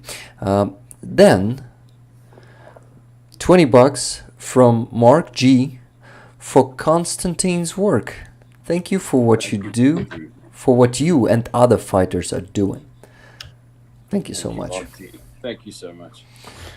Okay, updating just a second. Finally, we can go back to questions. Finally, when I'm saying finally, I mean that I want to ask you as many questions as possible. Not because there are so many donations. I love when it's that many donations. Okay, Yulia, thank you very much for 50 more gifted memberships. That's crazy. Okay. Wow. Okay, Secai, your turn. Ask those questions. Oh, yeah. First, let me mark this one as answered. And let me go... All right. So, Pete, the question I was going to ask you before we go back to the tourniquet stuff was... from Leslie Bochelle. I don't know if Pete has a use for mine detectors, but they are being made in Ukraine for $400 US, and they are better than others, as Greg has said. Yes, Leslie, we do have a use for these. We support a reconnaissance unit. Hello? Sorry. Greg's back. Hey, Greg. Hey, Greg. Hey, Greg.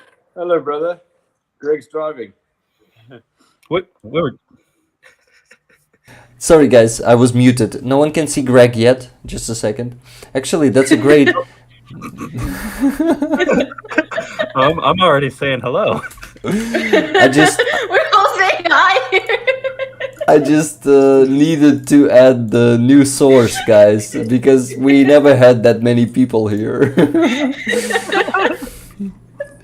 That's insane. Okay. Greg, say something, we Pete. cannot hear you. Yeah. Pete, Yes, Greg. I will see you wherever you're at very soon, and I buy your coffee. I'm on the road trying to get out of here, Where are you, Greg? back over to my place so I can roll again. But, buddy, I honor you. I respect you and your team out the wazoo, and we're going to partner together and let's rock and roll. Let's rock and roll, baby. Let's High make high it respect fun for you. Thank Hey, you, sir. Bula Makaplan, Bula Makaplan, Boerbak en plaatje. Bula Makaplan. Engelsman maakt weer. I have a lot of South African friends, so Pete, look forward to meeting you, buying you coffee, and seeing you soon. Brother, please get in touch. Please get in touch. Rick, I have to talk to you. it's done deal. Rick, put together the chat for me, buddy, and we'll get Oh, rolling. mate. Of course, man, of course. You know me. All I right. can't wait to shake your hand and buy you. All that right, coffee. love you guys. I'm gonna lose Love you in a you too, second. man. We're in a tough place. All right. Bye-bye. Okay, Greg, thank you very much. Bye. Heroin slava. What a guy. Wow. Don't bet him over. Don't bet him over. Where is he? Where is Greg? He is running around the front Oh, line. but, yeah, Yeah. we try to keep that private for OPSEC, but Yeah, he goes OPSEC, he goes all over the place. Yeah, Fantastic. at the front line. He is doing it for 4 months straight. Like he's coming to Ukraine from US, and with his friend Zhenya, they start running around. Like every week they go from north to east. Then something like 2 days rest, then a week running again. Like crazy. He and Zhenya, they usually come through Kiev once per 2 weeks or something, and we meet. And another meeting was this week on Wednesday. They came, we had a dinner. Greg and Zhenya, they piled me up with med supplies, and I made myself and also at the car, I've put another IFAC for me and for the car, because you always gotta have some extra in a car, I think. Yes, that's Yeah, and my wife was already she is more. How do you call it? That's a good word for it, but I forget it. Okay, she's smarter than me, so she gathered an IFAC for herself already, but also a few additions like hemostatic bandage went from Terry's support to her IFAC. So huge shout out to Greg and Zhenya. This crazy duo is a very crazy duo in a good way, you know. And Greg is the master of his word, so he's gonna help you guys. I love that man. So was so lucky to meet him not so long ago. We know each other just for what, a month and a half or 2 months, I think like that. But yeah, he's a legend. I've spoken with a few people who are quite dedicated in Ukraine to helping however they can. And that man is one of the most dedicated I know. His energy is it's like somebody's just given me an adrenaline shot. Just from Yeah. the 10 seconds. Yeah. It's fantastic. I can't wait to meet him. Whenever I can't wait to meet each of you. Yeah, and he's also a pastor, man. So you also will come along on this matter, because he's very passionate, and he's a natural born pastor, I would say. I don't know. I don't remember which church it was specifically, but I think it was associated with Billy Graham. If you're familiar with that, with him, with his organizations. Yeah, but in any case, you would. I think that the two of you could chat for a long time, and you would find many topics. I know so. Yes. Yeah, I think Pete's got a new bestie. Absolutely. So cool. By the way, guys, anytime you are near Kyiv, poke me. I would love to meet in person, because Done deal. I always love to meet people in person, not just online. So any chance you have. By the way, Hala, if it's not a secret, where are you located? Where? Welcome, Odessa. Odessa. Wow, cool. Yeah, I was just talking with a few people about the new trade deal between Odessa, Ukraine, and New Orleans, USA, Louisiana. So very nice town. Yeah, 500 meters from port. Welcome. Very loud. No. We should say. Yeah. She keeps inviting me for holiday, and I'm like, but did you see what happened to your neighbors yesterday? And then she's like, do you know what goes on in the city you live in? so both of us live in these cities where it's not. Man. For her, it's like fine, and for me, my place is fine. And where are you, Yana? Johannesburg in South Africa. So you're cool. Were you already coming to Ukraine?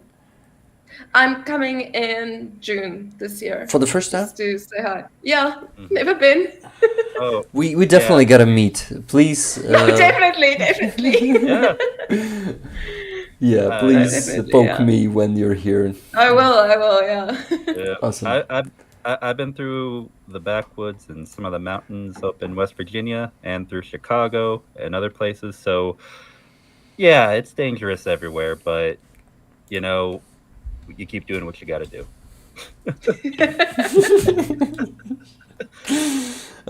You'll love it here, and you'll start coming again and again, believe me. And that's how it works. Yeah, no, definitely. All right, so wait.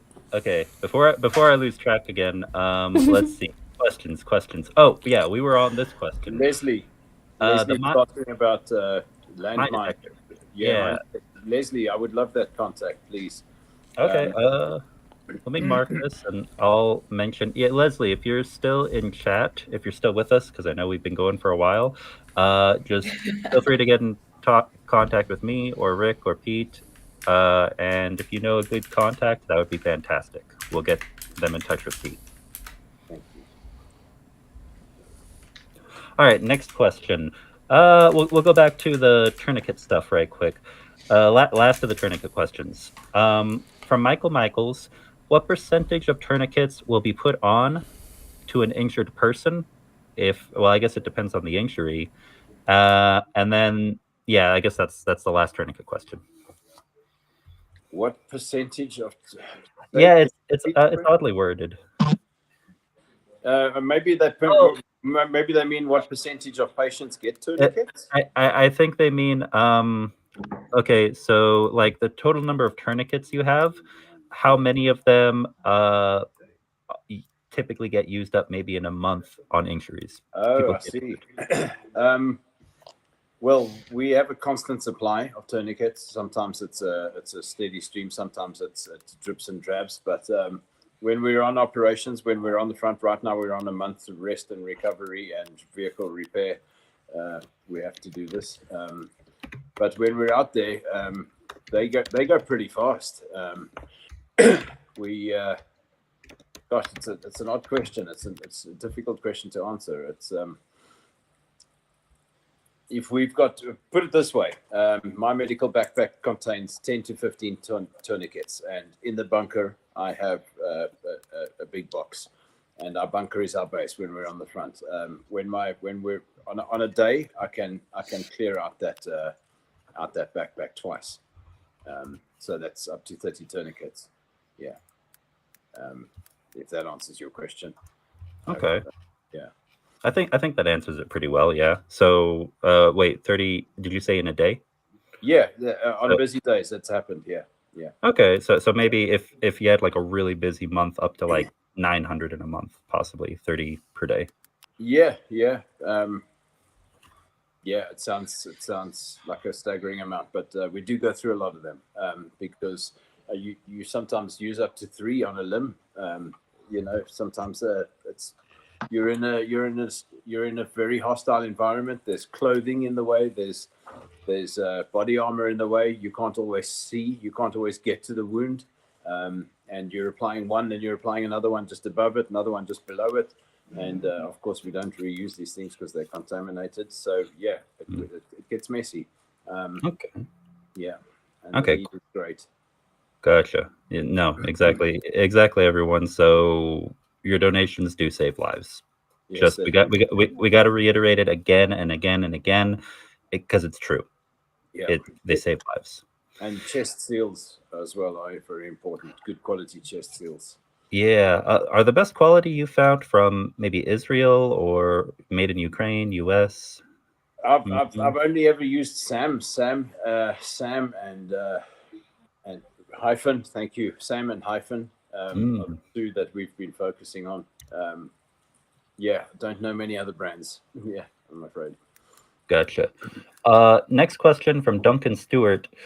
What is used for oral and IV hydration there for anyone who needs it if they're injured, if they're getting medical treatment? We, as in the role that we fulfill, we don't use. Sorry. Oh, No, I was laughing at Rick because he's pointing to his water bottle. Oh, It's empty, guys. I need to refill it. I'm gonna be back. Okay. Perfect timing. Sorry, what were you saying, Pete? Sorry, no. I need you to repeat the question. Sorry. If someone's receiving treatment and they need it, then what is used for oral and IV hydration? Okay, oral. If they don't have any abdominal injuries, or if you're sure that they don't have any abdominal injuries, oral is water or sugar water. If you're confident that they don't have any internals, and IV, it's a sodium hydrochloride. Hey guys, saline or what? Ringer, and I'm vague on this answer because we don't.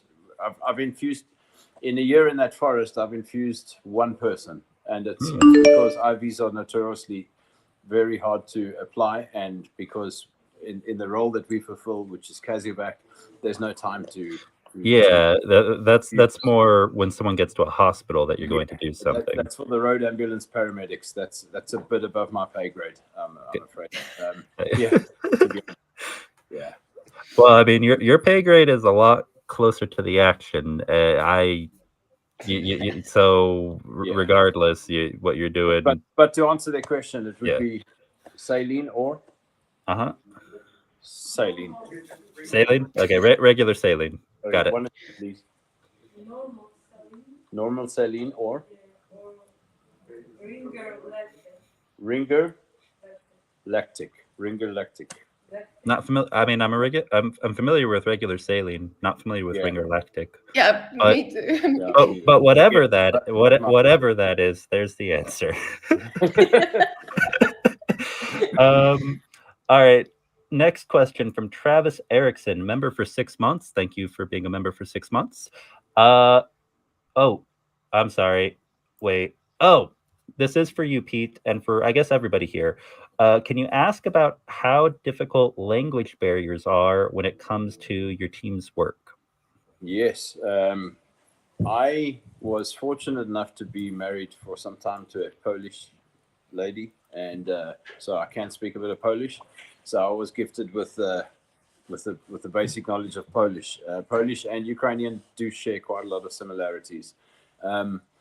When you're being a medic, you don't really need much language. It's very easy for a soldier to show you where his pain is. It's very easy to often visually identify it. The only times that language is really necessary is when you're talking on the radio, when you're transporting, and when somebody's trying to give you directions. I've just been forced to look. I've been thrown in the deep end, and I can survive in basic Ukrainian. If somebody throws an instruction at me or throws me a directive, I will pick up keywords from that, and then I'll ask them the question back. So if somebody says you need to go from point A to point B to collect this and do that, I will then say so I need to go from here to there, and I think you're asking me to collect the saline, and is that correct? And then they'll answer tak or nya. And so I'll break down their sentence into very basics, and then re-ask them and get them to confirm plus or minus, and then the answer will come back to me. Yeah, no, I've got it, or they'll have to repeat it, and then they realize they've got to speak to me slowly, carefully, and very constructively, if that makes sense. Very simply, yeah. So, because often you meet strangers out there who don't know that I'm British. I wear this flag wherever I go, on my body. That's the British Ukrainian. It's a British flag in Ukrainian colors, and then people know that I'm British, and I usually wear it on my chest, so they know they're dealing with the problem. But I had him put on the South African flag for the stream because I'm like, no, we've got a bunch of South Africans in the chat, so he had to. Right. That's why he was late, because I'm like, no, go change the patch, dude. I missed it. So you are from South Africa, but somehow you're also British. Yes, so I naturalized as a British citizen 21 years ago. I moved to England in 1997. Yeah. So are you a dual citizen, or are you both countries? Okay. Very nice. Okay, now I understand, because I was confused an hour ago there. Yeah. When you were saying like that I'm British. Well, but you're South African. But you're both. It appears you're both. I have a lot of friends and family who are dual citizens with a lot of combinations, so I get the story. I get it, man. Guys, I have an amazing idea. Another networking for you. So what do we have here? We have not what, but who. Who do we have here in the chat? We have an amazing channel, Balakun, a bridge to Ukraine. So Sandy from New Zealand and Ukrainian guy Vitaly, they've started this channel to teach Ukrainians English. And What? yeah, and they also do a podcast. And in that podcast, okay, Beat. no problem. That happens. Okay, so on that podcast, they talk to Ukrainians who share their experience. So the podcast is amazing. And if you guys still haven't followed the Balakun, you got to do it. And watch. Yeah. By the way, the latest podcast was with the Crimean Tatar girl, and it is very interesting. By the way, on the next stream next Sunday, here we're gonna have Aziza Eskander. She's a Crimean Tatar, and she's a painter and artist also, not just a painter. Yeah, her art is fantastic. We did some auctions of her artwork, and on the previous stream, we auctioned 3 of her paintings. That was her. So yeah, she's gonna come here next week, and I wanted to offer you, Halyna, to go to their podcast and share your experience. What do you think? Okay. Amazing. This is gonna be a win-win. A win for Balakun to get a Ukrainian volunteer to share your experience, and a win for you personally, I think. But why, I still haven't figured out. I mean, you will be able to share your experience to express it if you want this, because not all the people want to do that. But I think you understand the importance of that. This is why you might be willing to share it. Well, and also... Oh, go ahead. And the third thing, it's going to be good for your project, Project Konstantin, because more people will know about it. Right? Thank you. Wonderful news. Yeah. And honestly, the big thing is what I've learned from just getting more involved with all of these different channels and people who are trying to help Ukraine. The networking, whether it's a big channel or a small channel, whatever the footprint size is online, we're all working toward the same thing. So yeah, just it helps. It helps all of us, and it helps Ukraine. Anything that helps Ukraine. Okay, guys, I'm so cool, and Balakun is saying yes, please. And we haven't set a date yet, but Balakun, we were briefly talking about possibly trying to do a co-stream on Tridents Against Tyrants. So we really got to see if we can get, Balakun over here on one of the Sunday streams one of these days. Yeah, of course. That's just a huge line already, and I'm keeping you in mind, Sandy and Vitaly. You guys are always welcome here. It's just the thing that I want to. I've already invited like 3 people here. Yeah. So 3 streams, and maybe on 4th stream. Let's actually schedule it right away. In 4 weeks. Okay, let me check. Sorry guys for taking your time, but I think it's for the good cause, right?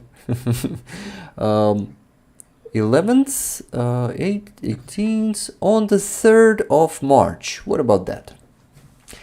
Please tell me, Sandy, if you're willing to come here, together with Vitaly, of course, and we're gonna make a great stream.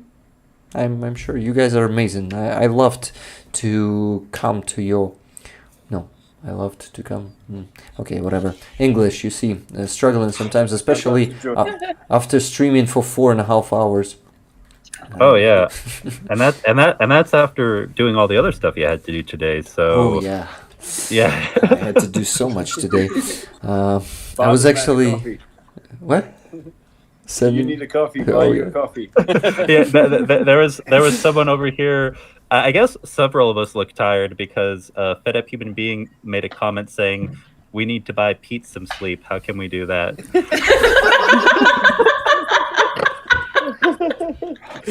Actually, please find out how to do that. Guys, I think the only way to do it is to defeat Russia. That's the only way. Actually, yes. Absolutely. Sleep well when that day comes. We will all have a slumber party. We will all. Pete, have you ever been to a slumber party? There's no sleeping there. Fed up individual. We will find some slumber. Yeah. Fed up human being. Fed up human being. Well, guys, Oh, we have hold on. no other way than defeat Russia. That's gonna happen. Absolutely. Oh, real quick before we keep going, I can't find the message. I am sorry because it's buried under all the other messages in chat. But someone said that Leslie Bochelle sent a message to me saying Greg sent a message saying he will help get mine detectors somewhere in the chat. So Yeah. thank you, Greg, and yeah, Pete. Greg. That's even more incentive for you to get in touch with Greg.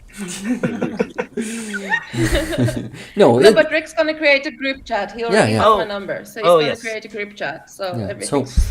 I have Okay, to create 3 group chats. We begin with Greg, then Yulia, then Balakun. We already have 3. Oh, and the shells. And you gotta come Oh, to the yeah. shells. 4 group chats. Oh yeah, and you know, I'm joining in on the shows every Saturday now. So Nice. if you want to add me to that, if you want to add me to that one, feel free. Okay, I'll do Yep. that. I'll do that, bro. By the way, are you on WhatsApp? Because I have most of my contacts on WhatsApp. We should probably transfer to Signal. We should. WhatsApp is okay for casual conversation. It just depends on what's going to be shared in the group. For casual conversation, it's fine. For anything secure, use Signal. Yeah, let's go Signal right away. You guys all have Signal, right? Awesome. Let's create all of those chats there. We just need to drag Dick Dawson there, right? Also, yeah, I will ask everyone else. Okay, so four chats. Guys, please poke me tomorrow if I'll forget. Okay. Because tomorrow is a work day and I'm totally not ready to get back again to the boring work, and which is not helping Ukraine to save lives, you know. No. You're helping the economy. Think Yeah. about it this way. Yeah. You're Yeah. helping the economy. You read my Yeah. mind, yeah. You're right. So you're right. while you're grinding and getting ready to do this that you actually enjoy, just think about it. I'm doing this for the economy. It's so hard Yeah. to be a part of that economy front. Halyna will understand me. The economy brigade.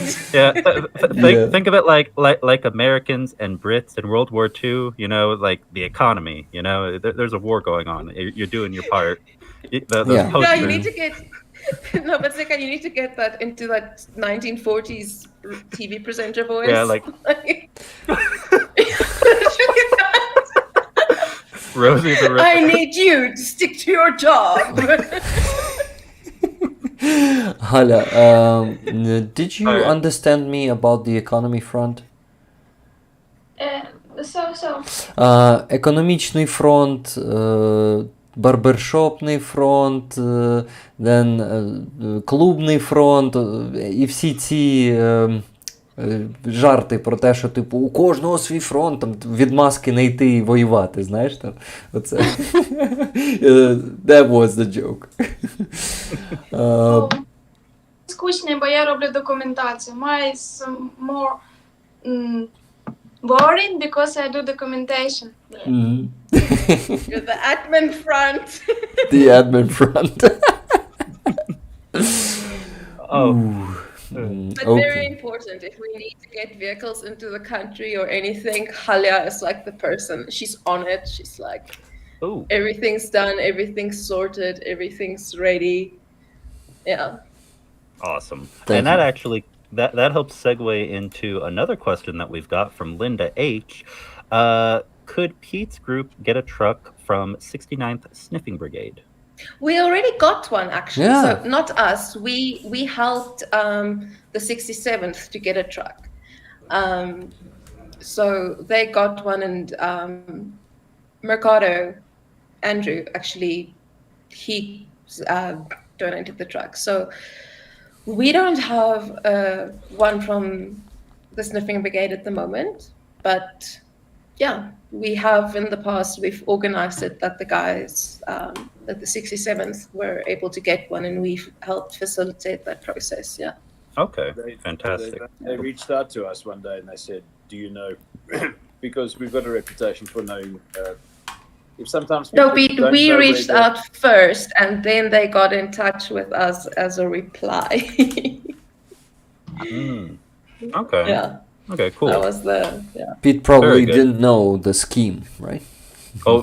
Yeah, no, it was like a whole process, and then by the time they reached out, we were like, Halyna and I have been in contact with him for a while, and they were like, yeah, here's Pete's number. And then they contacted him.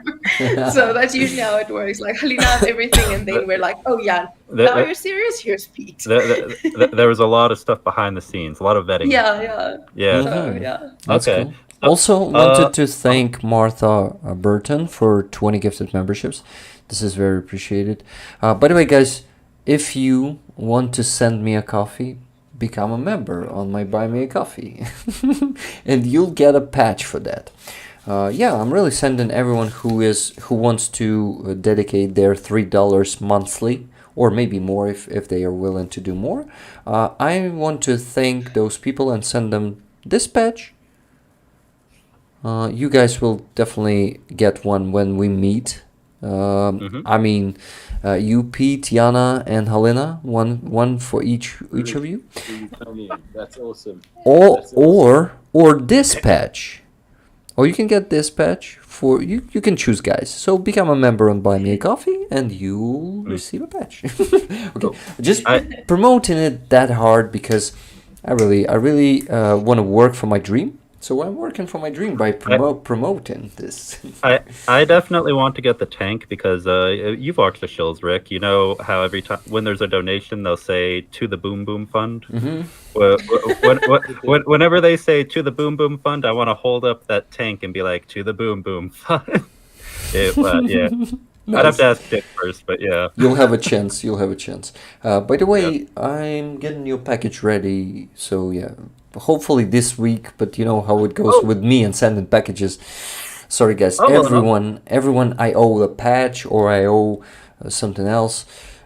Please bear with me. I'll definitely work on it harder once I will become a full-time roller. So let's get me there. What was that for my patch or for the painting? Well, the painting goes separately, and I also am sending you some extra stuff together with the patch. I wanted to send it for a long time. Yeah. Thanks, man. Yeah. Nothing special, but you'll like it. I mean, I'm sure I will. I appreciate it. Thank you. And then, okay, so I've got two things here. Quick, just general, not a question, just a general word of support from Gail Roberts, member for 2 months. She says, Rick, you are providing valuable, needed support for your country every single week. and you are keeping Ukraine in the forefront for those of us around the world. So big thank you from Gail Roberts. Thank you. I'm blushing a bit. Just a bit. Next question we have is from Fed Up Human Being, and he says, would Ford 4x4 Class 3 ambulance, would that as an ambulance be suitable for your needs? For our needs, we only operate in 4x4 territory. The Ford ambulance that you're talking about, I think it's a box van style van. It would definitely be used for road transfers. So yes, to answer your question, it would be. These are always needed. All the roads in Donetsk are FUBAR'd, and even the road ambulances take a beating all the time. So yes, Fed Up Human, they would most definitely be. That vehicle would definitely be. They're a very comfortable ride. We've used one in the past, and it's a great vehicle, and it's a Ford. goes forever. Guys, I think when Fed Up asks you that question, that means that he's planning to provide you with one. Wow. Fed Up, if you do have a contact for that, then yeah, definitely let us know, and we'll get you in touch. And thank you for the great question. Fed up. Yeah. I'm fed up all over again. I love being fed up. Guys, fuck off, I'm fed up. That means I'm In case it's not up, Pete is a dad, so we've got dad jokes. Yeah. Guys. Okay, guys, I have a good question here in the chat. Jedi Mike asks, Rick, any chance to talk to privately? Yes, I'm pretty open to talk to anyone, and I love to get some new ideas. You guys are bringing me so much. Thank you very much. All my moderators and not moderators, every roller is actually giving me something unique. So thank you guys, and keep doing that. So you can simply join our Discord community server. There you will easily find me, and you can DM me. I reply to everyone. I might be sometimes need to be reminded to reply, because time is so limited, and sometimes 10 people are messaging me. I open one message, something else distracts me in real life, and I forget to answer. So that shit happens. Just remind me that you are waiting for the reply from me, and I'll definitely get back to you with a much better attention, because I will owe you then already an answer. Okay, thank you. Thank you, and join our Discord community if you are new to this community of rollers. We have a great community there.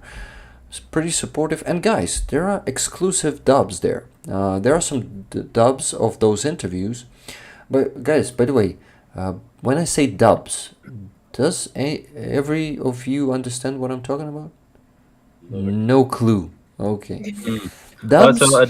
Dubs. It comes from dubbing. Dubbing is actually putting the voiceover over some interview. Українською це озвучка, дубляж. Я дублюю англійською, перекладаю субтитри і дублюю англійською. So, dubbing, what I'm doing, I'm not just translating and putting subtitles to the video, I'm also voice over in it. And when two men are talking, I'm doing one pretty deep voice, like, when you were coming to Ukraine, were you thinking with your head or with your ass, or what else were you thinking about with? And the other one is like, well, yeah, I know you are probably the master here, and yeah, those Russians. Invite me. Was this Paul? I'll send you the link. I'll send you the invite, Halyna. Yeah, I'll send you the invite. I can speak. Oh, I'm so surprised. Yeah, like that.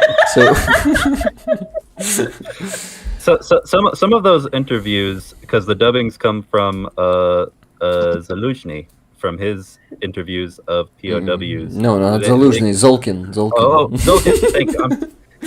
That was odd. Like Zaluzhny has a lot of time on his hands nowadays. I misspoke. I'm sorry. I misspoke. That's okay, my friend. We gotta troll you a bit. From Zolkin's interviews of POWs, so they can be very interesting. You get a lot of different responses and personalities. Yeah, so it's very educational. I will say that. Yeah, yeah, guys, you definitely gotta watch those. So there are some interviews that cannot be reposted on my channel because Zolkin blocks them. Everything after March the 3rd of 2023.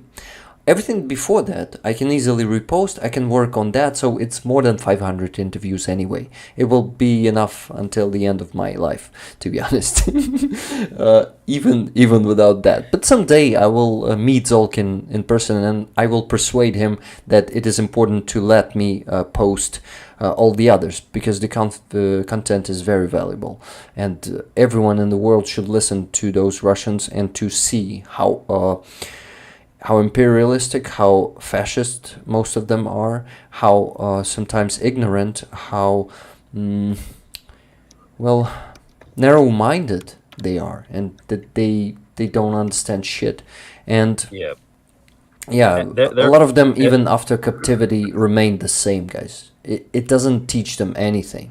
A lot of prisoners of war consider us Nazis yet. Like some journalists were coming to, thank you for 5 coffees, anonymous supporter, I think. Some journalists, I think, from Western media were coming to the prisoner camp there in Western, it's in Lviv region. It's not a secret, actually. Russians know where it is. So it is called Zakhid-Odin, West 1. They were coming and filming the interview, and they asked one of the prisoners, what do you think about Ukrainians? And he said, you're Nazis. You're Nazis. And what about the good treatment? It doesn't mean anything. You're still Nazis. Yeah, so that's how it is, and you actually can learn a lot about Russians, and not just about the war. You can learn a lot about their daily lives, the alcoholism, the poverty, and some horrible criminal stuff that's going around. So ideally I gotta translate and dub every interview, that interview of those. This is why I'm dedicated to grow a team of people and work on it harder, because, well, I actually already have 2 people in the team. So Hala, if you know anyone who's interested to help me with this project, to translate subtitles from Russian in this case, yeah, because they talk to the occupiers, from Russian to English, this would be perfect, because dubbing is the easiest part, and dubbing is fast. Well, it's still not super easy, but it's much easier than subtitles. Making a really good subtitles takes time. Yeah. I know somebody. I know somebody out here who's Ukrainian, who does translating as a service, and I will ask her if Halyna doesn't know. Thank you very much. This will be, like, for now it's a voluntary job. I cannot pay you anything, guys, but in the future, when we will, I see it that there's a possibility to, for example, open a studio and do it in a studio. Of course, we don't have any profits from exactly the interviews, because Zolkin is taking all the monetization, and I think it's totally fair, because it's his content, when we're just making it better. Making it more accessible. Yes, more accessible. Yeah. That's what I mean. I was just joking about better, you know. And yeah, I think humanity only benefits from this. They are doing a very important work, and this work is not being heard around the world. No, you don't think so? No, I was. Somebody's asking me a question in the background, and I'm answering them. It's just no, I don't agree with you. Sorry. No one needs to know what Russians are thinking. Oh, and you know, the crazy thing, exactly like Rick said, there are some rare exceptions, but a lot of those interviews are exactly like he said, just kind of fed on Z propaganda, very obvious lies, you know, like the stuff that's almost like satire, like the whole bioengineered mosquitoes bullshit, you know. So some of them maybe get more intelligent propaganda where they focus on certain topics and exaggerate things to make it, you know, like just more effective than just making things up randomly. But at the end of the day, it's fascinating, especially for anyone who does have a psychology background. It'll give you a good background into kind of the zeitgeist or the psyche of modern Russian society and sociology. Well, you know, collective cultural norms regarding the war. Yes. Can I quickly ask a question? And you have to forgive my question, but it's an important one. I don't understand the protocol of bugging out of a chat like this, but am I allowed to beg your leave? The reason is I've got early training tomorrow. Sure, man. Sure. Oh yeah. I've noticed. I've noticed that you're frowned tired. upon? Is that badly frowned upon? No. Like, it is 100. Like, I mean, look at Greg. He was here for what, like less than 60 seconds. I want to stay, but I'm taking a team out tomorrow morning, and we're going out to Pete. training grounds. And, yeah. Pete, that's totally understandable. I actually noticed that you are getting tired, and that's totally fine. These streams are way too long. Yeah, they are. The most energetic and fulfilling moments of my life. Yeah. I'll remember the day forever. I'm telling you, I've never experienced anything like this.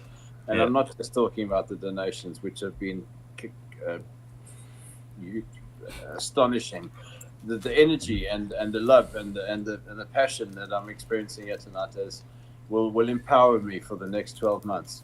Just this energy in this chat group and all the love and all the questions and all the care and all the concern from the world, when at sometimes we just Ukraine feels or us in Ukraine, we feel so alone sometimes and forgotten, and I can see that's not the case. So this will carry me for a long time. This has been a powerful moment in my life, and I thank each and every one of you and all of these donors, especially people like Fed Up Human Being and all the others. You know, as you have said so many times, no donation is too small. And your love and your care for helping support frontline medics is it's tear-jerkingly, movingly. It's absolutely. I can't wait to tell the world about this day. I mean it. Thank you, guys. Please forgive me. Thank you so much. It is so touching, man, listening to you and how this community inspired you and brought you. And I think this community found a new purpose. We've already done this to some amazing Ukrainian volunteers, like international volunteers who work here in Ukraine, and Ukrainian soldiers. We did the same today with you. Like this community really showed you that they care, that the world care, and Ukraine is not alone. Ukraine is not abandoned, and it is making me so happy to see your happy face, my friend. I am. You have no idea how fucking chuffed I am. I'm smiling like my whole body's energized. It's astonishing. I know that victory is coming. There's no ways that good people of the world are going to let victory slide away from us. I know it's a matter of time and it's a matter of lives, unfortunately, but it's tangible. I can feel it. It's in the air. It's here. It's now. It's coming, and we're going to do it together, everybody. God bless each and every one of you, man. You guys are absolutely you're a force to be reckoned with. I'm so honored and grateful that this moment has come along, and it came along at a desperately needing. It came along at a desperate time in our lives. Thank you to each and every one of you. I can't wait to shake you and hug you all, shake your hands and hug you all. Absolutely. And I just want to say, these support streams, I mean, we're the ones who thank you for being here, whatever time you have available, because at the end of the day, we do whatever we can to support, but you are the one there doing things at the front line. And obviously, just like anything else in life, the logistics of doing something has an actual price associated with it. But emotionally, and in terms of the importance of the work that you are doing, it is priceless. So thank you. It's my pleasure. It's my greatest pleasure. I wouldn't be anywhere else in the world. I just 3 quick things I want to say. I often get troubled by the fact that my daughter's growing up without a father. She's 15 now, named Nicola. She's the reason I came to Ukraine. She was my inspiration, my love for her, and wanting to protect other Ukrainians. Another thing I wanted to other Ukrainian children.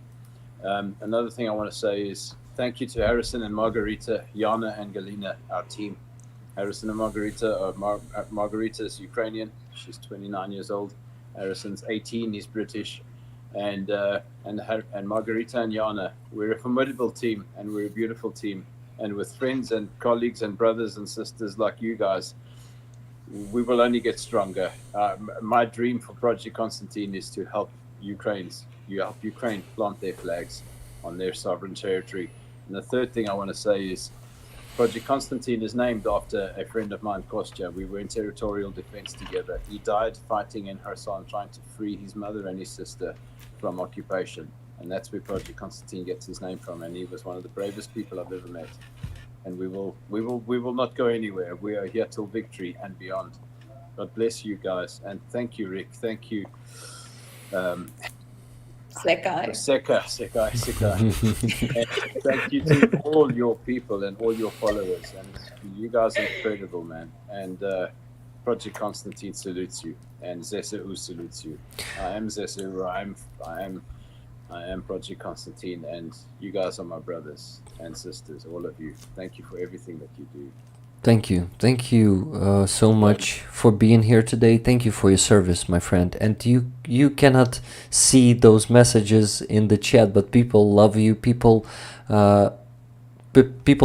wish you all the best, and people will make sure of that. Believe me, I'm so happy, and it's an honor to meet you, Pete, and we definitely gotta meet again and meet in person. I really want to shake your hand and thank you for your service, and thank you for all the hard work that you're doing. We are with you. We are standing together, and everything is gonna be good. We'll get our victory. Thank you for getting it closer and saving lives out there. Thank you, man. Greatest pleasure. God bless. Thanks, everybody. Girls, keep the chat going as long as you can. You guys are all heroes, all of you. God bless you all. I'll speak to you soon. I've got to go get some sleep. I love you all. Good night, Thank you Pete. to all the donors. Hasta la vista, Pete. Hasta la vista. Thank you once again to all the amazing donors. Your donations are incredibly kind. Everybody's struggling in the world financially, but you guys are putting your hands deep into your pockets for helping a very, very, very incredibly worthwhile cause. And I salute you. Pete, do you want to know what the count is before you go to bed? I think I'll cry, but go ahead, tell me. Okay, cool. So it is, and I'm gonna give it in dollars. $7,526.22. We had 35 British pounds in the bank account before this podcast started. 35 British pounds in the bank. That's $42 or something. $42. Yeah. God is my witness. Yana and Halyna are my witnesses. God bless you all. And that is not counting the people, if people donated directly to PayPal. I didn't check direct PayPal stuff because sometimes my You gotta check it before we end the stream, definitely. Yeah, Pete, can you please just because sometimes it kicks me out of PayPal, and it's linked to Pete's PayPal. So just check the WhatsApp code it sends you and say that through to me, please. I'll do it immediately. Thanks. Yeah. Thanks, guys. Awesome. God bless you all. Sleep well. Slava Ukraini, my friend. Heroem slava. Heroem slava. Thanks, guys. God bless. Ciao, Galina. Ciao, Yana. Thanks, everybody. Bye. God bless. Bye. Ah, Ooh, boss gone.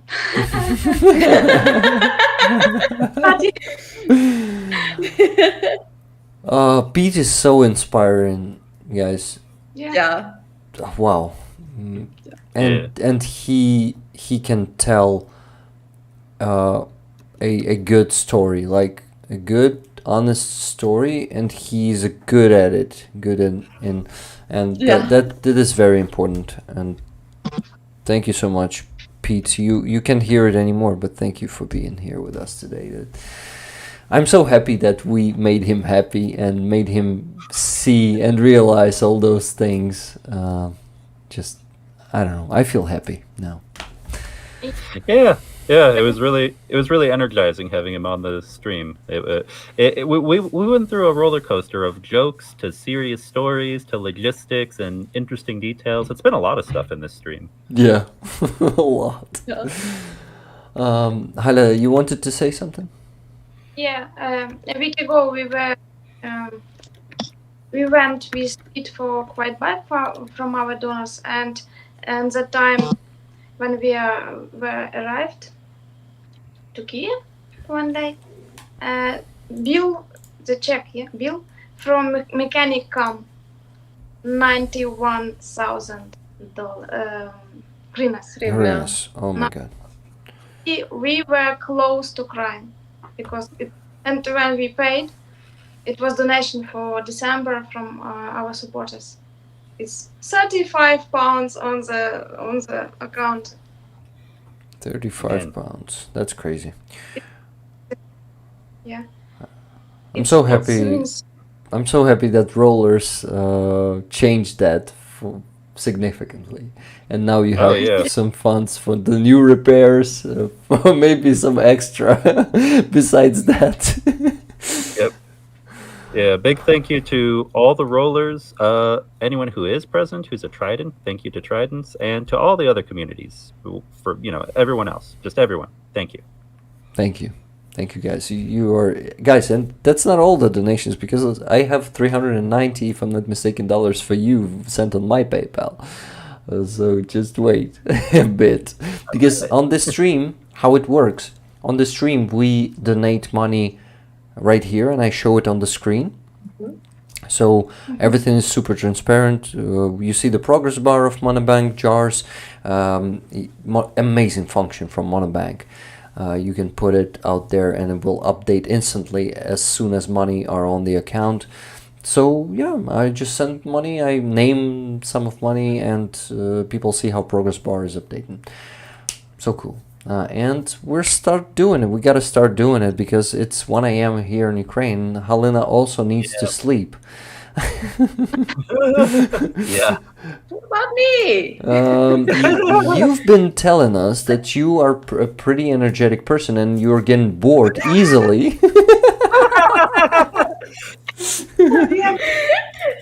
Okay, I brought that one on myself, totally. Man, we're all gonna literally have to ask for someone to buy us a coffee right quick then. Oh, my friends, this was one of a kind of the stream. I think I've experienced something like that on the previous streams, but every time it is unique, first of all, and every time it feels like something not just special, but triumphant or something like that. This was amazing, so cool. Okay, so what I have to do is to switch the scene. Screen plus 3 people, it is called. Let's see. Who do we have here?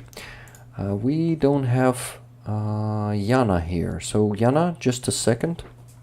I'm gonna add you here because it was, yeah, this one was used for just 3 people maximum, and we have 4 at the minute. Bear with me, please.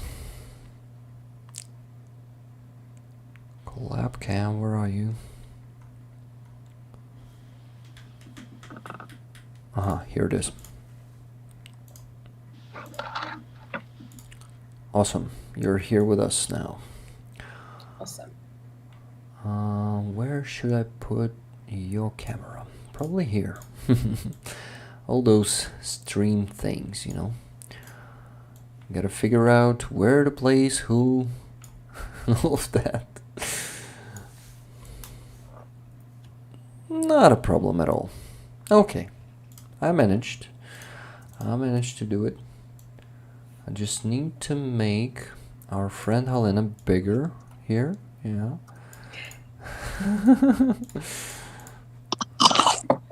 Like that? Okay, even cooler. Thank you.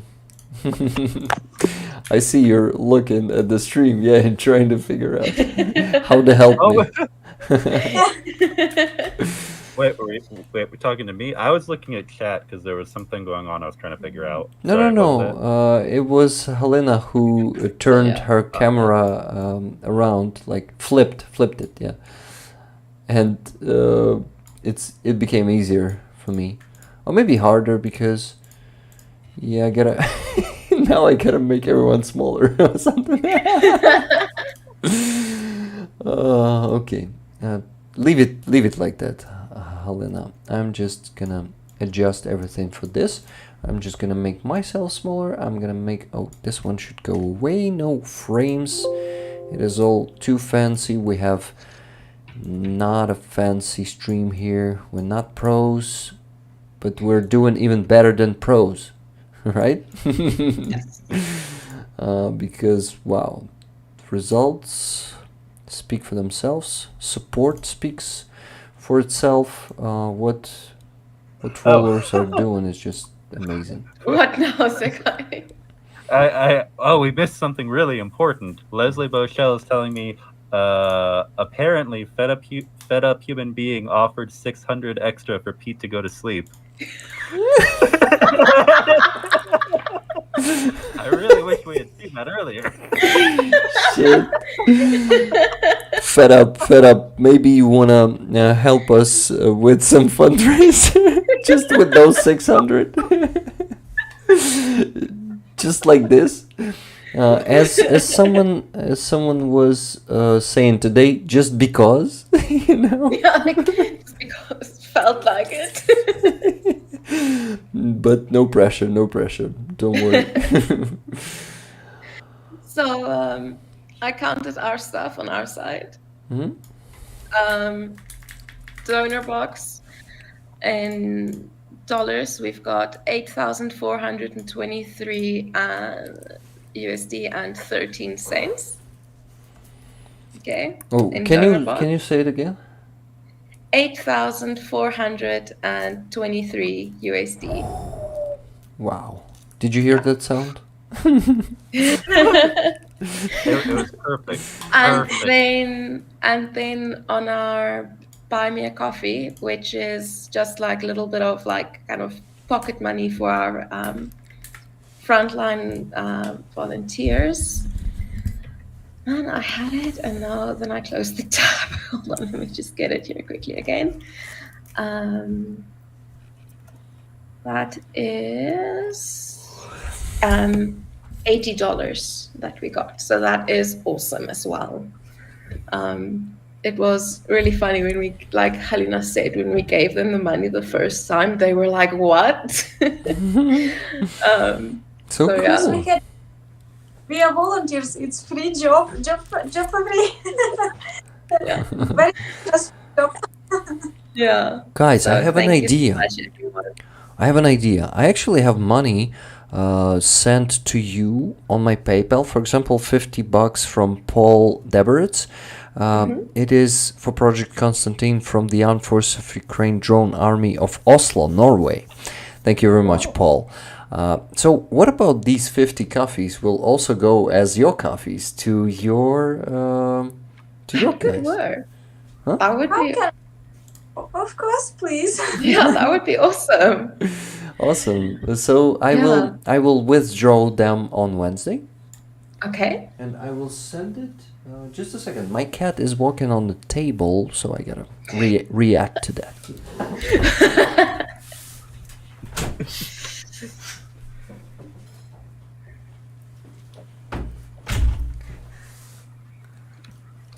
Did you hear the shh sound?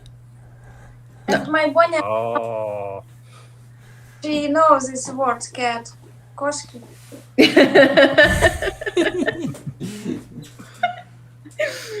Aw. I should get my dog one of these days. But she's tiny and very round, so I'd have to pick her up. My dog's just lying on the floor here next to me. She's like passed out.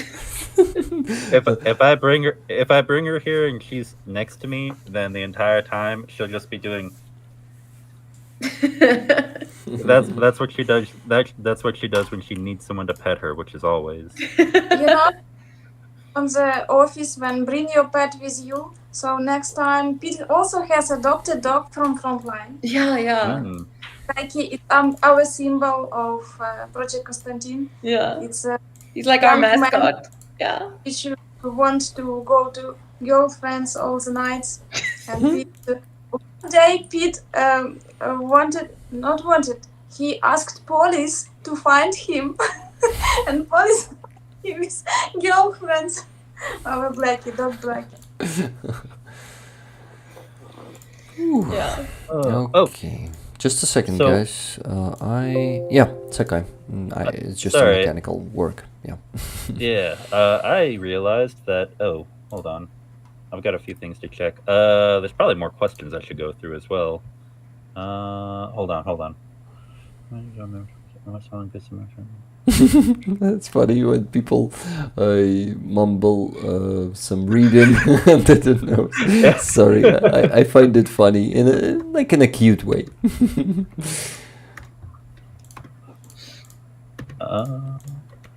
Someone was asking if I have a PayPal link. Yes, and I see that the mods have put that in the chat before. Thank you for asking.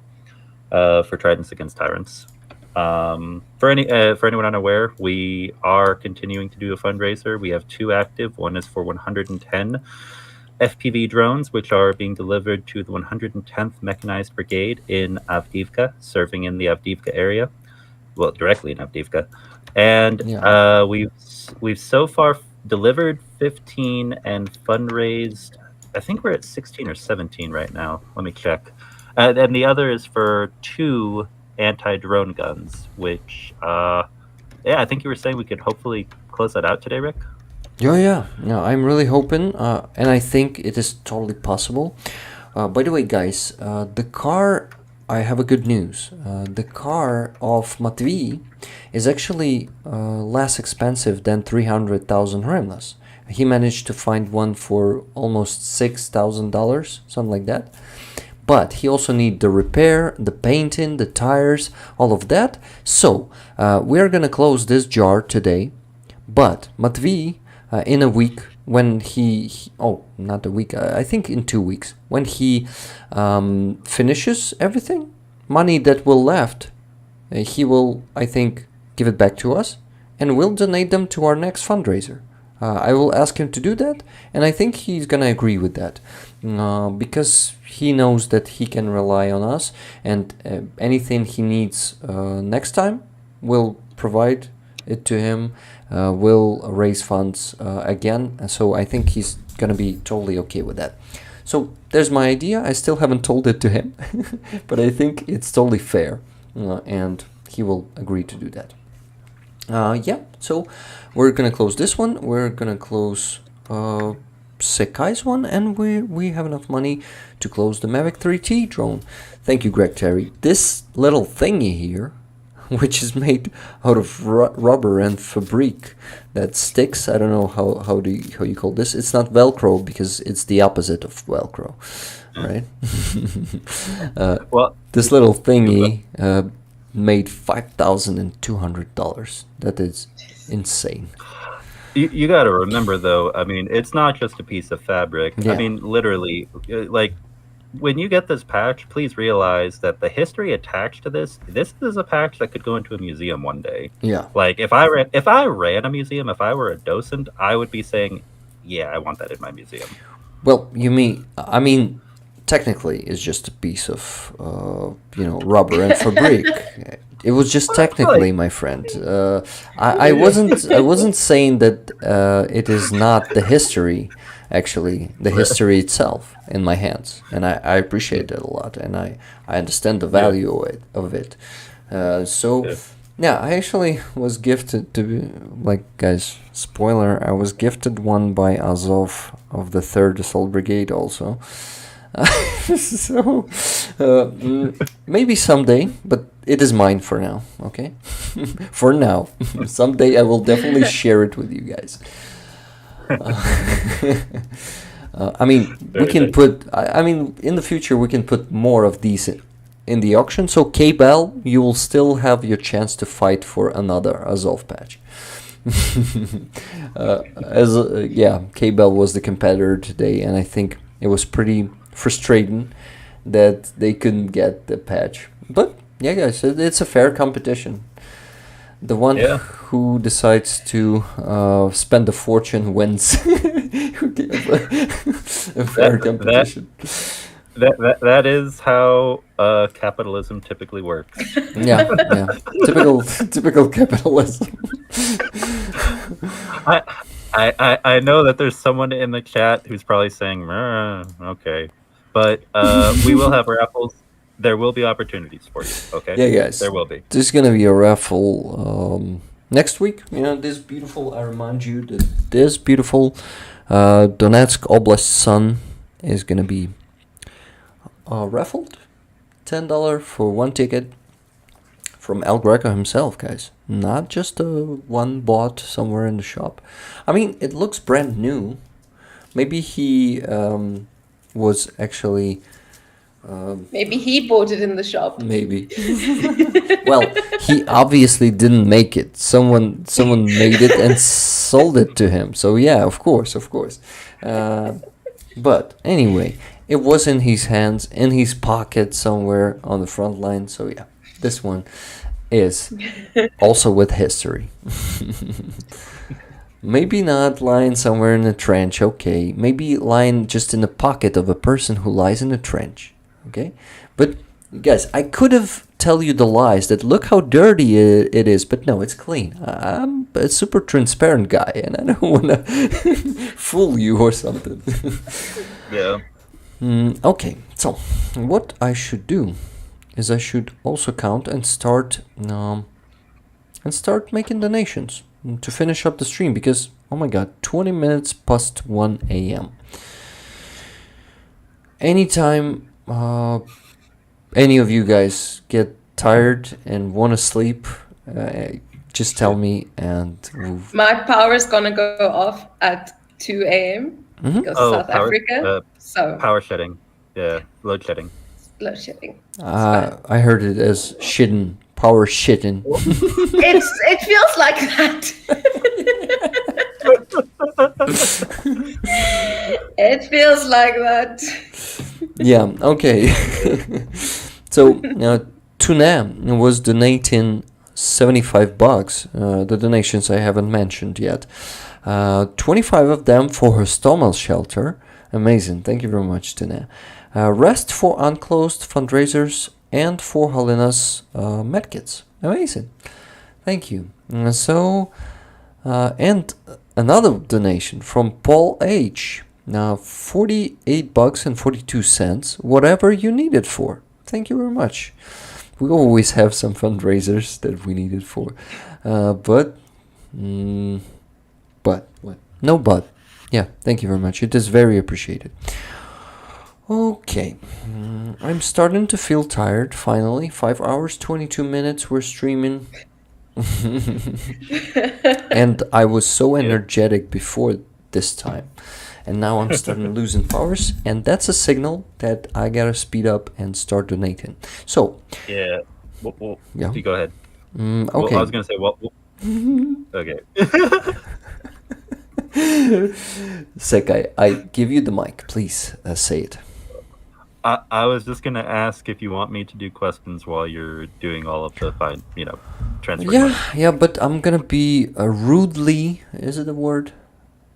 Oh, yeah. You tell me this every stream. I don't know why I always ask this, because for transparency, you have to speak into the mic. about it. Rudely interrupt you and say, Secai, right now I'm sending $700 from my PayPal. Yeah, guys, it's that crazy boring here. I really I really say now it's next $700 and in hryvnias it is 26,000 blah blah blah, and yeah, all of that. And I think it's important. I think Accounting is boring, but if you want to be transparent, like really transparent, it is necessary. Yeah. So we're at that part of the stream, guys. Yeah, we're at that part. So anytime you feel like you're falling asleep and bored, even though your electricity is still there, you can easily go to sleep, and we're gonna totally understand you. I have a comment here. I think this is just a general statement for any of the fundraisers, any groups that we have helped with our fundraisers here. And KK's GG says, groups need to let us, like us, the community, let us know if coffers are becoming depleted in the future. It's okay to let supporters know we are flat broke. Like, that's part of the reason we're here. So I don't know. I mean, I think it's different from organization to organization, but yeah, I mean, we do what we can. So if any of you do know any other groups, organizations doing important work, please let them know to get in touch with us. Yeah, definitely a good idea. And you see how it's unpredictable. People sometimes might have the resources and generosity to just drop thousands on you. So yeah, we definitely gotta use every opportunity and call anyone and build up that network and even bigger. Yeah, I think you can only agree with that. Earlier the mosquito patch that I think wait, was it Halyna who pulled it up, or yeah. That made me think of something. It made me think, okay, you know how Azov, you've been saying, Rick, like Alpha 30 Bravo, like AB. It makes me think, blood type. Like my blood type is AB, A30B. Blood type Azov. I could see that as a patch. Yeah, listen, we really gotta. Wow, I have an idea for a NAFO truck patch. Yeah, we're bursting it right now. Firstly, it could be Alpha 30 Bravo, just that. But we can actually transform it into some of your, to go your way with your idea. Let's think about it. Let's think more. With a giant mosquito carrying it away.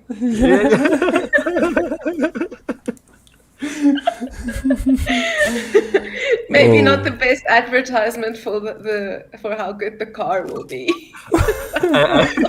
I was gonna say that, like, no, that would be hilarious, and somewhere in Russia would be some old babushka or vatnik who would be like, "Look at this! It's proof. This is proof that they exist."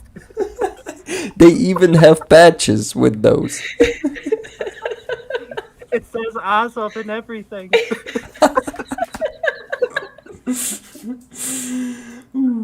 We then definitely gotta do some good 3D graphics and make a short animated movie about those mosquitoes and make it real serious, like Putin's movies. Remember when he was saying, the new unbreakable, undefeatable rocket Kinjal. No one could ever hit that. Super duper ultra nanotechnology and all that stuff. We just gotta counter that with our mosquito advertisement and sell this to as many countries as possible. Oh yeah, we'll get Film.ua on board, the whole team that made Mavka. Yes. I mean, yeah. Yes, That'll that's be what wonderful. we have to do. Some Pixar level, animated movies. Of giant mosquitoes hauling off Russian trucks. Yeah, let's do it. Oh, I love I love where our imagination could carry us. The power of it is just it's just so good. Okay, I forgot how to do it, guys. I've counted the money. No, that's okay. I've counted the money here. What? Yes, okay. Now I gotta compare it to what I have and see if I haven't missed anything. Just a second. That's just a basic arithmetics. I gotta minus, because there are some money from the previous stream left here where we auctioned paintings, and you see $2,081.24 are still on my card, and there are a few hundred of my own money there, so I need to minus all of that from the money that we currently have. And that's the calculations that I do. So 2,583 and 24 and 6. Yeah, guys, so in total on my PayPal we have raised $6,996.91. That's insane. Wow. That's pretty damn good. And I'm trying to remember now. I thought that either we broke it or we're neck and neck with the last record amount. We broke it. Go as high? We broke it. It was around 6,000. Now it's almost 7,000. Guys, please send that $3.09. We gotta reach. We gotta reach the 7,000. It's gonna be so beautiful. I'm sending you five. Exactly seven. I'll send you $5, right? Send 5. Let it be more than 7,000. We raised over 7,000. You just have to get.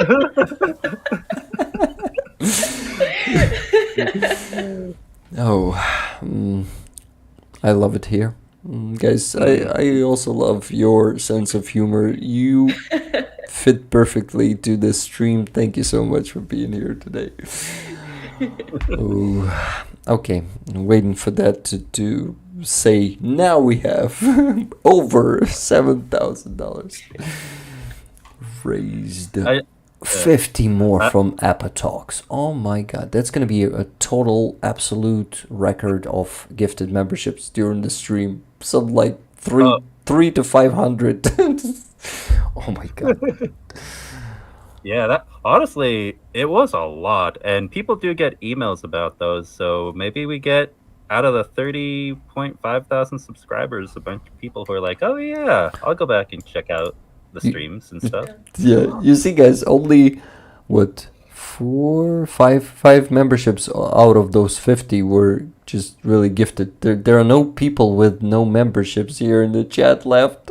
They're not being gifted to anyone. And not just here on the stream, because they're being gifted to people who visited the stream once sometimes and being gifted the membership. So yeah, a few hundred today. That's insane. It's actually a really good thing when you think about it too, as far as like viewer retention, because I know that your channel doesn't have it, but with other channels that have like super chats and stuff like that, yeah, people give that, but this hopefully will get a lot more people coming back to directly donate over PayPal to Ukraine. Yeah.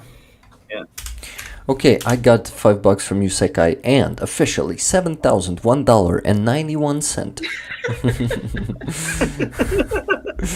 Officially. Okay, they're being gifted now. Look at this, guys. we have more people actually coming back to the stream. Yeah, sometimes our rollers come in here like on the 6th or 7th hour, and they're, oh my god, you're still streaming, guys! What the hell? Like they're just coming back. We have other YouTubers who come here and say, "You're still going?" Really? Halyna, what were you saying? I said, oh, what did we miss? Could you please to repeat? Yeah. Oh, yeah. Oh god, if I had to repeat everything that we went over, no, I'd have to start keeping notes. Guys, and we have another $10, so that's not it yet. From Paul Deberitz, for something useful from the ATP drone army of Oslo, Norway. Thank you very much. Thank you, Paul. You are so cool. Everyone is so cool. Everyone who donated today, you guys are just amazing. And those extra donations when people just wanna message something like, "Hey, I want you to know that Fed Up was the donator," or when Tourniquet was donating to you to make more tears, remember, and giggles in the end. It is epic, guys. You are creating some super cool culture of donations and all of this. Yeah, I think it has the potential to become something bigger and become even like a, as I said, a donation culture of some sort. Maybe it already exists in some fancy. Yeah, it already exists. I just remember some Ukrainian funds and You're like, oh yeah, Sternenko. Sternenko and Demokratyczna Sokira also. Do you know that one, guys? Democratic X. I'm not familiar with it. They're also a political party, a cool one, like a progressive one. I followed their Telegram channel. They constantly fundraise. They're also a fund, and for example, they've raised funds a few months ago. They've raised 10 million hryvnias for the boats for SSO to work on Dnipro, and they were actually some Ukrainian rich man had a Jaguar car, some top one, XJ or something, or and he actually donated this car to. It was a raffle, and the person won a Jaguar. If you donate something like 1,000 or 2,000, you had a chance to, like, you were buying a ticket, and some person, it was a girl, yeah, she won that Jaguar. So, oh my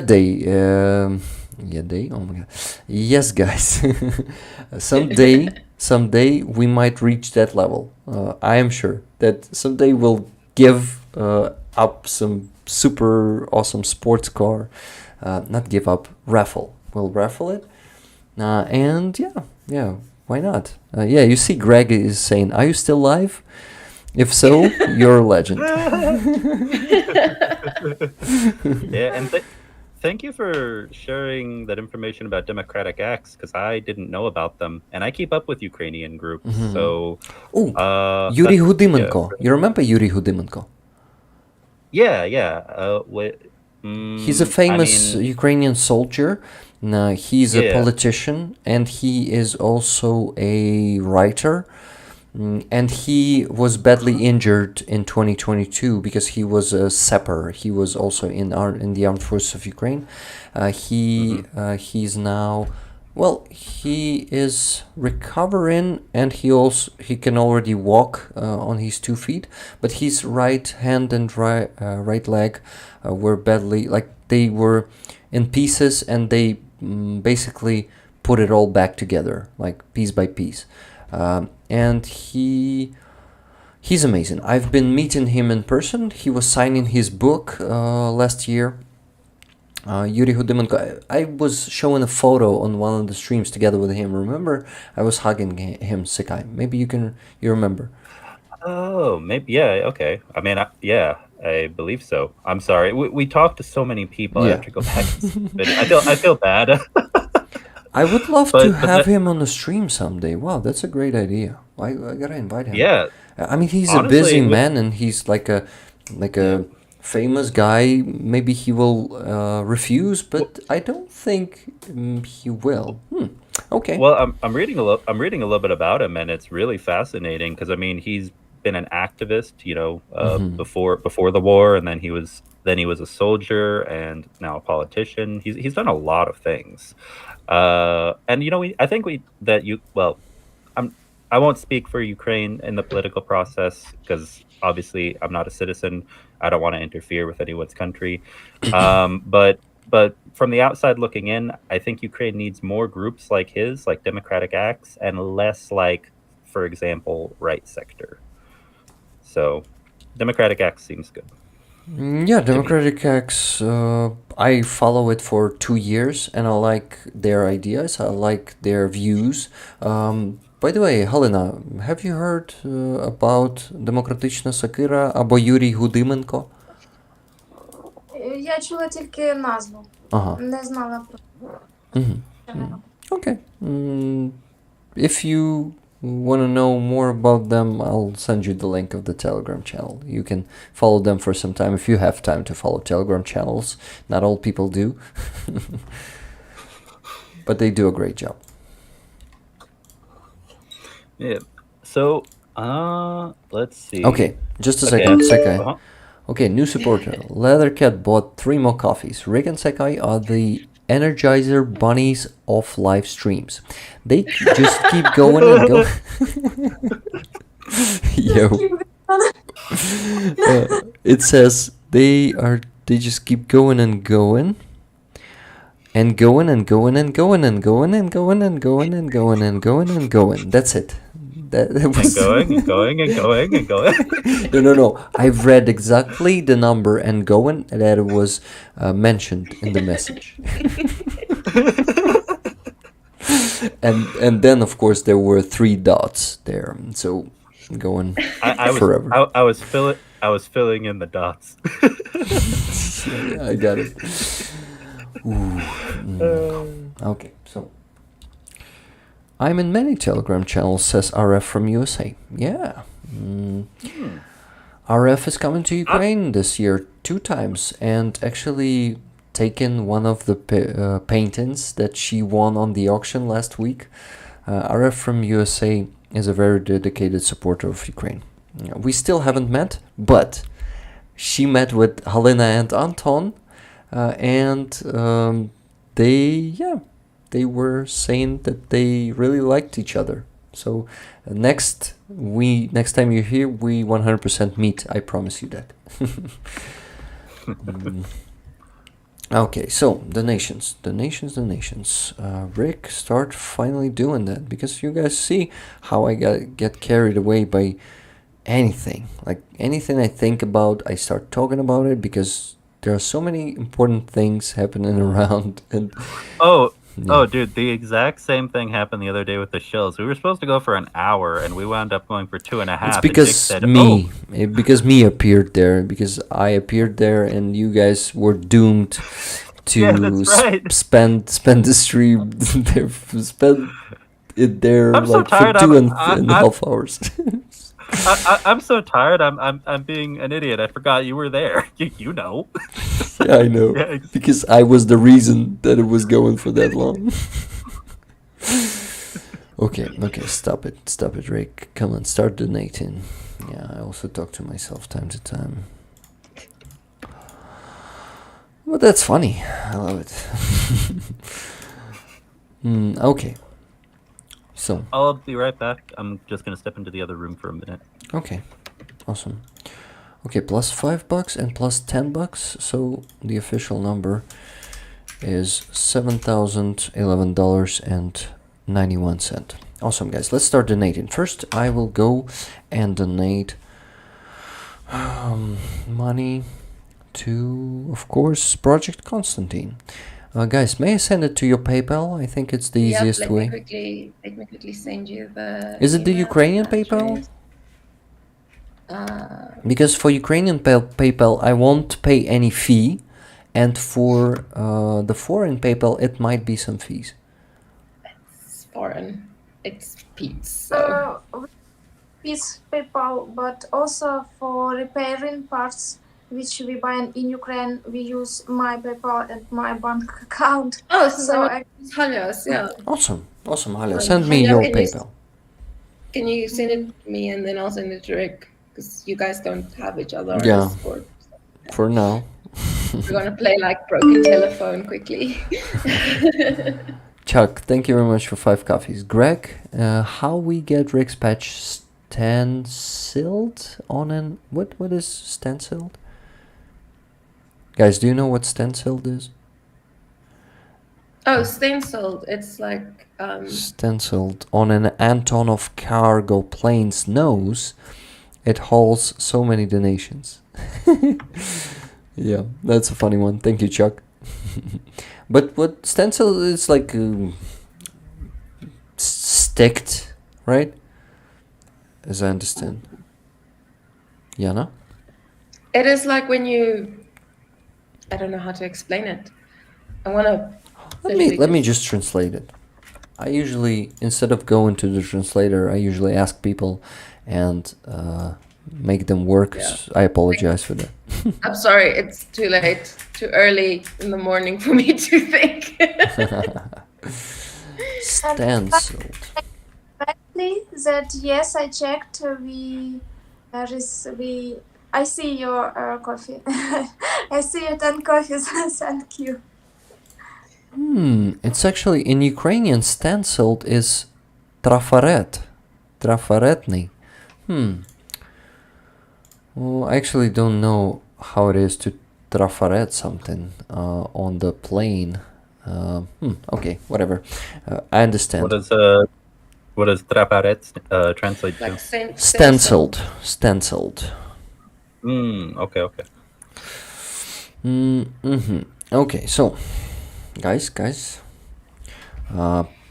PayPal on, I think, that thing that is called Discord. Yes.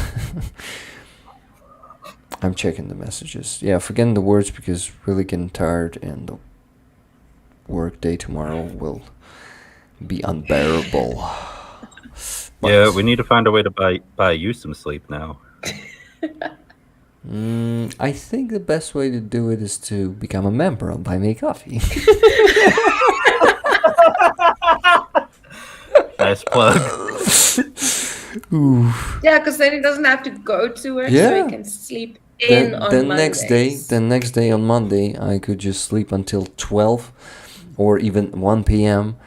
and I can just even stream on Monday again. Oh, yeah. You see this news in our comments that 50 billion going to Ukraine. Congress just passed. How do you think? Can we give them our PayPal? Wait. What a day! Really? The bill was What? passed? Wait. With reference to U.S. Congress?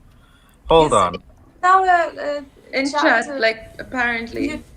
Maybe it's a prank. Maybe it's a prank to make us disappointed, guys. Let's check first. No. Yeah. I mean, I'm looking right now. I see from 1 hour ago, senators race to release their package of border policies and aid for Ukraine and Israel. But the last thing that I heard was, okay, you guys are going to Be disappointed. If this is true, then it's I hope not. Okay, but you guys, this is what I have found the most ridiculous about it, because obviously you guys have probably heard that a lot of that aid has been tied up because they put everything together. They put the U.S.-Mexico border Yeah. stuff and Israel aid and Ukraine aid, all of it together in one legal bill. And so people were saying, oh, no, we can't do it. There's no way to get an agreement now with it like this. Well, what they announced earlier this week was, okay, now we're going to separate it, but they're going to vote on Israel aid before Ukraine aid. And that makes it harder to get the Ukraine aid passed because there's no trust that after they pass Israel aid, Republicans will do the same and help with passing Ukraine aid. So now it's gone from everything's tied together, we can't agree on it, to everything's separated, we can't agree on it. So, yeah, I'm sorry, I'm very jaded with U.S. politics. But Sorry, that's understandable. Guys, I have the news here. Like, I think the most no, not the most fresh. Okay, let's go. But apparently, Mi-8 Russian helicopter disappeared somewhere in Russia. I like it. Another helicopter down, and we didn't even have to do anything. Russians sometimes are doing the work for us. Well, the problem is, guys, to be honest, Russians aren't idiots, and we also have friendly fire. And we also have some casualties just because of some stupidity or some insubordinateness or in some incompetence. That happens also in Ukraine. Don't be wearing those pink glasses. We have problems also here. And I just need to mention it so we won't underestimate our enemy, and we need to remember that we're fighting a really technologically advanced country in terms of military, equipment and rockets and all of that stuff. It is not easy, and we're actually standing up to them with much smaller army, with less resources, with less technology. But we're inventive, and we're making them suffer just by our brains. I love Ukrainian brains. So slava to Ukrainian brains. Yep. Many wrinkles, and that's a compliment. Yeah. Okay, so maybe I'll start counting money at 4 a.m. or something. I really hope. I gotta do it now. Okay, guys, so let's see. I'm showing this to you on the screen. So here it is, 4th of February. For Project Konstantin, I'm summing it up. You can see it, $390.50. Awesome. Sending it to you guys. I have the... Oh, someone is buying coffee there. We have a member, Rose Rohaley. You do really good work, Guys, Rick. Keep up. I'm gonna Thank hop you. off while I still have 10 minutes of Yes. power just to get ready for bed. Okay. You can watch the 3-hour recording of the ending of the stream. Everything that you'll miss. Yeah, like That seems accurate. yes. Guys, I was thinking that I don't have a sense of humor, but I have it after all, I think. No, Oh you yeah. didn't. Oh, Rick, I'll order a pizza. Let's do it. Okay, but no, not really. Not really. Please. Oh my god. Yana, thank you very much for coming Awesome, today. Thank you so much to you as well. Yeah. You're amazing. Let's keep working together. 4 Definitely, chats. definitely. Poke me tomorrow in the evening if I won't do it during the day, okay? Will do. And I don't know. It's so nice to meet you. Yeah, you too. Yeah. Thanks. So cool. Awesome. Cool. Thanks to you, and thanks to everyone who donated and to chat. And just it's been a really nice, energetic stream. So thanks to you, everyone. Yeah. Cool. Bye, guys. Bye, Yana. Bye. Good night and Slava Ukraini. Thanks. You. Heroam Slava. Thank you. Okay, so now the game continues of who's gonna be the most Витривалий in Ukrainian. Are you still with us? Sorry. Haля? I'm Ukrainian витривалий, but I don't know in English. Yeah, I also don't know this in English. Just give me a second. What? Терпеливий. Patient. Patient. Yeah, who's gonna be... But I think Витривалий is more accurate in this case. Let's try. Let me try. Hardy, enduring, hardy, enduring, lasting. If you want hold on. If you want an old American way of saying it, who's got the most moxie?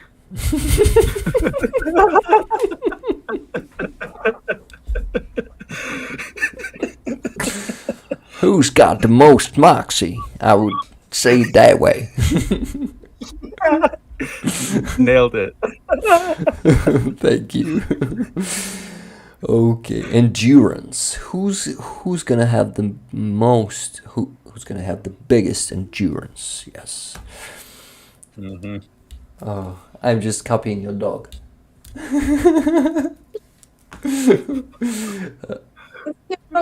Okay. Okay. Oh. Aw. So cute. Okay, let me send money to you, Halyna, and Secai will say what he was meant to say. Oh, I was just gonna say, focus, Rick, focus. I can tell it's late because you're at that point where like you're laughing at everything. Yeah, and I love it. but I'm really getting carried away by my tiredness. It's not the word. Secai, what's the word? Well, exhaustion. Exhaustion. Tiredness. Exhaustion. Yeah. All right. So let's see here. Oh, here's something that can both of you could maybe answer while you're filling that up, filling that out. What are the three things you missed the most from before the war, and what are three things you most look forward to after the war? This question is for you, Hala, because you're the only person from Project Konstantin here left. Please tell me, do you need the translation? Yes, please. Secai, may you repeat the question, please? Oh, what are three things you missed the most from before the war, and three things you look most forward to after the war? Три речі, за якими ти сумуєш найбільше до війни, які були до війни, яких зараз немає. І три речі, які ти хочеш зробити після закінчення війни, після нашої перемоги. Не просто закінчення. One thing is my people from my previous job. It was beautiful team of engineers, building engineers. I don't want to return to this job, but I miss people from my office. People from my church, brilliant people who are in other countries, my friends.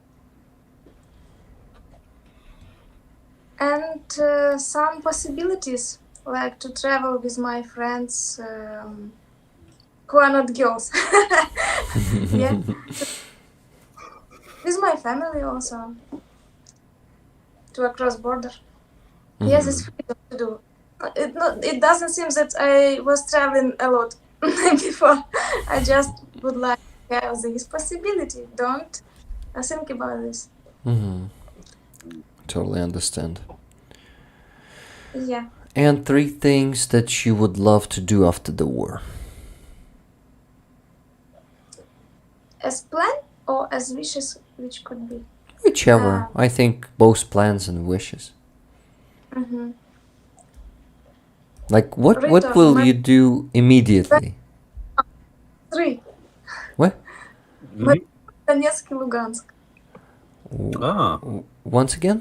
Mariupol, Donetsk and Lugansk? Donetsk and Lugansk. Perfect. Where are you from initially? Черкасy region. Tenivka, near the Uman. 23 years I live in Odessa. Wow. So, yeah, that's cool. So you moved to Odessa when you were a little girl, right? Not very little. To study Oh. You see how I did it, how I pulled it out. Yep. You look very young. I was gonna guess little girl as well. I have my own little girl, not very little teenager.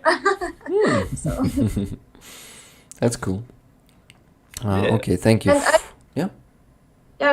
near Makiivka in 2015 in children camp. I was one of leader of in the camp, and it was interesting to meet children. Like just after the occupation of some territory, Slaviansk, Kramatorsk, Slaviansk, and we were in the blue lakes between Slaviansk and Kramatorsk, somewhere in the. And when I was invited there to be leader of little group of children, I was thinking what I will speak about with people who was in occupation. Yeah, little children who was in occupation. And Sorry. they were so excited that it's not necessary to go to school because it's bombing. Like, oh, bombing today, don't go to school, wow. I was surprised. It was a reaction, and now my teenager said the same when we have said, "Oh, don't go to school." Amazing. Because children's psychology is not the same as grown people. I see something in my PayPal. Yeah, it's me. 190 and 50 cents. 390 and 50 cents. Nine. Yes. Amazing. Thank you very much for doing this great job with your organization. And yeah, I'm just happy that we can help. The dog is so funny. Yeah. Yeah. I'm sorry. I was actually laughing because I was reading some side messages and I saw a picture of a NAFO truck with the words "This is the way" on them. But you might I know you used to do gaming, Rick, so you might understand that reference. This is that way. Yeah, this is the way. It's an obscure old internet culture thing. Yeah, it's an old meme. Got it. Okay. Maybe the one I still don't understand, but this is the way transformed into. Can you please type it or show me the message? Where is it? Where it is? Well, no, I'm sorry. This was in the Trident server. I was just explaining why I was laughing. Okay, sorry. Sorry, no problem. Okay, money to Halyna were sent. Oh, I see one comment that they got through my plans. Travel. Yes, travel in Ukrainian cities which occupied now and occupied 10 years. It's Luhansk in the east, Donetsk in the east, and Mariupol in the south. So yeah, I'd like to travel my Ukrainian towns. Oh, amazing. Same. I really, you know, if I'm from Makiivka, you know how I dream of getting back there and breathe the air of free Ukraine, not that damn heavy air of occupation that I was breathing. Well, actually, technically, guys, there's no free air or fresh air there in Makiivka because there are many power plants, coal mines, and the air is pretty polluted there, but anyway, it will feel like the most fresh air ever. Believe me. Okay, what do I see here? I see your job in my account, PayPal account. And what's the plan? Can I be useful for today's night here? You want to go to sleep? Oh yeah. No, you can stay or you can leave whenever you want. we're the only ones. We're the only crazy ones who keep going and going Yeah, and yeah. going. And you gotta think about what you're gonna be doing tomorrow, because if you gotta work, you definitely gotta go to sleep. I would even say you must, and I won't let you stay here because it's better to care about yourself, because About- health is very important. Yeah. Yes. Helena, sorry, just Yeah. a second. I thank you for being here today with us. Thank you for working at Project Konstantin, voluntarily working, right?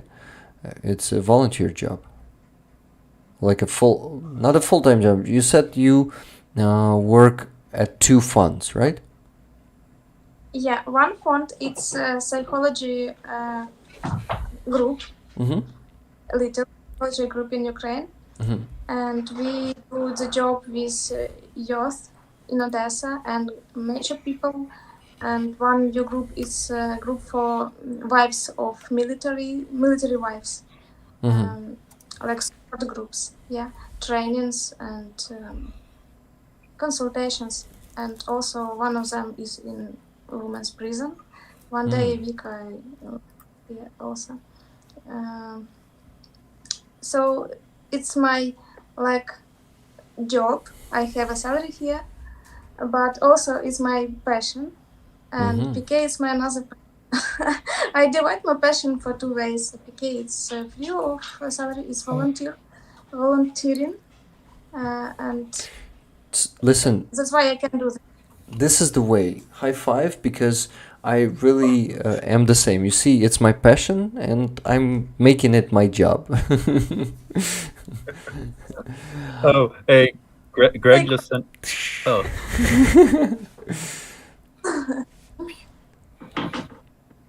Yeah, Greg was saying, Rick, keep streaming until I get home. You keeping me awake. Yeah, I really gotta yeah. keep blah blah blah blah. As I'm so good at talking. You know, I can do it Yeah. for hours and even days. Probably, guys. Maybe someday. I saw someone suggested 24-hour stream. Maybe if I can sleep for 24 hours after the stream. Maybe if I'll have such an opportunity, maybe we'll go for it someday.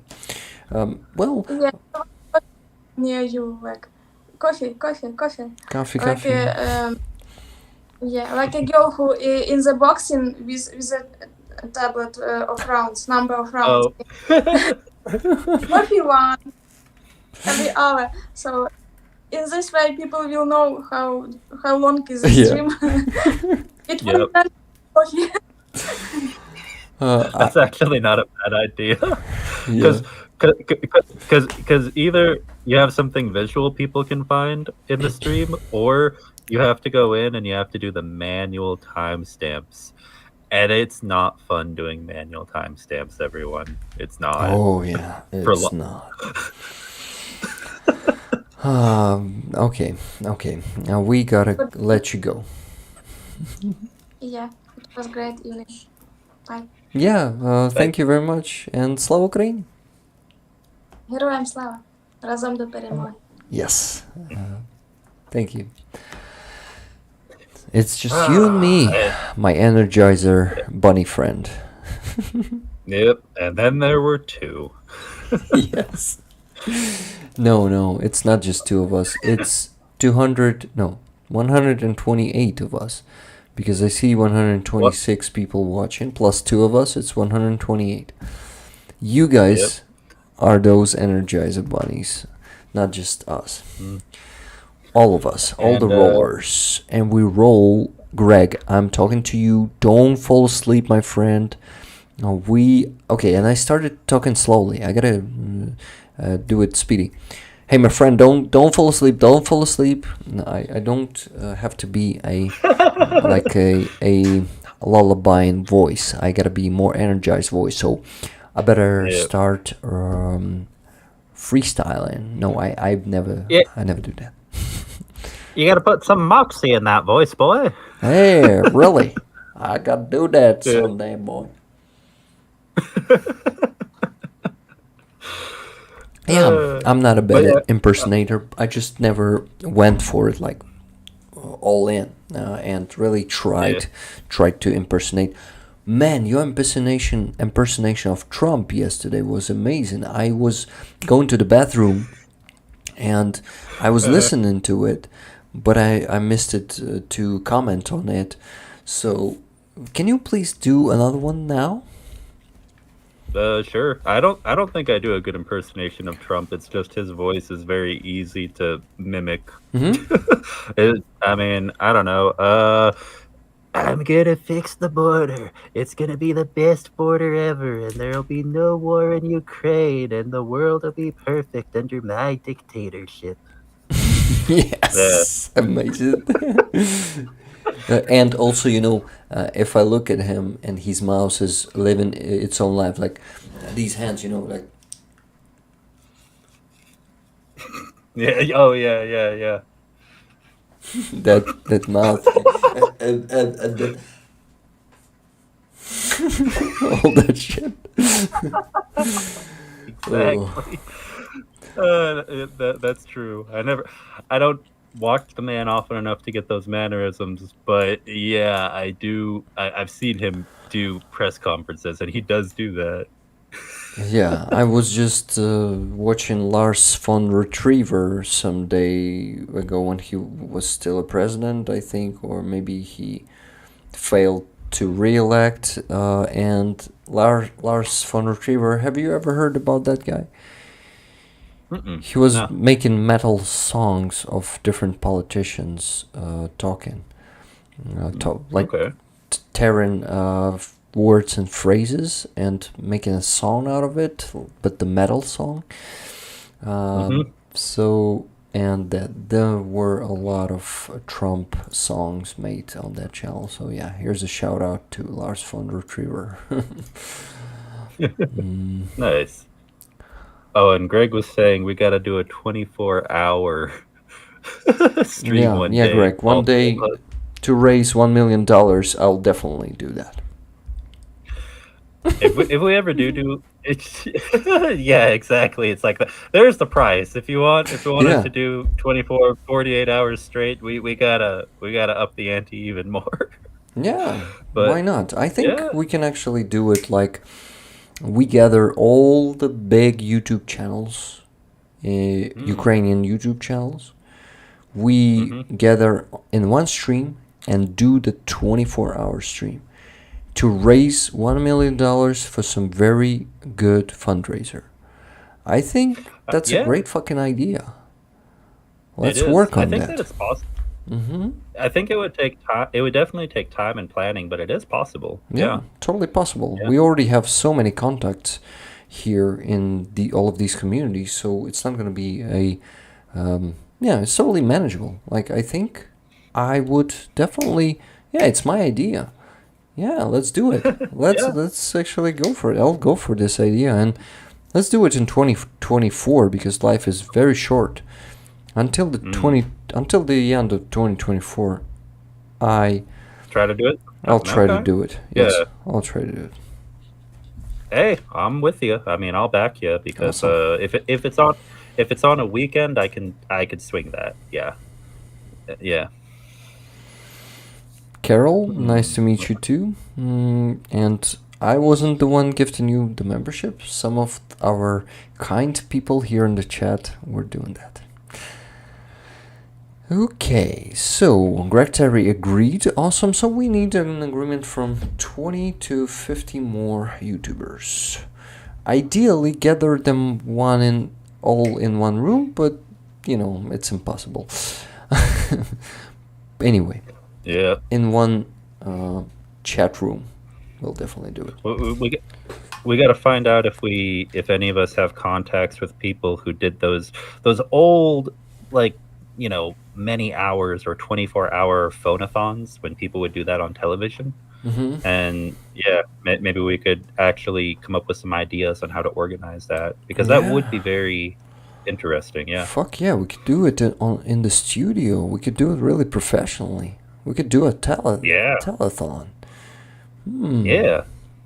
That's an awesome fucking initiative. I would be honored to do that.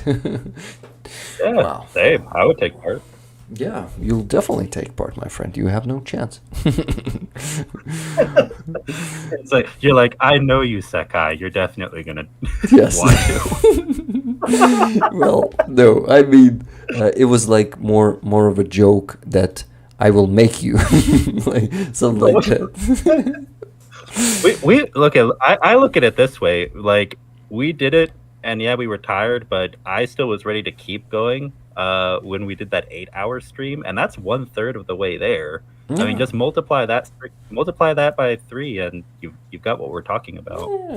Yeah. And can you imagine how funny it will be after 8 hours? If I'm started laughing at everything on hour 6, can you imagine how it's gonna be further? It's gonna become such a madness. We're gonna have like an emergency sleeping cot, and it's like, okay, go take a nap, and this YouTuber will take over, and we'll wake you up in like 3 hours, okay? Or 4 hours. Yeah, I see people are excited about this idea. Or maybe not all, I'm not sure. Okay. Well, I just keep seeing people say roll-a-thon. Roll-a-thon. Like we gotta call it the 24-hour roll-a-thon. We definitely gotta call it the roll-a-thon. Yeah, let's work on this idea. The seed was planted, inception was made. So yeah, we're just gonna we gotta make that inception into more minds of Ukrainian YouTubers, and the seed will grow. Yeah. Mm-hmm. Yeah, you see, Greg doesn't sleep ever, so it's gonna be easy peasy for that man, and he's gonna be so good inspiring people. Can you imagine that stream? Oh, we'll definitely raise $1 million. We'll go over it, I'm sure, because Greg is gonna be there. Greg, please be careful on the front line. I need you there. Okay, my friend. Yeah, stay safe, Greg. Stay safe. Stay safe. Actually, I see here Carol XO is saying in chat that the longest stream she ever did was 9 hours long. So, oh yeah, I'm looking at your channel, Carol. It's nice. Nice little bit of content you got there. Hey, Carol XO?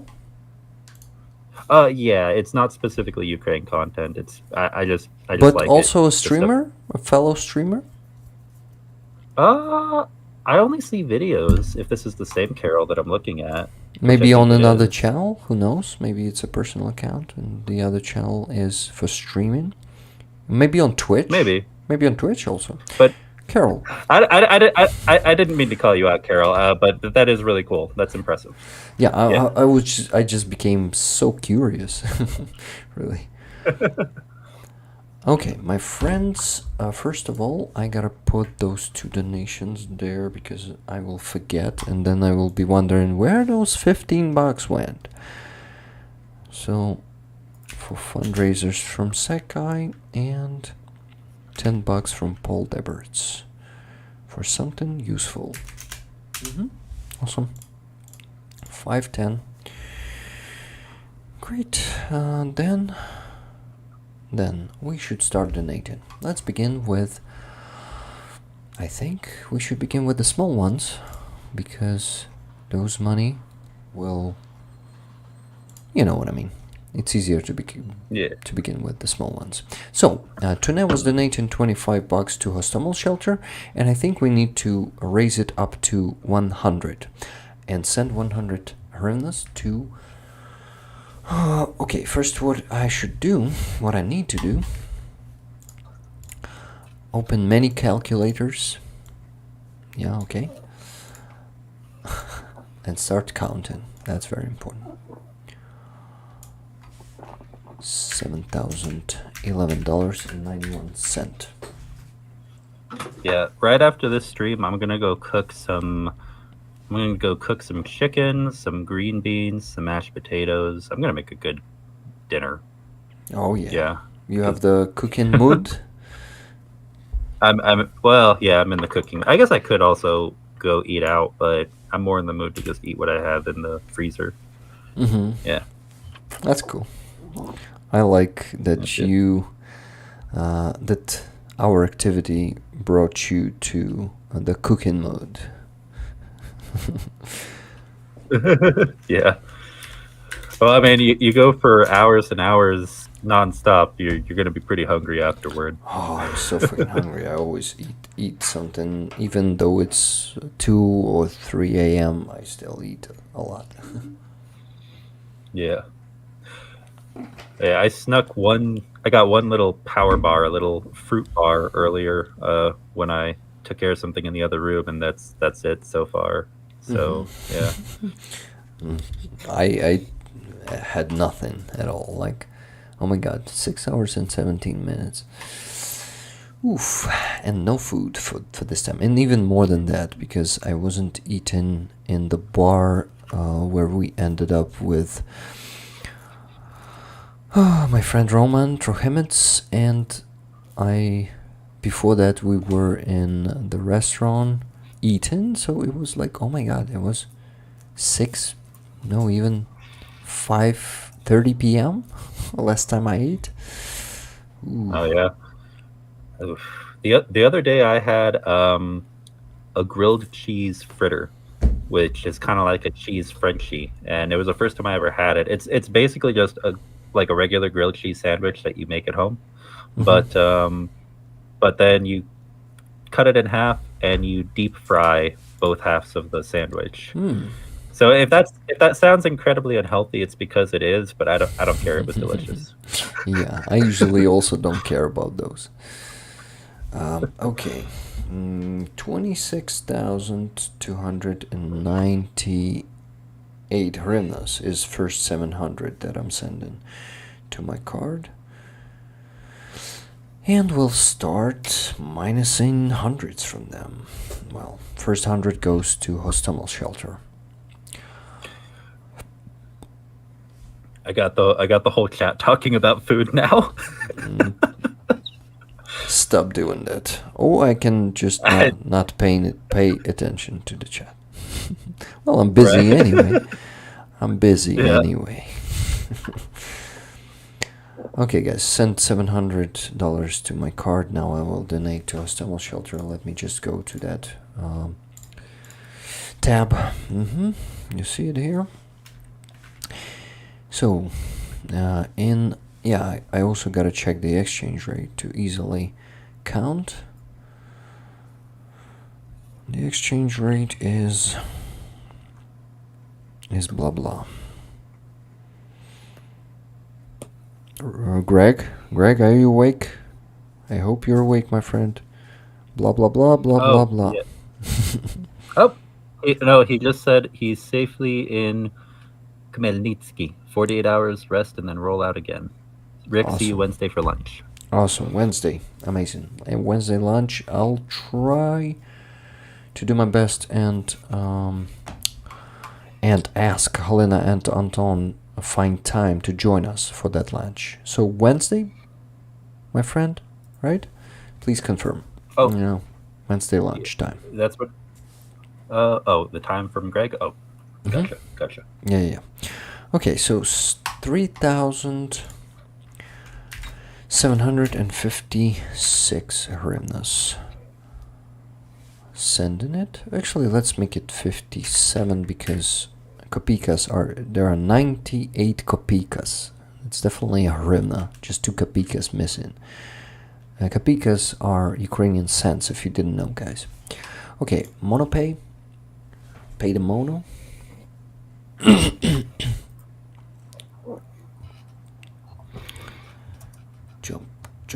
Jump around. No jump around. Okay, I don't know why that song popped up in my head.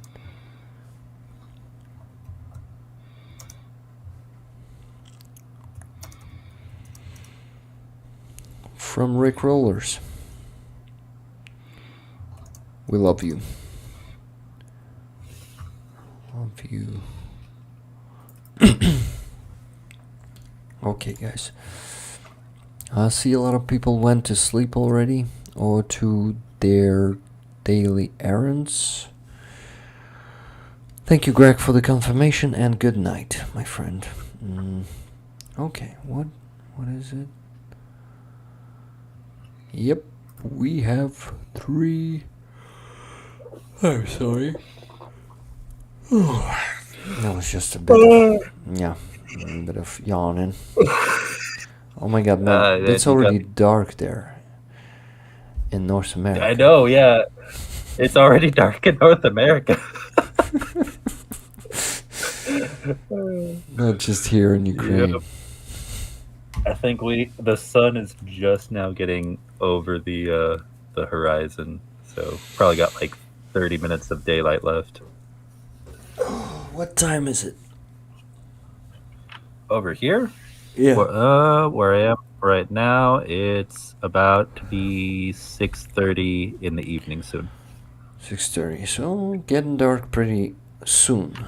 Not soon, sorry. Pretty early, yes. Yeah, which is usual around this time of year. Okay, I gotta update the page now. You see, guys, it was 145,000. Now it's 140. Oh, 150,000 even. Wow. Someone else donated. It was updated long ago, like in the beginning of the stream. This is why some Ukrainians also contributed. Maybe also some rollers. Who knows? Maybe some rollers donated directly to the monobank jar. I know some of you guys do. So thank you very much. If that was any of you. Yeah, it's 2:24 in Ukraine right now. AM, guys. It's not the day. That's the night. Night birds, anyway. Okay, $100 was there. And I'm getting super tired. Exchange rate. I also gotta open the fourth calculator and put it there. Just a second. 57. Oh, Carol's asking, what are the donations for? Yeah, I think you just joined us a few minutes ago, Carol. So these donations, well, to multiple things. We're doing one for donations to Matt V, and that specifically will be a pickup truck. We're closing out the Mavic 3T one today too, right? Yeah. Or I really hope so. That it's going to be enough of money, but I think it will be enough. Was that for the 49th Battalion, or I'm sorry, who was that for? For which? Which 49th Battalion's Karpatska Sich. Okay, yeah, for the 49th. So Mavic 3T drone for the 49th. And then we're going to try to close out a fundraiser for my channel for 2 anti-drone guns for the 110th Mechanized Brigade. And earlier we did a lot of fundraising and auctioning that went toward Project Konstantin, which is a group of volunteer medics assisting at the front lines. So now that I say it out loud, we're doing a lot of fundraising this stream.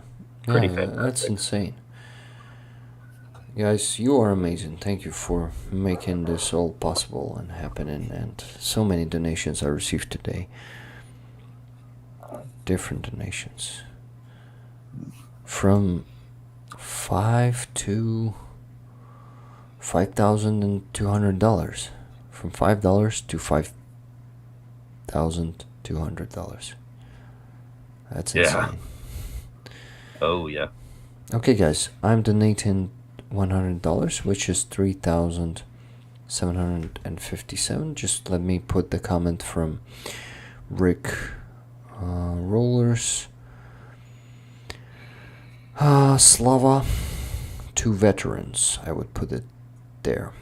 So this fundraiser, guys, is for the bathroom and changing room for our veteran soldiers who are standing in that hospital to get through the commission to be officially recognized as a disabled veteran in some cases, or just veteran in some cases. A lot of veterans are on the wheelchairs, a lot of on the crutches, and there's no good toilet. There's a hole in the floor, and that one is being built already. The goal is 1.5 million hryvnias, and you see 955,000 hryvnias were already accumulated, almost 1 million. So we're doing just a small donation every stream, but we support that cause because it's very important. I would love to donate thousands of dollars to their initiative, but unfortunately, for now, the priority is still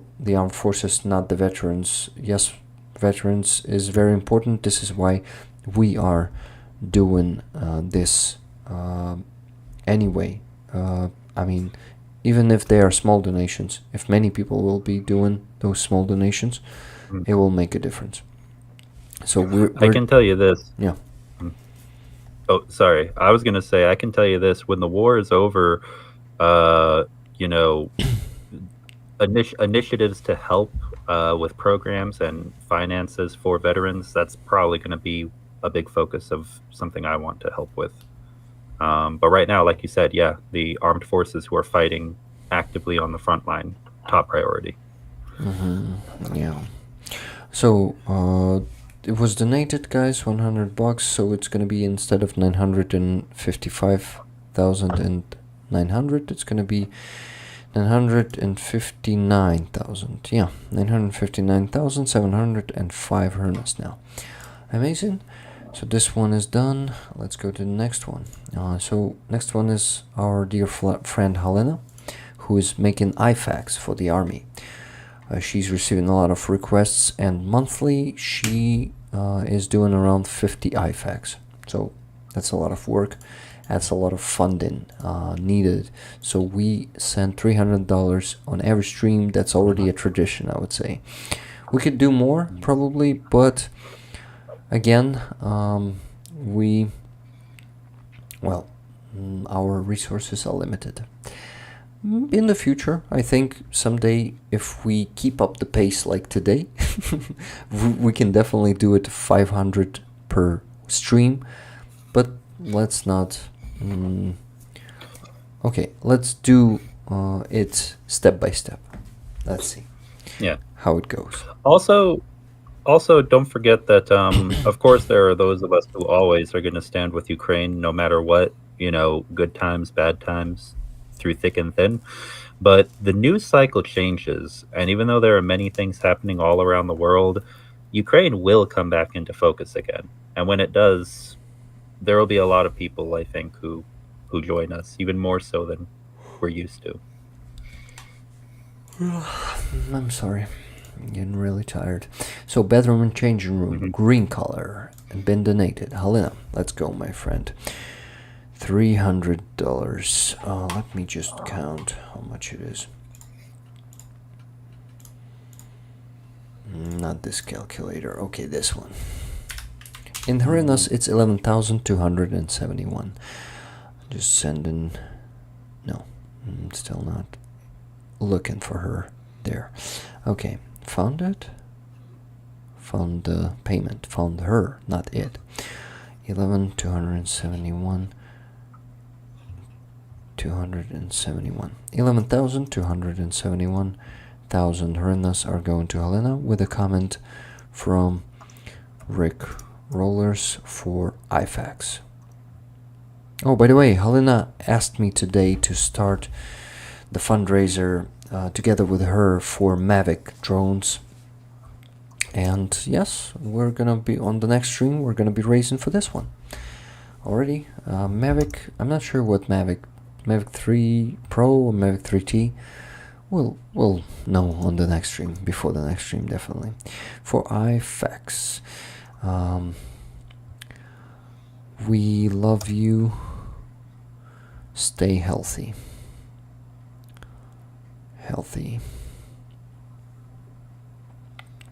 Okay, money being sent, and I will have a screenshot shortly, and I will show this to you as I always do.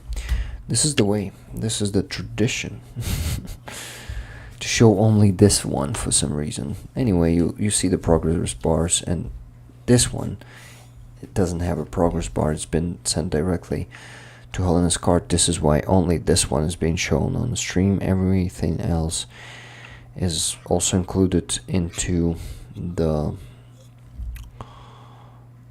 report, fundraiser report.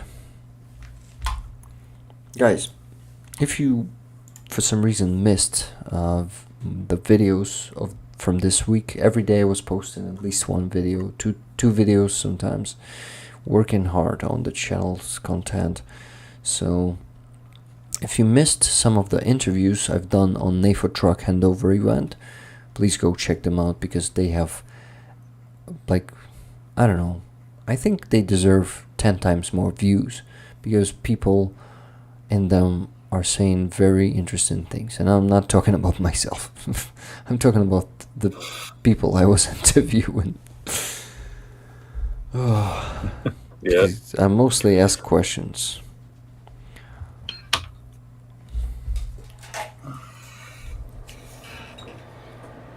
Well, I also ask good questions sometimes. And also sometimes sharing my experience with them too, but they mostly do the job. 110%. Thank you, Chuck. If you're talking to me. If not to me. Anyway, thank you. Rollers, you are legends for like bearing here with us for 6 hours and 33 minutes. It's 114 people still watching, and we still don't have 500 likes. Why is that, guys? Please like if you forgot to do it. Let me check. Let me check. Sorry, some stupid songs started pouring out of me, like this one. 416 likes. Good result though, good result. I wasn't reminding people about the likes enough today. This is why I think we missed a 50 or 100 today. 100%, guys. I know how it works, because I am actually the same. When I come to the shills or somewhere else, I forget to do it. I know how important it is, and I still forget to do it sometimes. So yeah. Rick, focus on donations. Rick is too tired. Get off, Rick. Do you like these dialects, guys? They're crazy. Secai? I like the dialects. I do. Well, being insane is not something bad. It's just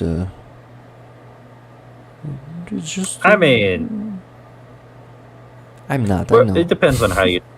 Depends on how you define insanity. Yeah, right. Okay, guys, here it is. 5th. It's already a 5th of February, 2024. 2:32 a.m. 11,271. Thank you for your attention. Signing off. No, I'm joking.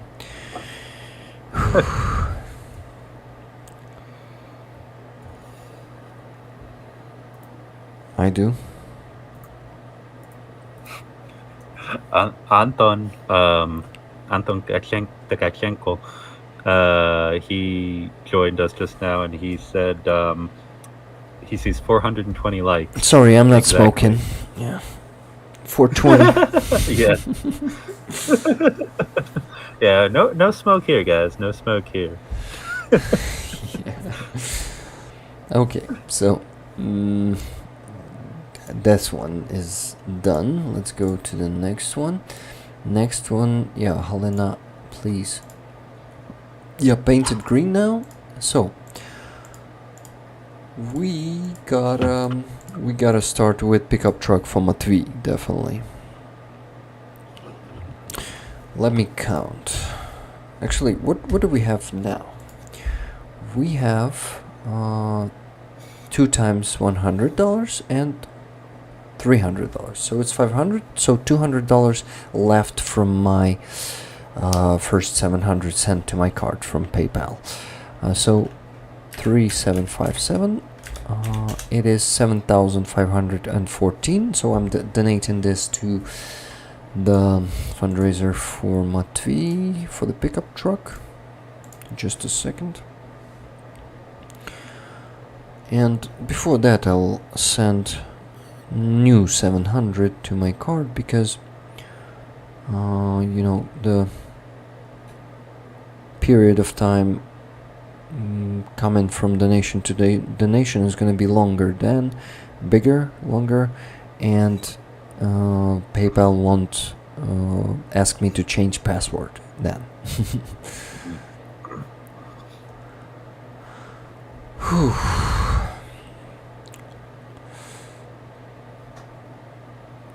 Okay, so 7,000, what was it? 7,514. Transfer money to 7,000. Oh, no. That's... Yeah, guys, I'm really tired. I think I won't make any mistakes, but I'm getting close to do it. To accomplish that. Okay, just a second. So, I know what's the problem. I've started the heater also, and I'm losing oxygen here in the room. Oh. That's also making me even more sleepy. Yep. No, I mean, Got it. these windows. Got it. Uh-huh. Got it. Is there a draft? What? Were you talking to me? Oh, I was asking. Oh, yeah. What were you going to say about the windows?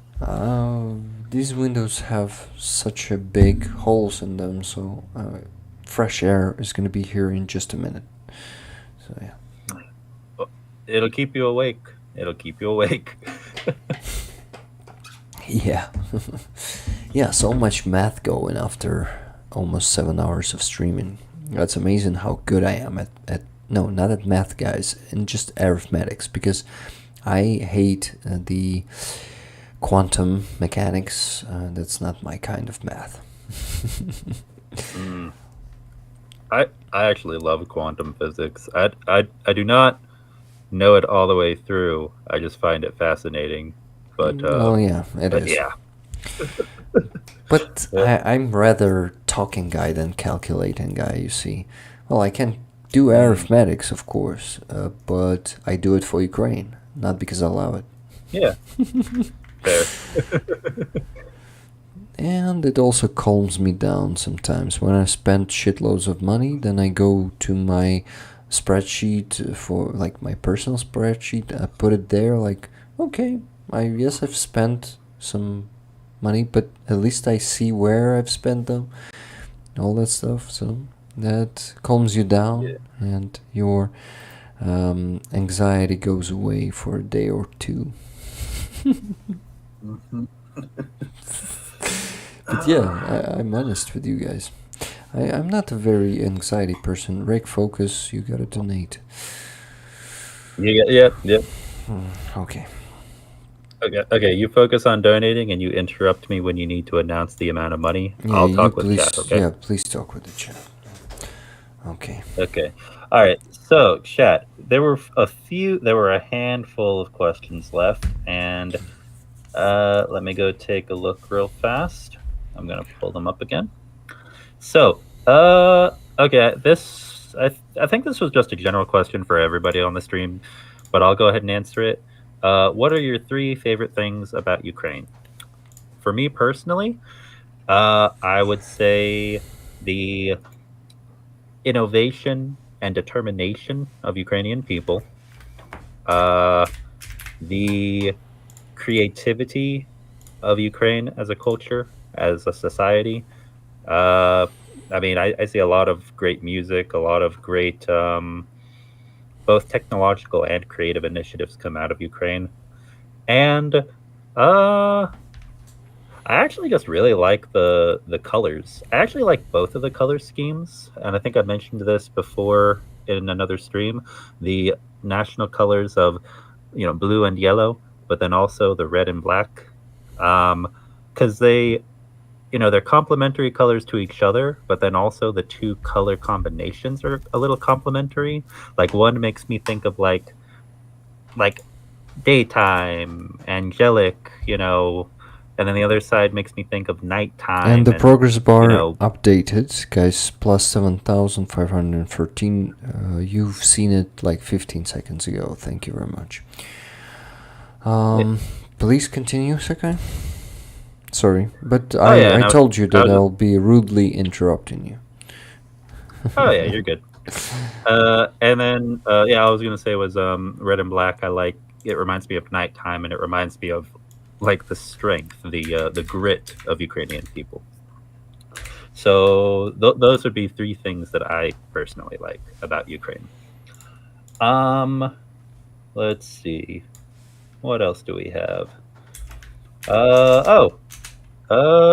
Leslie Bochelle, member for 6 months, saying we should do a raffle for Pete's Angel Patch.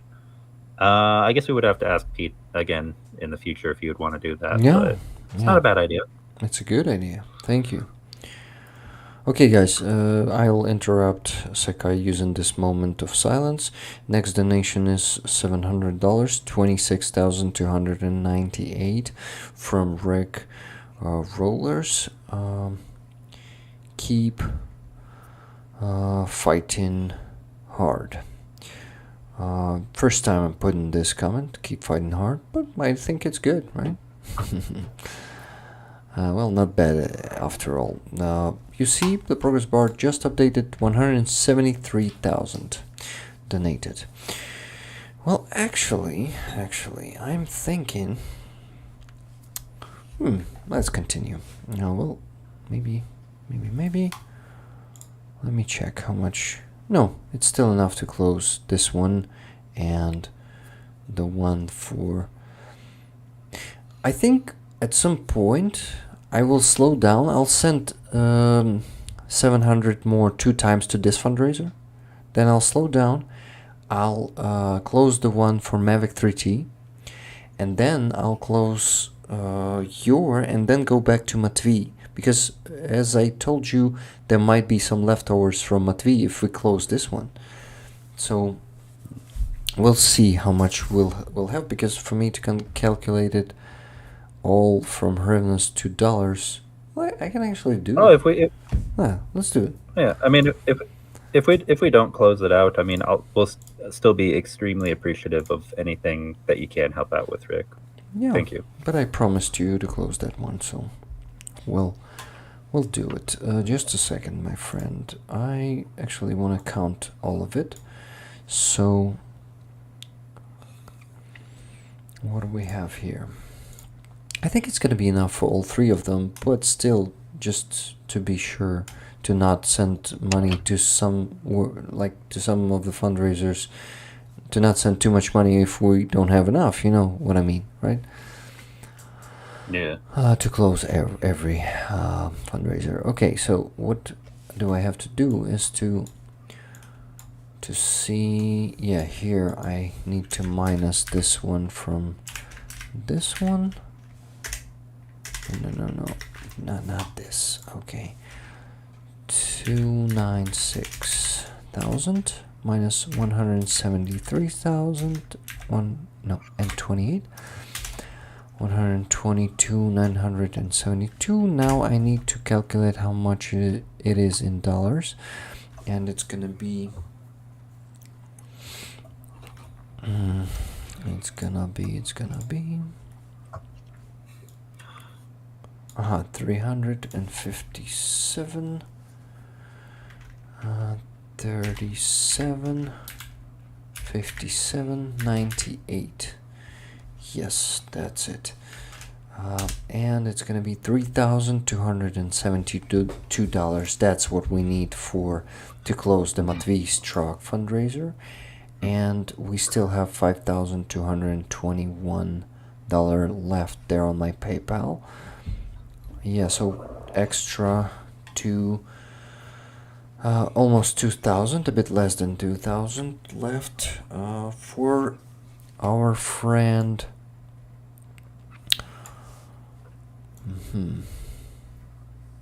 for our friend Oh. Andriy Siromacha. Yes, just a second. I'll leave this calculator open and I will open another one. So it's 6 of them now opened on my.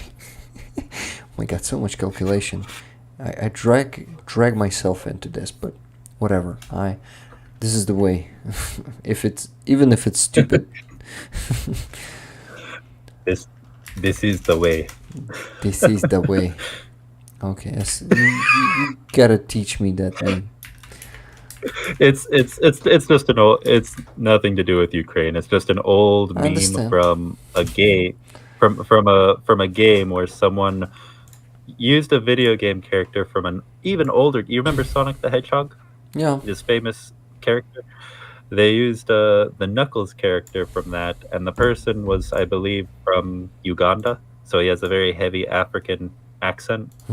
And just in the game, he says he's telling other people to follow him. He says, "This is the way." And somehow, that one moment from a game became a giant meme for like 10 years.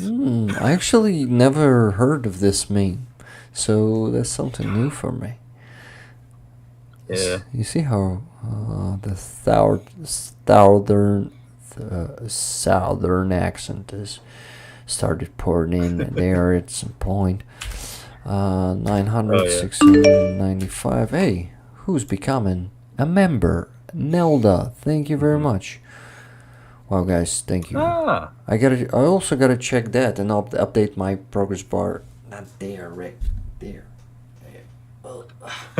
Yeah. Mirroring, you see. Okay. So if I point this way, okay, gotcha. Yeah, that shit. Okay, so just a second. I was counting. Yes, accounting is hard. So for your fundraiser, to close it, we still need 44,760, and it is more than $1,000. Oh, also real fast, I want to say a big thank you to all of our mods, because I feel like they don't get a thank you often enough. Yes. You guys have stuck with us, not just for this stream, but many streams like this where we go for hours. So big thank you to all of you. Yeah. You are just superstars. My own superstars. Not Starsky's superstars. Thank you, guys.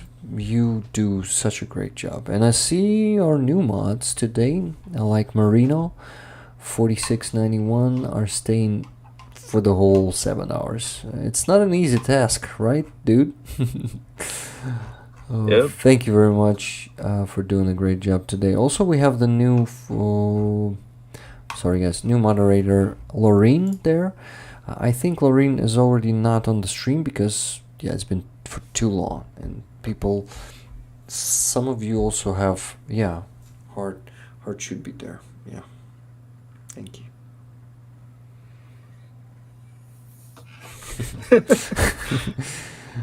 I'm looking Heart-shaped binoculars from the bottom of my heart, you see. if I do it like that, this will be literally a bottom of my heart.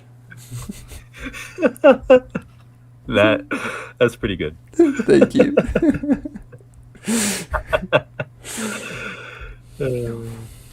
I have such a strange but not bad sense of humor when I'm tired, and I can make people laugh with this silly stuff, So it's better to make me tired. I think part of the secret is a lot of us have been here for the full 7 hours, so we're all laughing at just about anything. Guys, you don't need any marijuana to just stay with us for 7 hours, and you'll laugh at everything. Right, Secai? Oh, I'm sorry. Say that again. I got a text. What was that? I said people need no marijuana. They can just stay with us for 7 hours, and they'll laugh at everything. Guys, do you want the experience of what what that particular plant will make you laugh at, just deprive yourself of sleep for 8 to 24 hours, and you'll get a pretty good idea. Yeah. Because you'll laugh at anything. Your brain will just become a pretty damaged thing, I think, if you don't sleep for 24. I can imagine how people sometimes don't sleep for 48, 72, 96. Any longer than 20. Any longer than 24, and it's already pretty bad for your health. Longer than 48, and you have to be careful. If you don't sleep at all, I mean, the human body will actually fall apart. You can actually fall apart. You can die from not getting any sleep for too many days. Deprivation of sleep can actually kill you. It's physically. It is a form of torture. Yeah, unfortunately. Yeah. So everybody, make sure you get a good 8 hours sleep every night, unless you're crazy like us and you decide to put in. Exactly. Donations, fundraisers, Joker style, Yeah, exactly. Okay, guys, I've counted, and I think we gotta go first for your fundraiser and fundraiser of Andriy Siromacha, and then we drop everything that's left to Matvey's fundraiser. That's gonna be fair because Matvey doesn't need 300,000, as I understand, but it's almost gonna be closed. And as I've told you, the leftover money from this fundraiser will go to our next fundraiser. So it's that simple. Oh, guys, also, what about me fixing the mistake from the previous week and actually sending $25 to our friend Roman Trochimets? Actually, Tourniquet was sending $25, like a part of one of her donations last week. She sent $25, but I think with today's triumph of fundraising, we can afford to send him $100. What do you think, guys? I think so. I agree. Yeah, that's a pretty good idea. Yeah, for the needs of veterans, I think we can do it. Mm-hmm. He's gonna be happy. We're gonna be happy. Each and every one of you is gonna be happy because we all love. Roman. I'll start forgetting names. That's how I'm tired. And yes, and we'll love him, and everyone's gonna be just happy to make this contribution.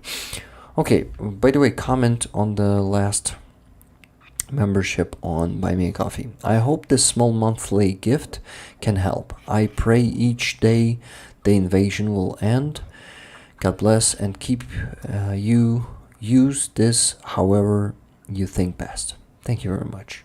By the way, I'm gonna update the progress bar before the stream, definitely, because I'm really curious. I wasn't checking what tiers people were subscribing for, you see. So even though I know how many members I got, I don't know how much it's gonna be in dollars. So pretty curious how close it will bring me on that goal. Okay. Yeah, Carol, thank you for joining, and have a great rest of your day or night or whatever you have there. Nice to meet you. And is it just to meet you? Maybe you've already been here. Sorry, guys. The more rollers we have in our community, the less, the harder for me to remember each and every name. So some of you might be coming to the streams for a long time already, and I still don't know your name. I apologize for that. I don't like that at all. I would love to know each and every name there, but it's inevitable. The bigger we get, the less, the harder for me to know every name. Yeah.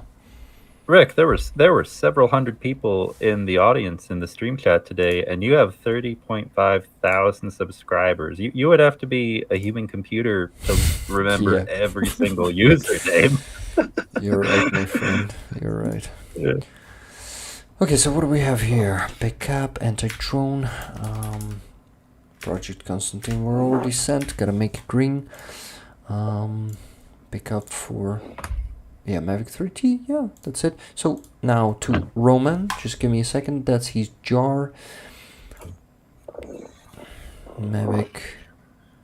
No, not this. Where is it? Yeah. Military gear. Roman Yeah, T. Mm-hmm.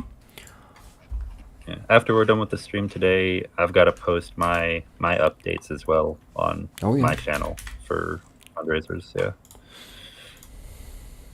I'm gonna do that. I try to aim to do that every Sunday after we finish a stream, or Monday, the day after. Just depends on when all the donations are in. But yeah, that's when I usually do my updates. Awesome.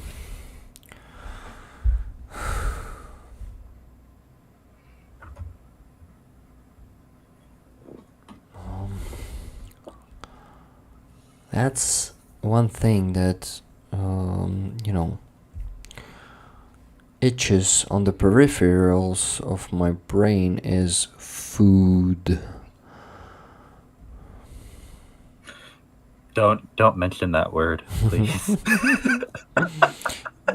Man, maybe you gotta go grab something. I'll stick with you, man. I mean, I'm not starving to death. But I'll go get some food. When we're done, I'm gonna go get some food. I definitely am going to. Yeah. Awesome. Okay, guys, send in 3,757. That's how tired brain works. Let me update the page. You see, instead of 168, it's 172,000 now. Thank you guys for also sending money to our amazing warrior.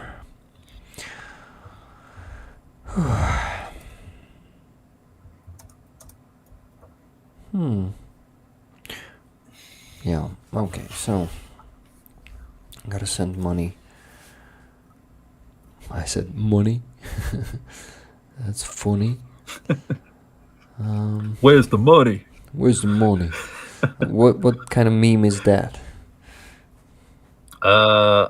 That's actually two different movies. Where's the money, Lebowski? One with Cuba Gooding.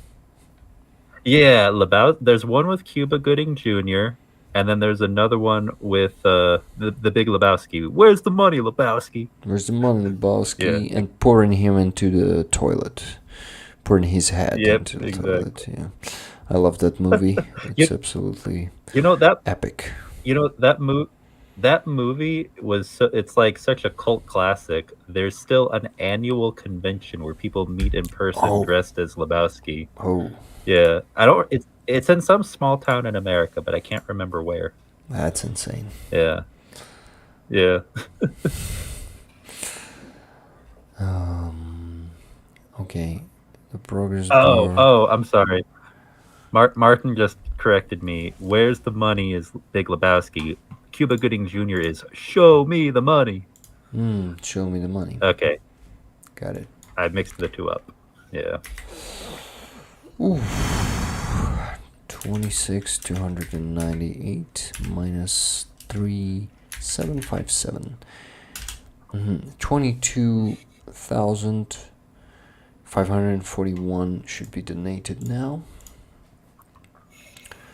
For done. Okay, let's close yours.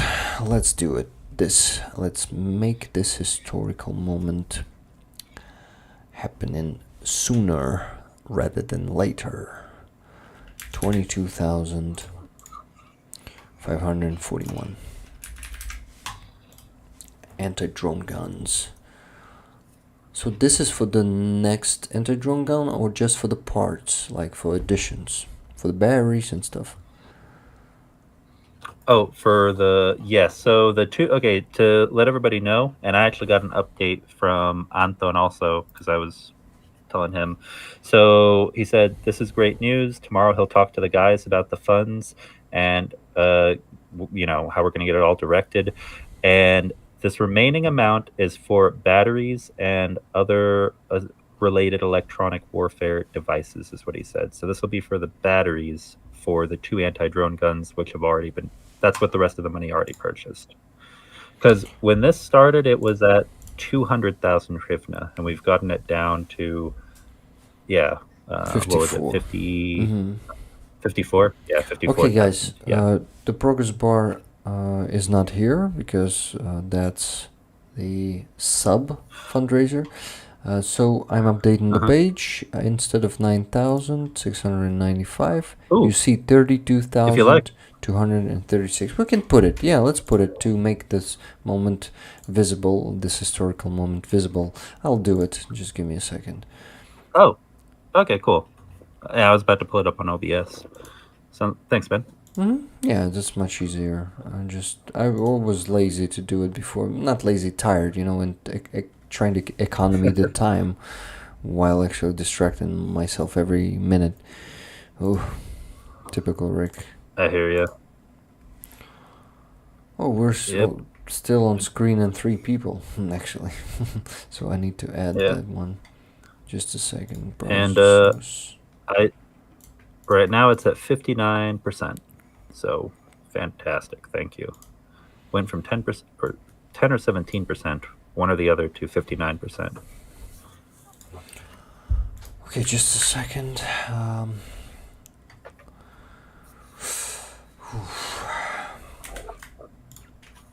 Yeah, here it is, guys. Anti-dronovi rushnici, which means anti-drone guns. 59%. And let me count how much money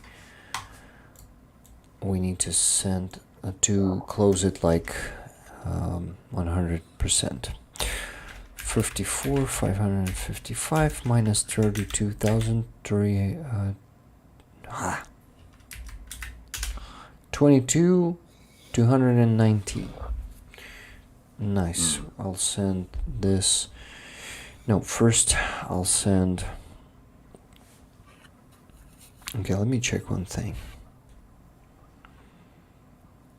19. Yeah, awesome. Okay, guys, so 22,219. That should be sent. But first, I'm gonna send another $700 from my PayPal to my card. And just let me check if I have been adding that. Minus this, minus this. Now it's been done. This I also need to pee, but yeah, I really gotta do this because this might still be going for an hour. Damn it. Secai, will you please interact with the chat? I'll go to the bathroom. Absolutely. So let's see here. What else do we have in the chat? Questions. Let me see if there are more. There might be new questions. Let me see. Wow, guys, we actually went through almost. I think there's one which. I think there's one question that just there wasn't enough time for it. Other than that, let me see if there's any other newer ones that I've missed. Oh, nope. Yeah, I think we're done with all of the questions that at least were on the Discord. So yeah, I'll just stick here and talk with you guys for a bit. Maybe we could do some news. Unless you guys have questions. So if you want me to answer some questions, ask them in chat. Otherwise, I'm just going to pull up some information, some news for us to look over right quick.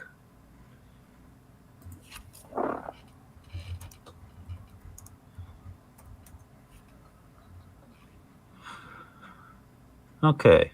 Oh, here it is. Okay, so here's the information about the U.S. aid to Ukraine. And this is like breaking. I'm seeing this from 1 hour, 2 hours ago with all these different articles from CNBC. Let's take a look and read. All right. Key points. Senate releases $118 billion bipartisan aid proposal. So this has not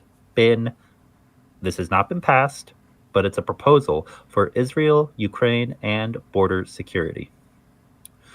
Senators released the full details of their highly anticipated bipartisan proposal to jointly fund Ukraine, Israel, and the U.S. southern border. President Joe Biden initially proposed the aid package in October, but the bill has been stalled in closed-door Senate negotiations for months. The bill will likely meet stark opposition from House Republicans, who proposed their own Israel-only funding package earlier in the weekend. So this is what I was talking about earlier, guys, where Republicans put forward this idea of, hey, let's separate it and just do Israel and Ukraine, but we're going to vote on Israel first, which Democrats see as putting them in a position of weakness.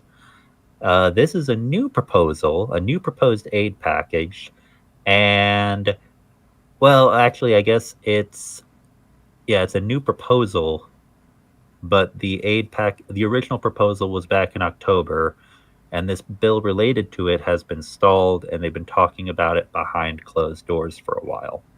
So let's keep reading. Senators on Sunday released the details of a $118.2 billion US dollar bipartisan aid proposal for Ukraine, Israel, and the southern U.S. border after months of painstaking closed-door negotiations.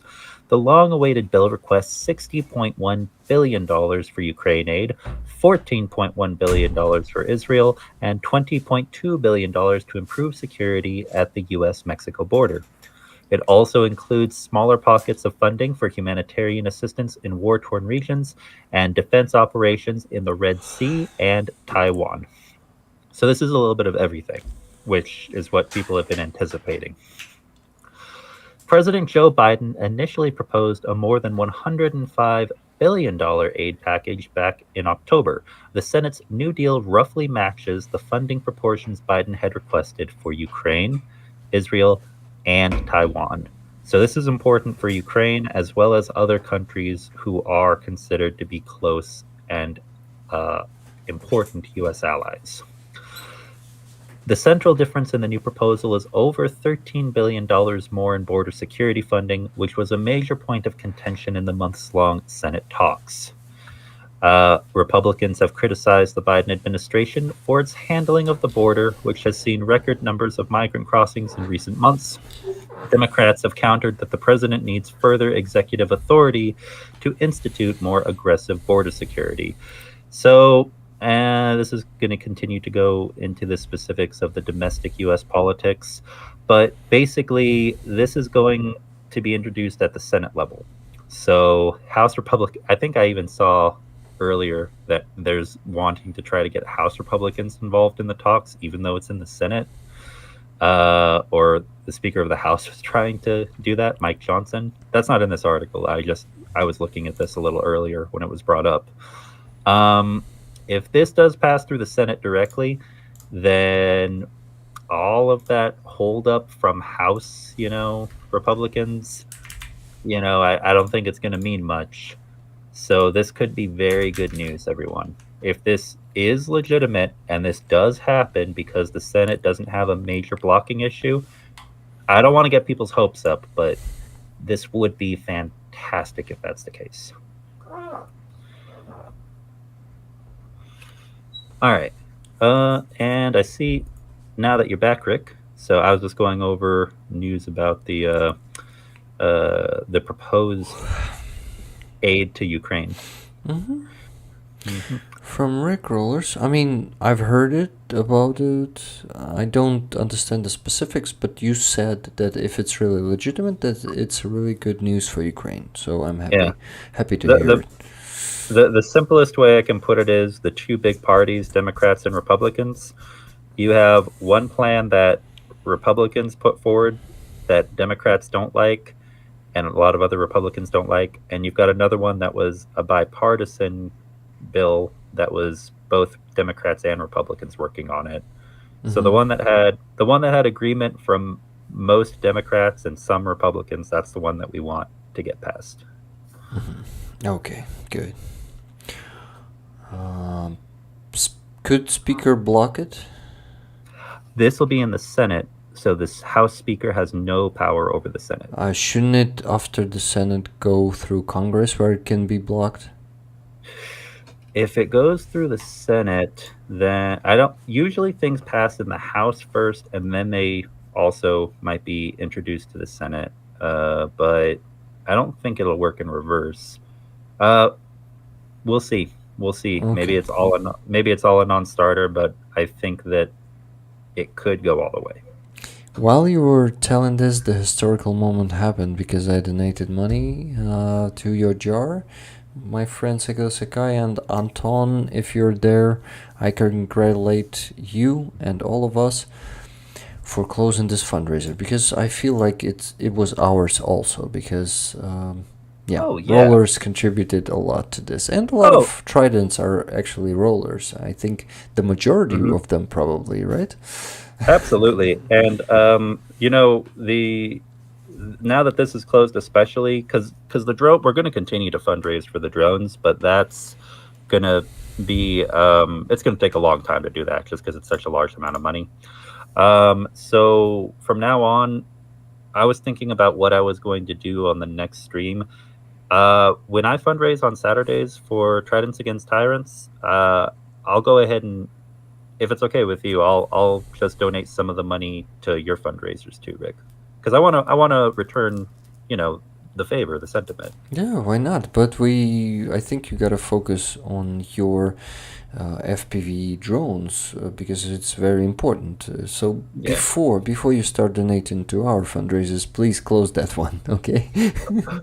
Okay, fair enough. We'll help you with that. Rollers will definitely donate to that cause, because they know how important it is. Thanks to you and me, because we keep them informed that FPV drones are really vital these days, and without them we can't do anything, because we don't have shells, because US is holding that 50 billion package. Okay, now let's go. Now we close this one. Now we gotta close the one for Andrei Sirmacha, 36,000. Oh, I still have the leftovers from these $700, so let me count how much it is.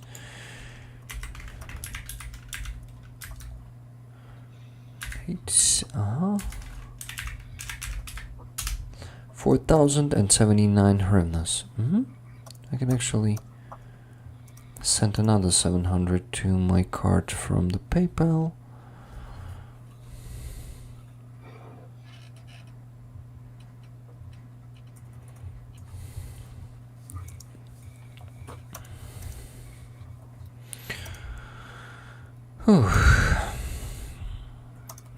Thank you guys. 95 people who's just sitting here for the 8th hour.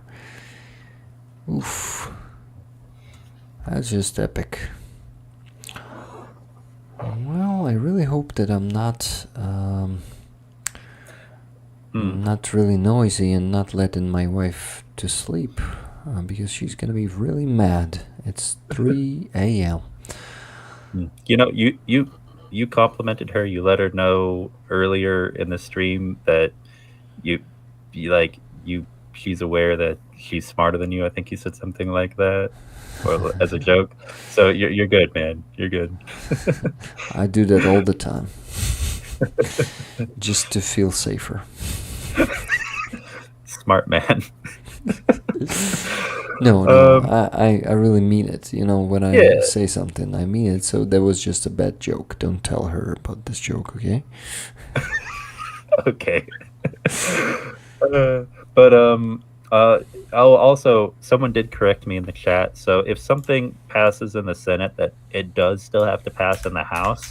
But here's the thing: it will put a lot more political pressure on those who are blocking in the House to pass it if a bill passes in the Senate.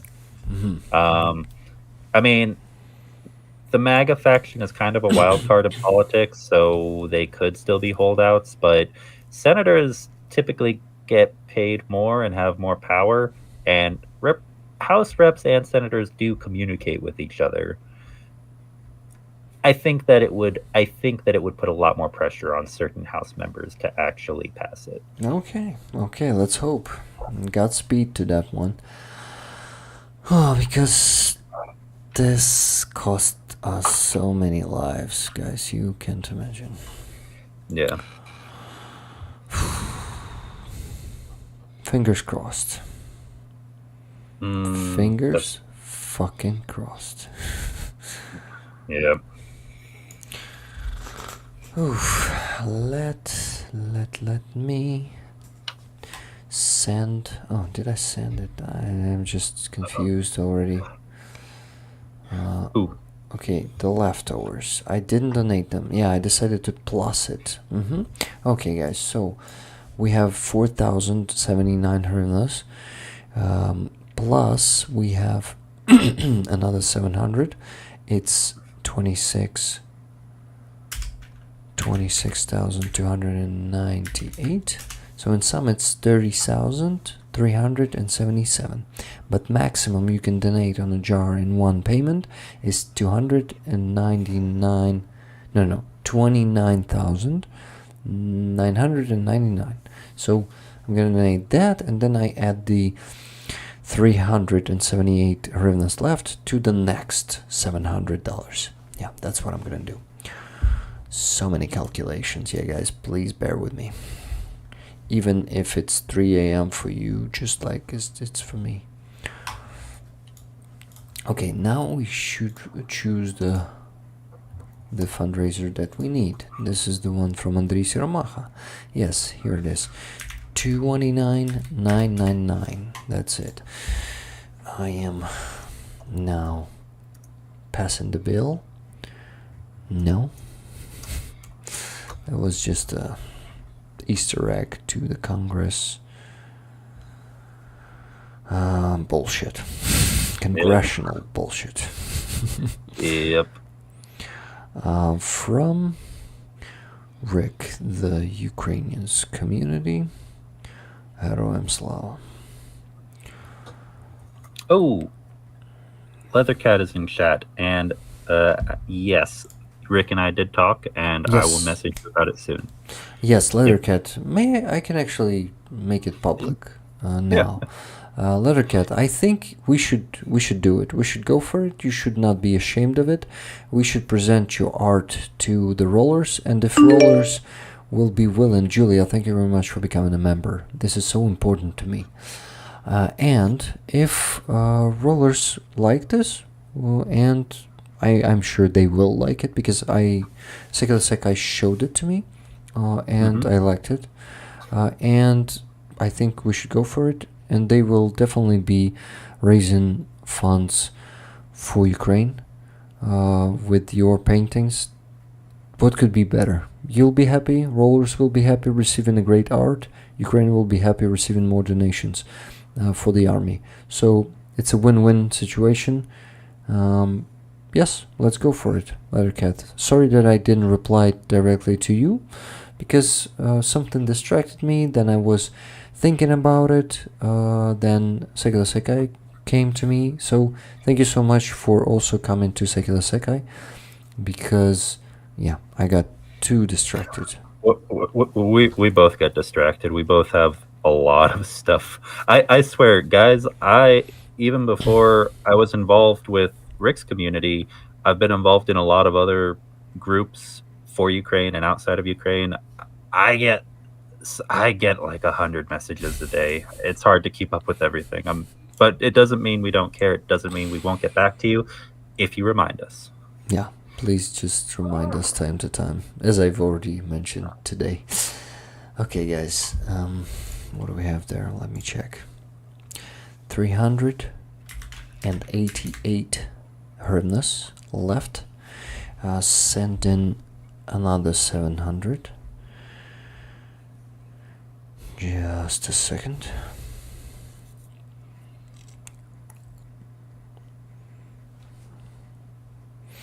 I just wanted to let you gentlemen know I've been listening, lurking all day with you. Great job today. Epic guests. Yeah, this was something else. Oh my god. Wow. This was a really good stream. Yeah. Honestly, Yeah, I agree.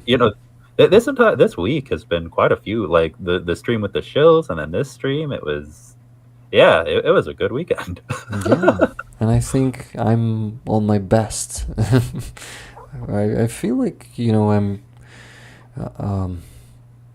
unraveling my potential, or like and You're building building up to building your up potential. to your potential, to my potential. Yeah, still so much to strive for. Still, so much to Of course, there's no limit of perfection, right? So, of course, a lot to work on. But I think I'm getting better in time, and for this past year, some of you might notice the progress, and some of you have been telling me this.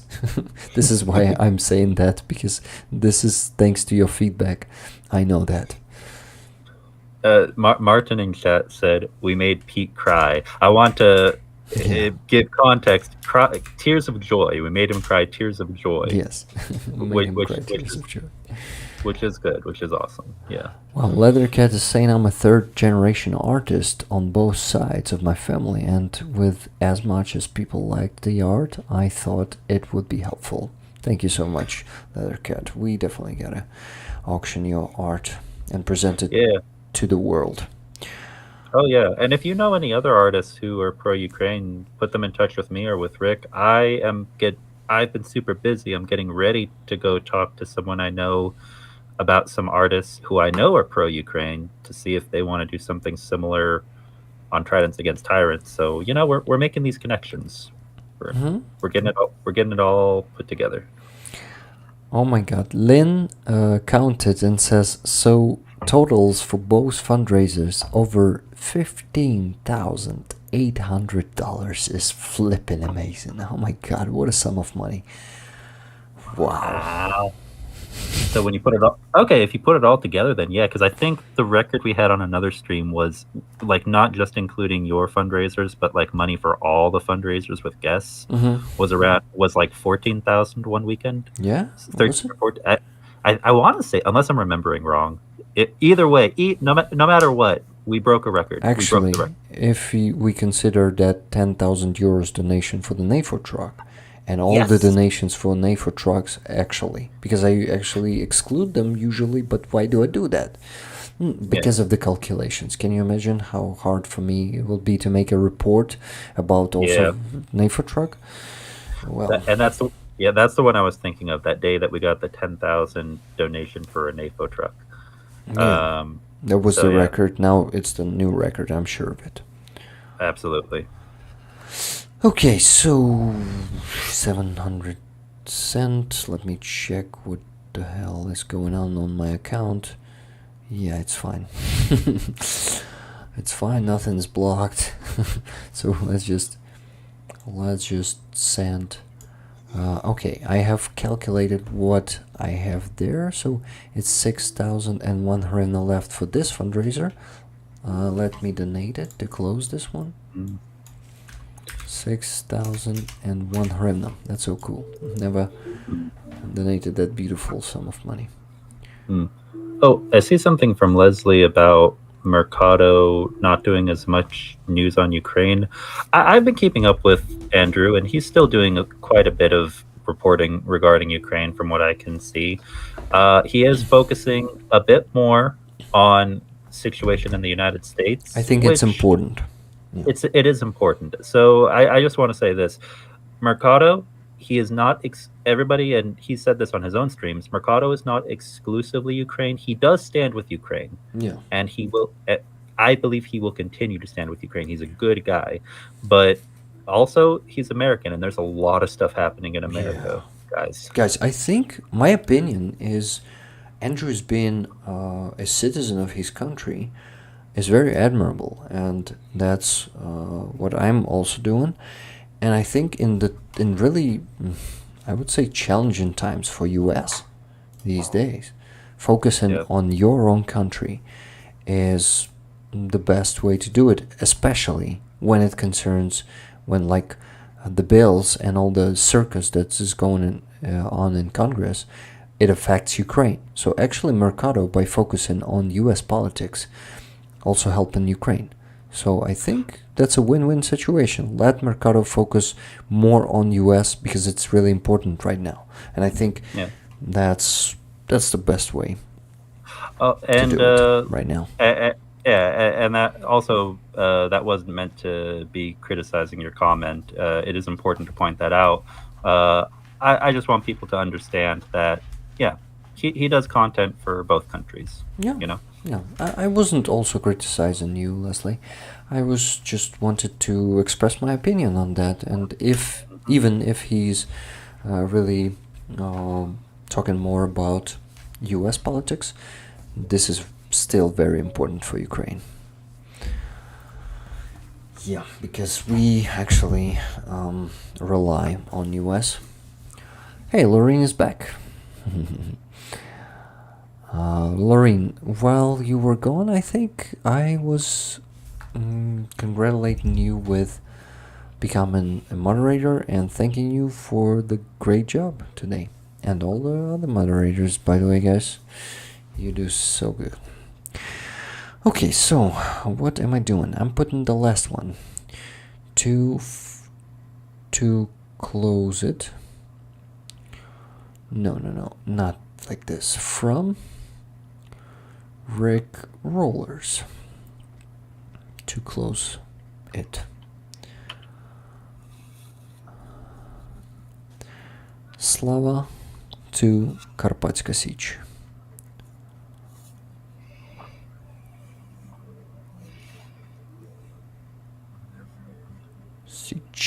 Okay, guys, it's been sent, and you see, the progress bar just updated. Congratulations, my friends, with closing another fundraiser. If Greg actually told me in the beginning of the stream, he told me that Zhenya will try to find a good price for Mavic 3T. Maybe we'll have some leftovers from this one too.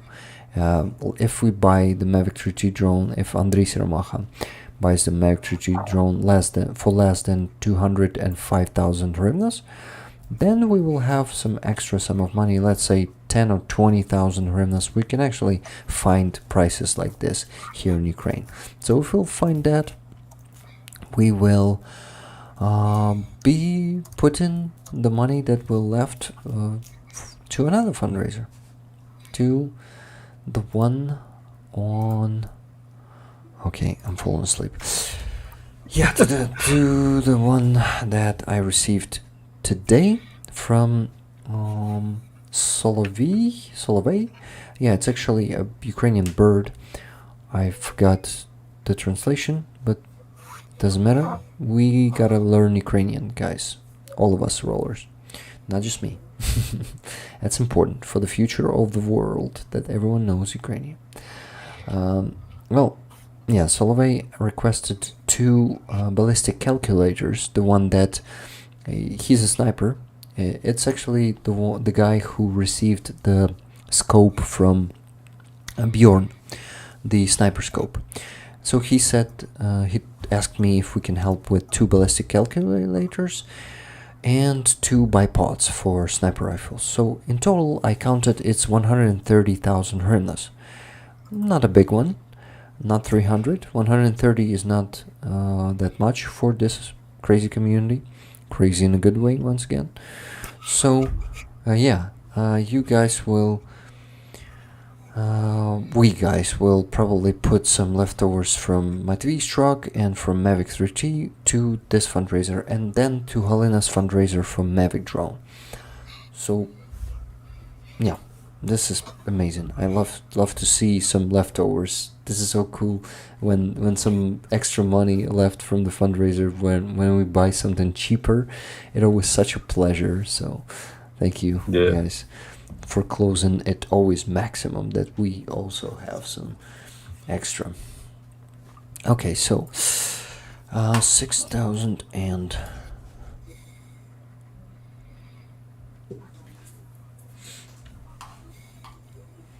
I gotta count 6,100 minus. So I still have 20,685 left from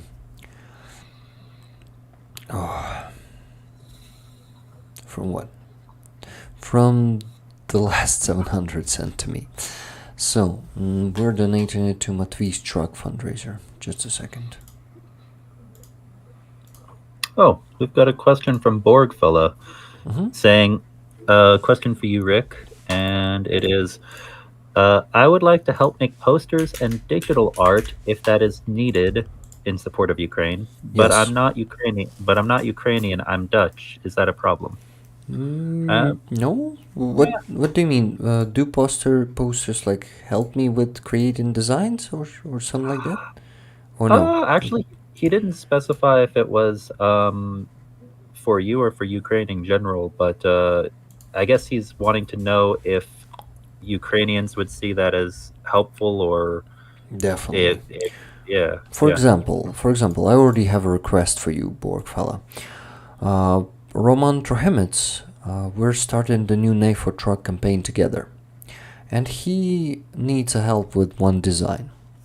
NAFO 69 Sniffer Brigade is helping, but he also wants to make a merge of that design, and he already has the design, but he needs to simplify it, and we need a good graphical designer. He was actually asking me today, when we were having a dinner together, he was saying that he really needs a good graphical designer with his ideas.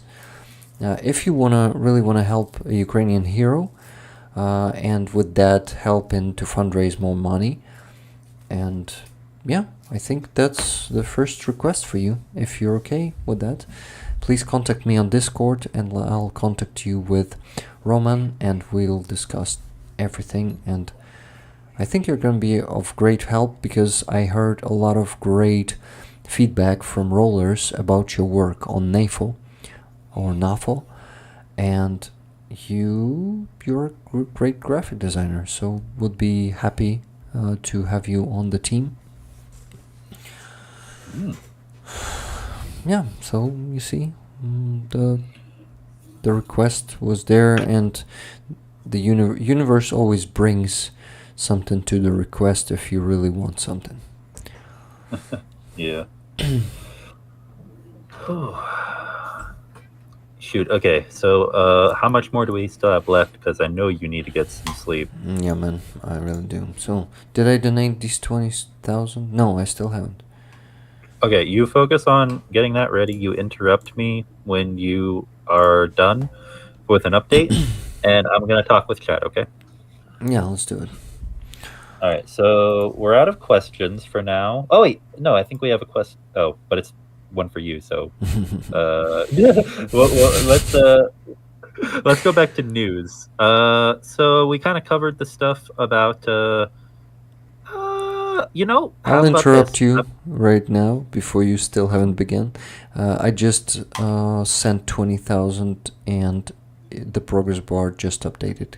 Guys, you see 193,000 out of 296. Yes, my friend, total rock. Hell yeah. Окей. Навіть уявити нема сил, яке це зло Росія, каже Дмитро Тарнавський.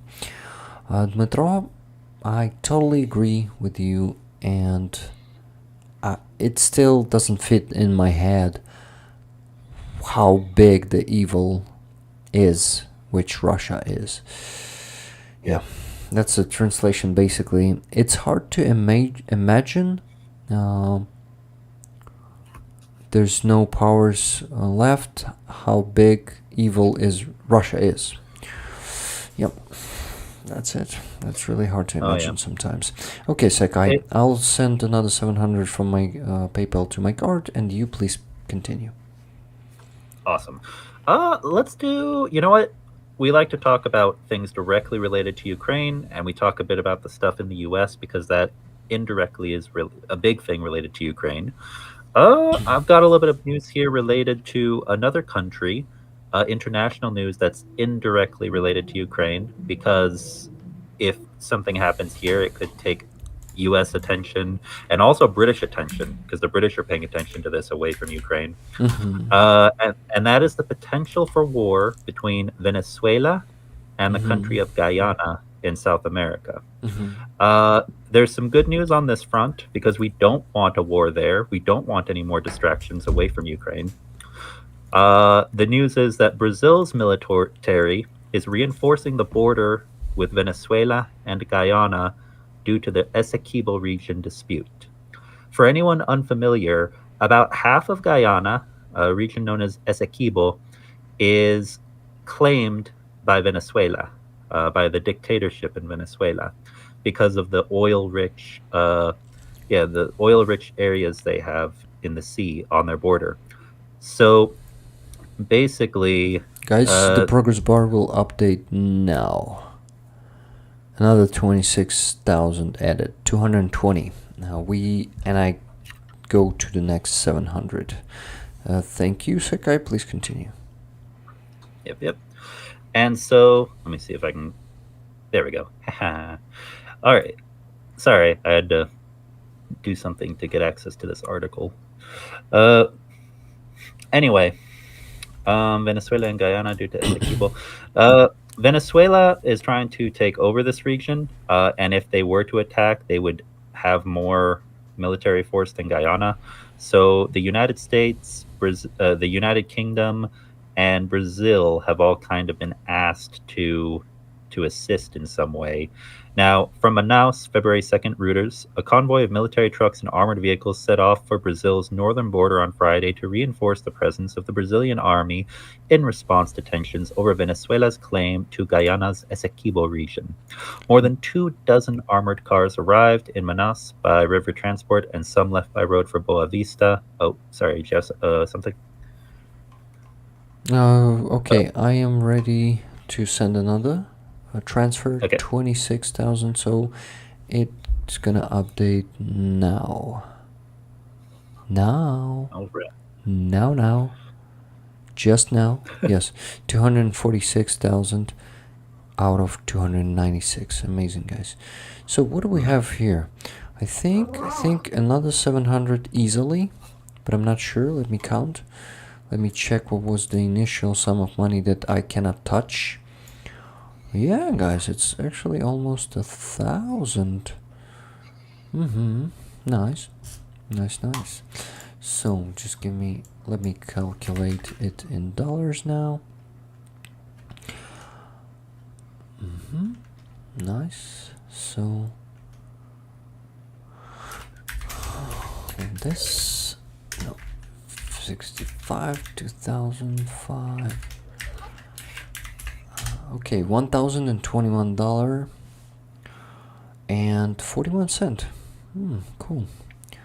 So I think I still will send 700 first and then 321 and 41. Yeah, I'll do that. So just a second, Secai. I wanted to make sure that I counted it correctly. Yes, I've counted it correctly. Please continue. Yeah. So basically, this is not the same as troops being stationed inside Guyana, so this isn't a guarantee of military response, but it sends a message to Venezuela that there's a good chance of military response. So don't think that you can just pull a Russia and start annexing territories because you claim it from like 150 years ago. I like this term, pull a Russia. Exactly. So long story short is this is an attempt by the international community to curb the imperial ambitions of Venezuela. And as many of you probably know, Venezuela is a close ally of Russia. We're seeing this trend increase among certain governments who are friendly to each other, and many of them. Exactly. So this is good news, and hopefully there will remain peace in that region, so there is less distraction from Ukraine, helping Ukraine. I think U.S. package may influence that. If it will drag on for a few more months, then I think this war will begin, because this is all so fucking related. Every time US shows weakness, Russia wages another war somewhere else. So it's just a matter of time. We'll see. If this circus continues, I think this war will be waged in the middle of 2024, somewhere in summer probably. But if not, and of course, definitely, if Trump goes to power and stops supporting Ukraine, this war will immediately appear in November. I'm sure of it.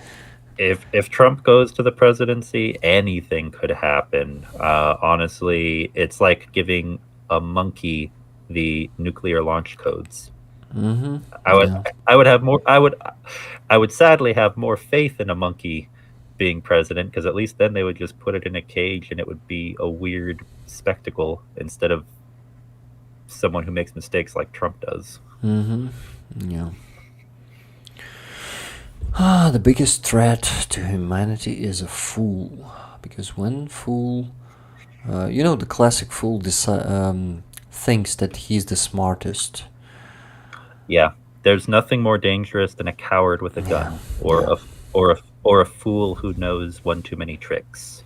Guys, you have just noticed that progress bar updated, and now we have 272,000, 92%, and it's just amazing. And we still haven't done yet.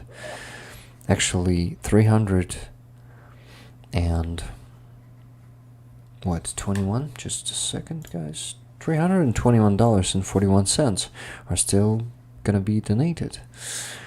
Ooh, that's crazy. That's a heat today. Yeah. Insane stream.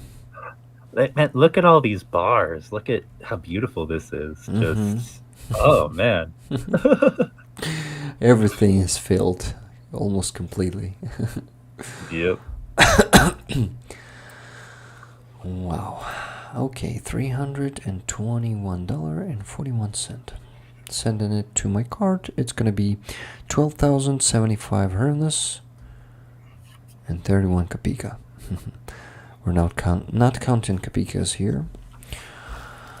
An idiot who can type. Idiot. Yeah.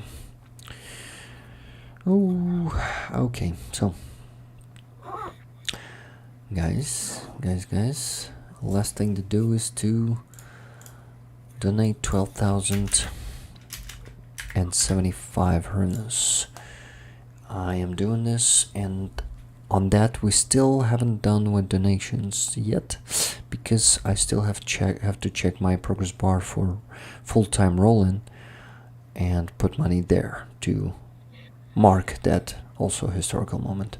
Well, it's not a historical moment because it's still not reaching the goal, but anyway, every step is a historical moment for me. Hysterical, I said? Yeah, a bit. No, nothing hysterical. Everything is just amazing. I'm honest, I'm transparent, you're the same. Yeah. What could be better? Yeah. Oh no, we're always transparent here, but I will say this stream has been both hysterical and historical. Yeah, definitely. And filled with tears of joy. Guys, the progress bar should update now. Yes, 284,682. Just 4% left to completely close it, but as I've told you, we may consider it being closed. So, it's been closed. Thank you, guys. You are amazing. I'm just falling down under the table. 7 hours and 45 minutes we've been streaming for.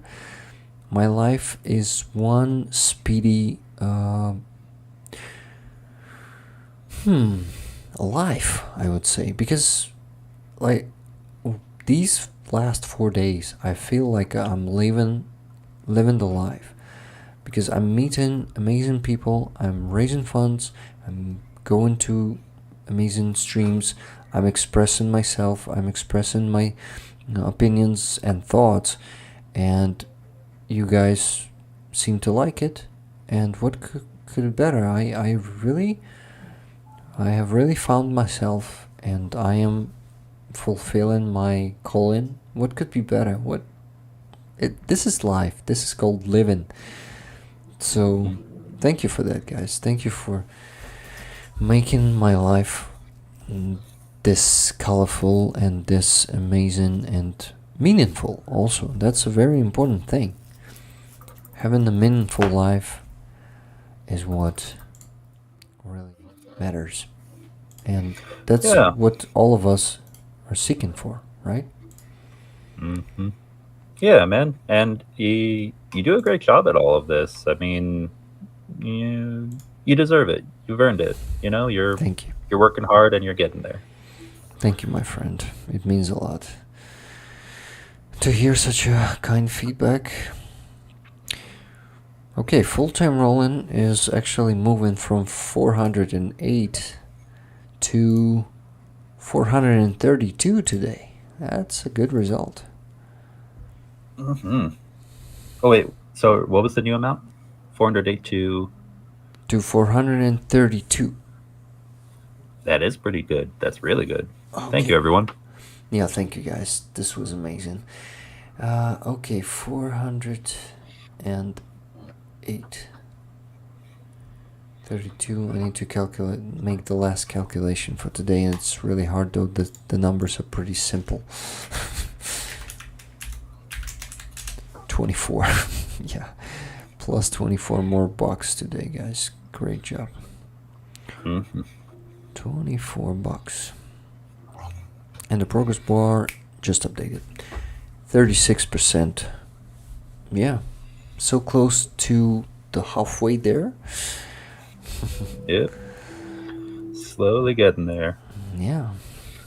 Okay, so I just wanted to also maybe mention all Buy Me Coffees that were and memberships on Buy Me Coffee. Let me just start with memberships and see what tiers people joined.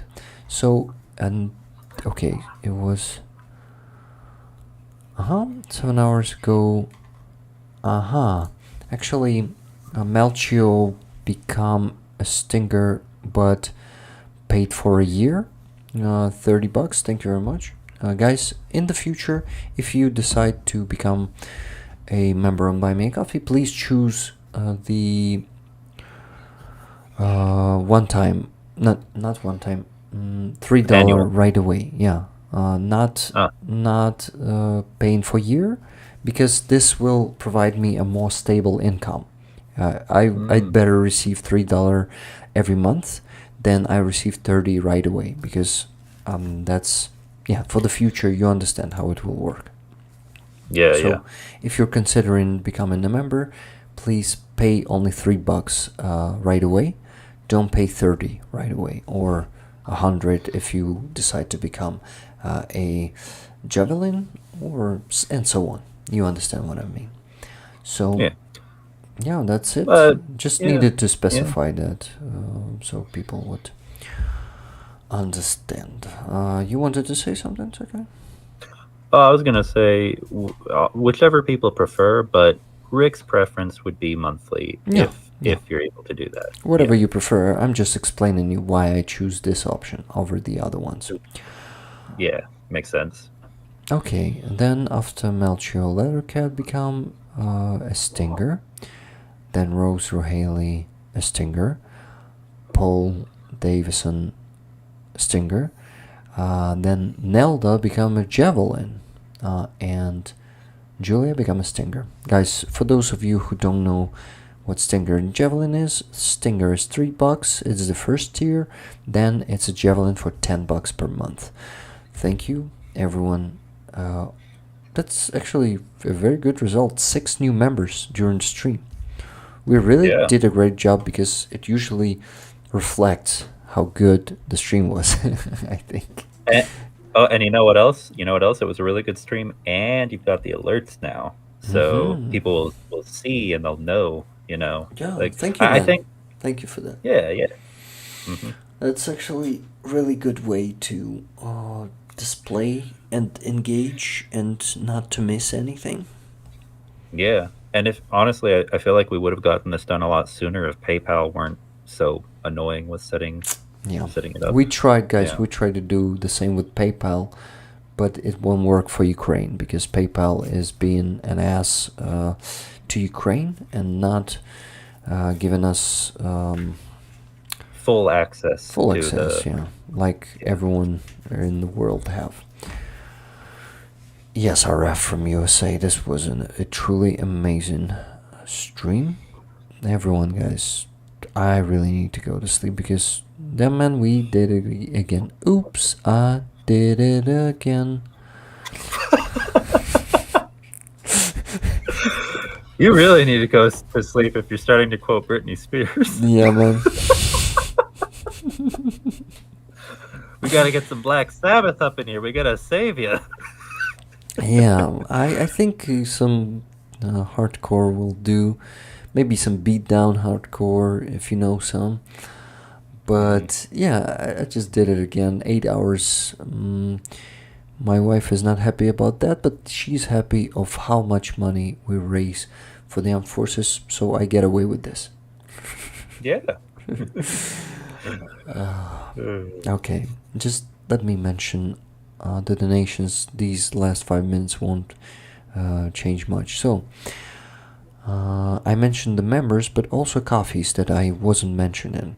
Chuck Yamarts was buying... Oh, Hugh G bought 20 coffees. Glory to the heroes. Great work, brother. Thank you very much, Hugh G. Thank you. Last minute coffees. Really. Okay. So Chuck Yamarts was buying 5 coffees. Greg, how we get Rick's patch stenciled on an Antonov cargo plane's nose. It hauls so many donations. Yeah, I've been reading this one. Someone bought 5 coffees. Anonymous. I'm sorry. Yeah. Before you finish, Rick, we got a question from Leather Cat is wanting to know if it's preferred for her to sign her paintings and make information cards about the paintings. Yeah, of course. Of course, this will be perfect. Thank you. Yeah. That's also Yeah. a good work of painter to do that. Thank you. Yeah, absolutely. And will make it easier for us to do the analysis of paintings. Oh yeah. I enjoy it. Yeah. I don't have the I don't Understand. have Me too. the artist actually. side to make it, but I do love analyzing artwork. Yeah. Yeah, that's really cool. That's really something that you can,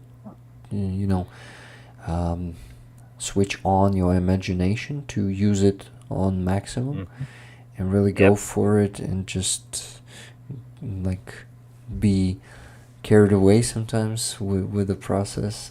So yeah, that's Yep. pretty cool. So someone was buying 5 coffees, saying coffee all way around. Slava Ukraini. Heroям slava. Thank you. Then Paul Deberitz was buying 50 coffees for Project Konstantin for the Armed Forces Drone Army of Oslo, Norway. Thank you very much, Paul. And I will be withdrawing this money on Wednesday and donating on the next stream. Sending them to Project Konstantin in this case. Then, Chuck Yamertz was buying 10 more coffees, but I'm going backwards. So first it was 10, then 5 coffees. Just because. Slava Ukraini, yeah, that was a funny one. Robert Jonasar was buying 50 coffees without any comments. Thank you very much, Robert. Then your auntie bought 15 coffees. Well, not then, before that, because I'm going backwards. Ukraine and their defenders deserve every penny. Wish I had more to give. Thank you very much, your auntie. Chucky Myers, 15 coffees. I wish I could donate more. Just heard the huge 5,000 pound donation and shrunk. I hope Moscovia shrivels up into dust. Yeah, I agree with that. Then Cats was buying 5 coffees. Hi Rick, thank you, and hi. Okay, Leathercat bought 5 coffees. I've read the message on that one, under that one, but I will do it again. People like you, oh no, it's too actually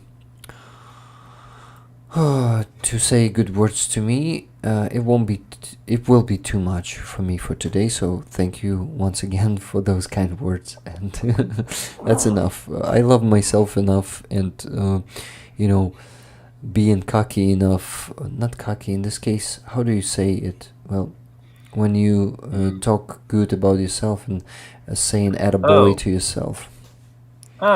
Just confident. Confident. Confident? Too confident? Yeah. Like. Being cocky or arrogant is like when you say good things about yourself, but there's not a substance, or it's all about ego, pride. But being confident just means you're doing a good job, but you don't need to talk about it all the time. Mm-hmm. Yeah. Ken Patterson is saying, Lorene, I remember when Sunday goal was $1,000. Wow, how this community has grown. Yeah, we have some crazy stuff going here, and I am so grateful for this, to this amazing community. Okay, guys, $25 coffees were bought by Wella for what is needed most. Thank you very much. Will be donated to our next fundraiser. Someone bought 5 coffees. Vegan Runner Australia bought 20 coffees. Please send where you think best. Thank you. Then Aline H bought 25 coffees without a comment. And yeah, Abrams Patch, thanks. Yes, I remember. I will send you. It was Melchio, if I'm not mistaken, becoming the member first today, and it was the comment, "Hi Rick, can I have the name for Abrams Patch? Thanks." Yes. Jumpy bought 5 coffees towards the pickup truck. Wish I was more, but better than $1. $5 is better than $1, but $1 is also appreciated. Ashley was buying 10 coffees, Slava Ukraini, Heroям Slava, and Tridents Against Tyrants was buying 5 coffees to check notifications. Thank you, my friend. Wow, that was a long time ago. That was way back. like a week ago, my friend. That's what it feels like it. Okay. We did it. We actually today we actually reached 8-hour mark. On the last stream it was like 7 hours 45 minutes. And 40 minutes. Yeah. We put 8 hours now. This was a full work day. This was an 8-hour work day of streaming. And we did it, man. Yeah, we did it. My body starts getting numb just now, so I really gotta go. Yeah, okay. You go get some sleep. I'm gonna go get some food. Everybody else, go get some sleep or some food, respectively, or whatever else you're gonna do after this stream now. And we will see you all again next week, rollers. Look, Tunes says a pregnancy loan membership. 10,000 new subs since. Thank you, Tuna. Thank you for being Javelin. Thank you for all that you do, for being a super mod. And hey, we have 10 more coffees from Hugh G. After a great 7-hour stream, please get yourself and Secai some coffee. Okay, I didn't read it. It's too fast. Can we regulate that? Don't you know, Secai? Oh, it's disappearing too fast. The notification. Yeah. With comments, when you're starting a stream, you can control if you want to turn slow. Actually, I think you can control it even right now as the host, the slow mode. And slow mode will just mean people can only comment every couple of seconds. They can't do it as fast as they want. I thought it's being set up on Buy Me a Coffee page. How long the alerts are there. I'm talking about I'm sorry. Yeah. That. Oh yeah. I think you can set that up from the Buy Me a Coffee page. We can take a look at it later if you want. Yeah. But not today. Yeah, not today. Yeah. Oh, and please remind me, not today, but sometime later this week, I want to do a private call with you to go over something I'm hoping you can help me test. Okay, sure, my friend. I'll find a time, definitely. Okay, so guys, the end of Hugh G comment was just kidding, but here's more coffee money for the heroes. Slava Nazi. And in the brackets, Nahuy Putina. Yeah. For anyone who doesn't speak Ukrainian, because some people get confused if they're an English speaker, Slava Natsiye, that is glory to the nation. Yeah. Okay. Because in English it sounds it sounds like another word. It means nation in Ukrainian. Yeah, you see, there was a notification again. Lettercat bought one more coffee, saying, I meant every word of what I said. You are awesome and we love you. Thank you. Yeah. I love you too, guys. And Secai loves you too, also. So, we gotta go to sleep. Secai is soon to go to bed too, so no time for dinner, my friend. This today, full working day, even without a dinner break. This is just crazy. Yep. And people and I say that I'm not workaholic. Mm-hmm. Oh man, you work very hard. You and Dick are two of the hardest working streamers I personally know. Both of you. Yeah. Thank you. Thank you. Oof. 8 hours, 3 minutes, and I still have to get my cat's poops out of the baskets, and yeah. I'm really glad I said what I said, because there was someone in the chat who immediately was like, I don't speak Ukrainian. I heard that as a different word.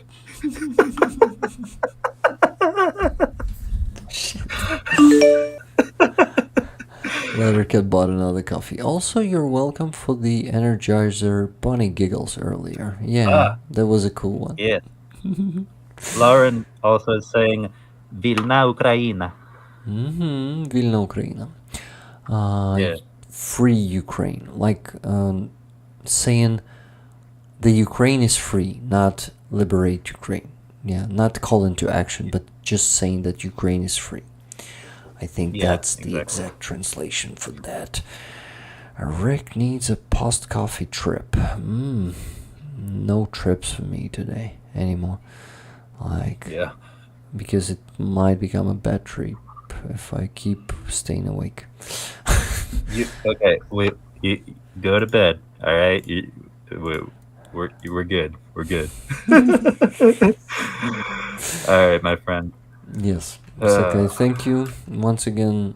Thank you for great co-hosting. You do a lot of work that I don't have time to do, and you see, there's so much to be done, so it's not for just one person anymore. It was initially for 2 people, but Jet had problems with health and he couldn't come to streams anymore. This is why I had to stay alone. But no, it is a job for 2 people, definitely, not for just me.